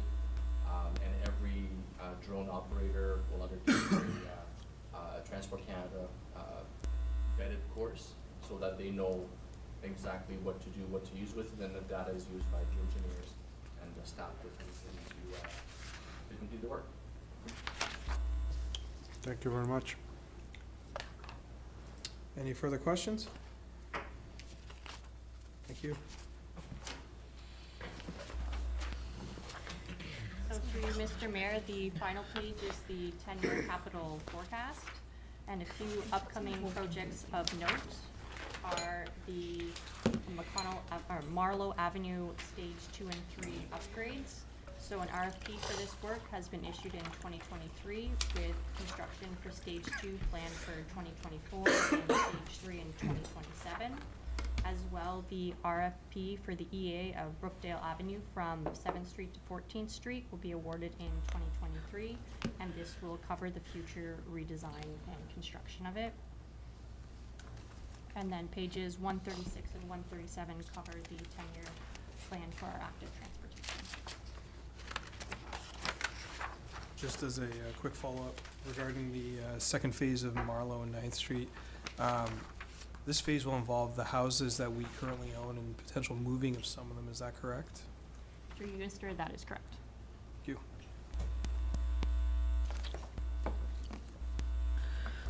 Final questions? Okay, Councilor Good. Thank you, through you, Mr. Mayor. I'm just curious in terms of the, I understand that there is a master plan for the active transportation and the bicycle infrastructure. Where there isn't intention to necessarily, like I understand a lot of it is just painting the actual delineating where the bicycle paths are. There are areas where there is not a connection, like east-west, north-south, and there are gaps, particularly downtown, second between Pitt and Sydney, where they kind of, there's a squeeze. I'm just wondering, because I see obviously we have Second West on here, but on this plan it doesn't include 2nd Street in terms of the downtown area, if there's intentions on bridging that gap so that there's a safer kind of pass-through in that area? So through you, Mr. Mayor, it's a good question. So during when the initial master plan was done, it was to get traffic or bicycle and pedestrian traffic to the downtown, not necessarily through it, due to width constraints. So you would have to make modifications to the lanes. Obviously, there's the bus depot downtown. We are looking at potentially in the next probably 5 or so years, Pitt Street is going to come due for resurfacing. There has been some discussion as to whether or not we look at an environmental assessment as to whether or not we should be making any changes to that corridor to accommodate bike lanes through the downtown. But to answer your question, the original master plan was to get traffic to the downtown and couldn't accommodate it because of those constraints. But as part of any updated studies, it's something that we would look at again. Wonderful. I know in some cities I've seen where they just will paint on to roads where they aren't able to actually designate a bike lane to have a bicycle and say like this lane is shared, just so that, you know, vehicular traffic are aware of the fact that there are bicycles on that road. That's true, right? It becomes a safety concern naturally. I bike that road and often with my toddler in tow, and it never feels safe just being in the middle of the road, even though you do have the right to do that. So I wonder if, as an interim plan, just sort of painting in to allow the cars to be aware that there are bicycles here and they're allowed to be there. Yeah, we could, we'd have to take a look at it. I think Sharrows is what you're talking about, where it's basically a identification that bikes can share this lane as well. Anyway, it's something that we could look at. But again, as part of any future study, I think it's something we'll also look at then as well. Wonderful, thank you. Councillor Hollingsworth. Just one question on the 135, the 10-year capital forecast. So this year, we're gonna turn Alice Street to, Marlow from Alice to Nikeneb. Oh, this 2 years according to the plan. That's, I'm assuming, going to be, what, a 4-lane traffic? Correct. And then, of course, going to the next to Campbell Street, 4-lane. What I notice in the capital plan, and maybe I'm not that far down the road, sorry, gotta get that pun out there, but anyway, I'm pretty good tonight, I think. Anyway, just saying, do we plan on turning Campbell all the way to Tollgate eventually to a 4-lane as well, or does it kind of wedge back into a 2-lane when you get to Campbell Street? I realize that's, you know, in the future, but is that part of the plan? Because it's not technically documented. Sorry, what do you, Campbell to Tollgate? So when you get, if you go down Marlow, Yeah. sorry, maybe I've got too many streets going on here. So you're gonna go 3 lanes or 4 lanes from Alice to Nikeneb the next 2 years, correct? Then the plan is from Nikeneb to Campbell Street, so Marlow extending is also going to go 4 lanes, correct?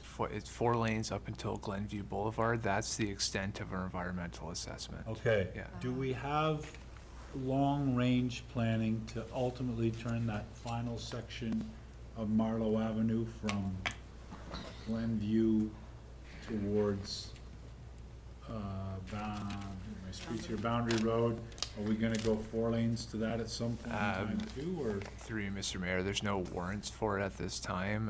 It could be something conceivable in the future based off of traffic growth, maybe, but there's no current plans. Now, just out of curiosity, is that because we just don't anticipate enough traffic from that last little strip to justify pursuing that? Correct, yeah. Industrial Park kinda At the runs present out. time. Industrial Park kind of runs out pretty close to that, and okay, we're out, is that the idea? Yeah, as well as Glenview Boulevard is the access to the residential area up there. But again, there'd probably be in a plan or at some point in the future, maybe a need to extend 4 lanes further. But as of right now, it's only required up to No Glenview. official Yeah. kind of effort towards that. Yeah, correct. Thank you, Worship. Any further questions? Thank you.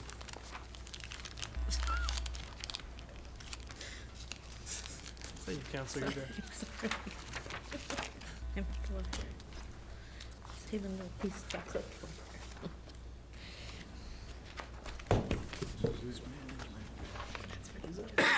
What's that? Really? It's from Lost track. Yeah, no, because it goes all outside Eden. Yeah, I'm just,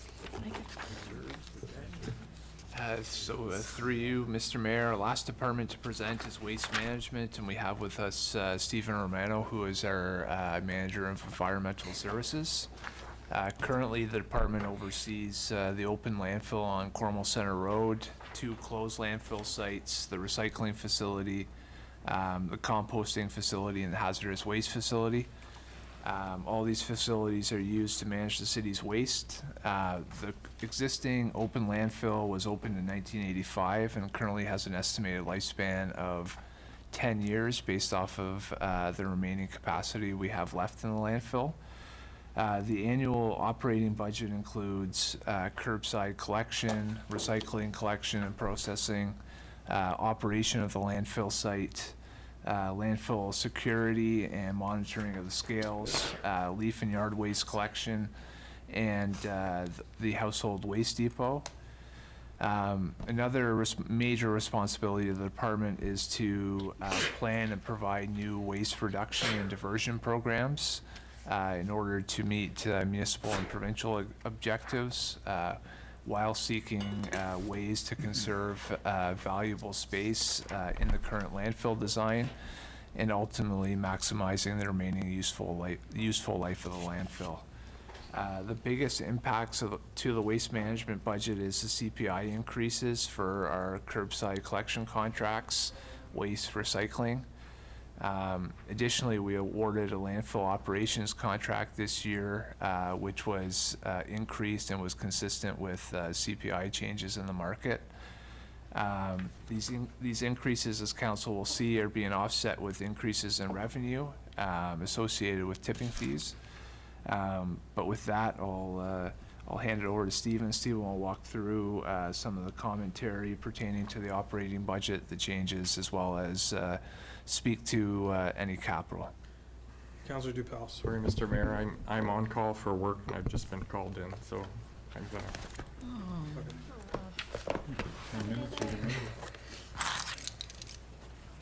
My apologies. Better not see you at escalator. Take care. Good night. Take care, Morris. Mr. Rono. Okay. To you, Mr. Mayor, so we will start on page 139 with the operating budget expenditures. So the first one's salaries and benefits. And here we had a reallocation of a bunch of our environmental staff to their most appropriate divisions.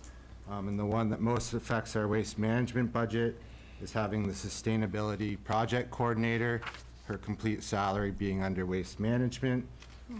Another reason for that is we've given her her own budget this year, which we'll get into in the next section. So it just aligns with that and makes things easier on the back end through our finance software. So in the purchase of goods, you'll see there's a total increase of $42,000. First big item here is purchasing outdoor recycling receptacles for the downtown business improvement area in the village. We already have a few, but we want to keep putting more out there to go along with the garbage receptacles out there. And with organics coming down the line as well, we're going to take a look at this and look into potentially triple bay options for all three streams, even though we're not implementing till 2025. We could potentially use it as advertising or even, close the organics off, say, coming 2025, or have it as function as recycling till then. There's also opportunities you'll see on page 140, our current recycling receptacle. It's a double slot recycling. As you know, we're one stream, so there's potential there to maybe repaint these down the middle, recut some of the openings, and make those organics and recycling as well. So there's some conversations being had how to do it right, but we want to keep consistent with the aesthetic of the black bin with the bars. The second one, which I touched on already, is sustainability project coordinator budget. So we've given her just under $40,000 to do outreach and public engagement activities, some of those including Eco Day, Earth Week, Circular Economy Month, litter cleanups, youth climate action, and the list goes on and on. She is quite engaged with the public and doing good work there. So that's to continue formally supporting that. And the final major cost in this section is electrical modifications needed at the landfill site. Our flare currently is fed with electrical through the maintenance building, which is paid for by the contractor. So we want to separate those because our new landfill contract doesn't include paying for that flare, so we've committed to getting it separated so we can pay for it.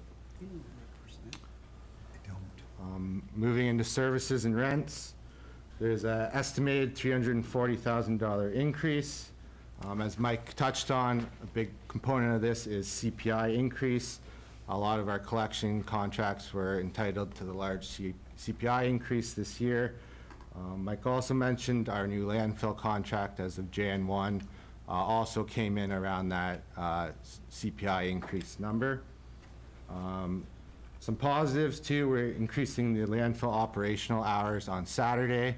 We'll also be increasing the Has Depot hours from the half-day Saturday to the full days to be in line with this. And a big reason for this is just our push on waste diversion. Feel like more of the public, people when they're available on Saturday may start bringing in some of those divertible items. Financial and transfers, increase of $115,000. And this is directly related to our recycling deal with the townships. So it goes hand in hand with us expecting more revenue from that, and we pay them back at the end of the process for their portion of the recyclables they bring. Contributions to reserves, we've increased this to $200,000 to try to more closely align with our closure and post-closure costs and the analysis reports we had completed by a consultant. So that's touching on the expenditures and then getting into revenue. We have taken a bit more of an aggressive approach this year, but we feel it is really realistic. First big one is just tipping fee revenue is up significantly, but if you look at our 3-year average, it is in line with that. Moreover, we did increase the tipping fee for ICI customers, and we're already seeing, since 2023 started, less tonnage but more revenue coming in. One of our big ICI generators is our biosolids from the wastewater treatment plant.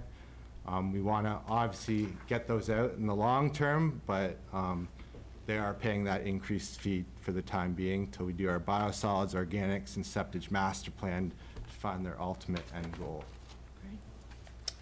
And finally, the increase in revenue due to the recycling materials market. And again, just based on historical averages, we're bringing in more revenue there. Councilor Hollingsworth and Councilor Huber. Your worship. Okay, are we planning to eventually get the ICI guys out of our landfill site? Through you, Mr. Mayor, yes, so this was our first tipping fee increase. We do want to increase it again to them mid-year. I can tell you we did a comparison of the start of this year versus start of last year. ICI is down 40% already, Right. so they're already starting to go elsewhere. Now, the curious part of that conundrum is that as you get rid of them, you lose a revenue stream, correct? Correct, but through the consultant report that was done for us, each ton in our landfill costs us, I believe it was $164. So even if we're still only charging them $125, that space is more valuable to us to conserve. So if we started charging them $185, we're actually ahead, but otherwise we're behind the ball? Correct, but then we're in the issue of finding more landfill space, which is big bucks in itself. Yes, which gets me to the second, thank you, which gets me to the second question. $200,000 for opening and closing our landfill site. Is that not what you said? It's a $200,000 increase in the reserve contribution. So how much increase from where we were last year, you mean? Correct, yes. So how much money currently do we have in that reserve? I'm sure it's in the budget somewhere, but. Through you, Mr. Mayor, I'll pull up the budget here, or I'll pull up the reserve schedule. So while he's, just the question I'm asking myself is if we, so is the plan to increment 200,000 over above each year? Is that, I can't remember. Through you, Mr. Mayor, so the current balance in the landfill closure and post-closure budget is $730,000. The plan was to incrementally increase that amount year over year. Okay, so here's the number that I've heard, and tell me if this sounds reasonable. To open, well, first of all, to open and close a landfill site, so by the time we close one and potentially open the next, the number 50 million is the number I heard. Is that a real number? Is that some kind of urban legend? Like, is that the number we're looking at? Through you, Mr. Mayor, I do know for the, through the report, just for closure, post-closure for our existing, it's 37 million. 37. So then looking into a new one, yes, we're getting up there. Now, the second issue is that even if you want to open a landfill site, the province has to say, okay, and apparently from what I'm hearing, they haven't said okay, like, in forever. Is that making some sense? Through you, Mr. Mayor, yes, there's a lot more restrictions these days. I think, personally, my vision is through a lot of our diversion efforts, organics, we're going to extend the life, and as we get towards a 2050 waste-free Ontario, it's going to be a lot less waste. 2050 waste-free, is that our? So right now, the report said if we keep going on this pace, 2033, we're going to be full. So I'm hoping to extend that with our diversion efforts. And then, once we get our mounding issues solved at the landfill, hopefully getting an ECA amendment to expand upwards. After doing all the analysis, I think we have a more likely shot at getting that, to again bridge the What kind of time, let's live in a hopeful world. What kind of year total then are we looking at if by some happenstance we can go up instead of out? I think through you, Mr. Mayor, with the diversion efforts and getting 50% or more of the organics out there, my estimate would be 2040, 2045. 2040. So that being said, are we currently putting enough cash, like, let's not even get worried about opening another one, because it's muddied it too much, but are we putting enough money into reserves on the assumption that we'll have enough money available 2040? Now, in my case, I'll probably not be here, so it won't matter to me. But the point is, assuming that somebody will be here, are we gonna have enough money to be able to do that on our current plan, or do we need to realistically start piling up more money? Oh, through you, Mr. Mayor, ideally, like, yes, we would have more money in the reserves. Because it doesn't seem like we're putting very much in right now to me. I would agree. I would love more, but I think the overall budget picture, I guess my point is I'm trying to get to a realistic number, like, yeah, we'd like to go low because it saves taxpayers money. But the truth is, if that's not gonna have us enough money when we need it, then we need to be somewhat visionary here and start coming to terms with that. Are we on a reasonable path, or do we need to, as a council, say, yeah, it sucks, but we need to do this to do the right thing? so through you, Mr. Mayor, I think a reasonable approach to take, I do think this is a good start. I think once we get the organics program up and running, that we would redo the study that right now showed us our landfill would close in 2033, and factor in our new programs, get a new lifespan for it, and relook at the reserve funds we need. Well, you're the expert, all. Through you, Mr. Mayor, just to add to the point that Stephen made, so we're undergoing a biosolids, organics, and septage master plan, which would have a large contribution to diversion. And as Mr. Romano is indicating, I think once that's completed, we'll have a much better idea as to being able to reconsider and look at the ultimate lifespan of the landfill, and then determining what the reserve contribution should be with that new estimate. Okay. We're almost at the finish line, so I'll shut up. We'll be in the landfill site. So council, Pretty much. it's after 8 PM. There are some questions here on the operational side of the budget. Councilors, are you okay with waiting till next week to ask your questions? Absolutely. I'd like to adjourn on time. It's been a long week for a lot of people in this room, and we have council on Monday, plus more budget, so including staff and council, I think I'd like to see on time so everyone gets enough rest. Okay, get a motion to adjourn then, please. I'll be here. Counselor Ngunjo, seconder. Tuesday or Wednesday. It's Thursday, I Counsel- can't be here. Oh, I see. Counselor Gardner, all in favor of the adjournment, please. Thank you. I'm not dead yet. This is really smelly. You can tell it's 8 o'clock.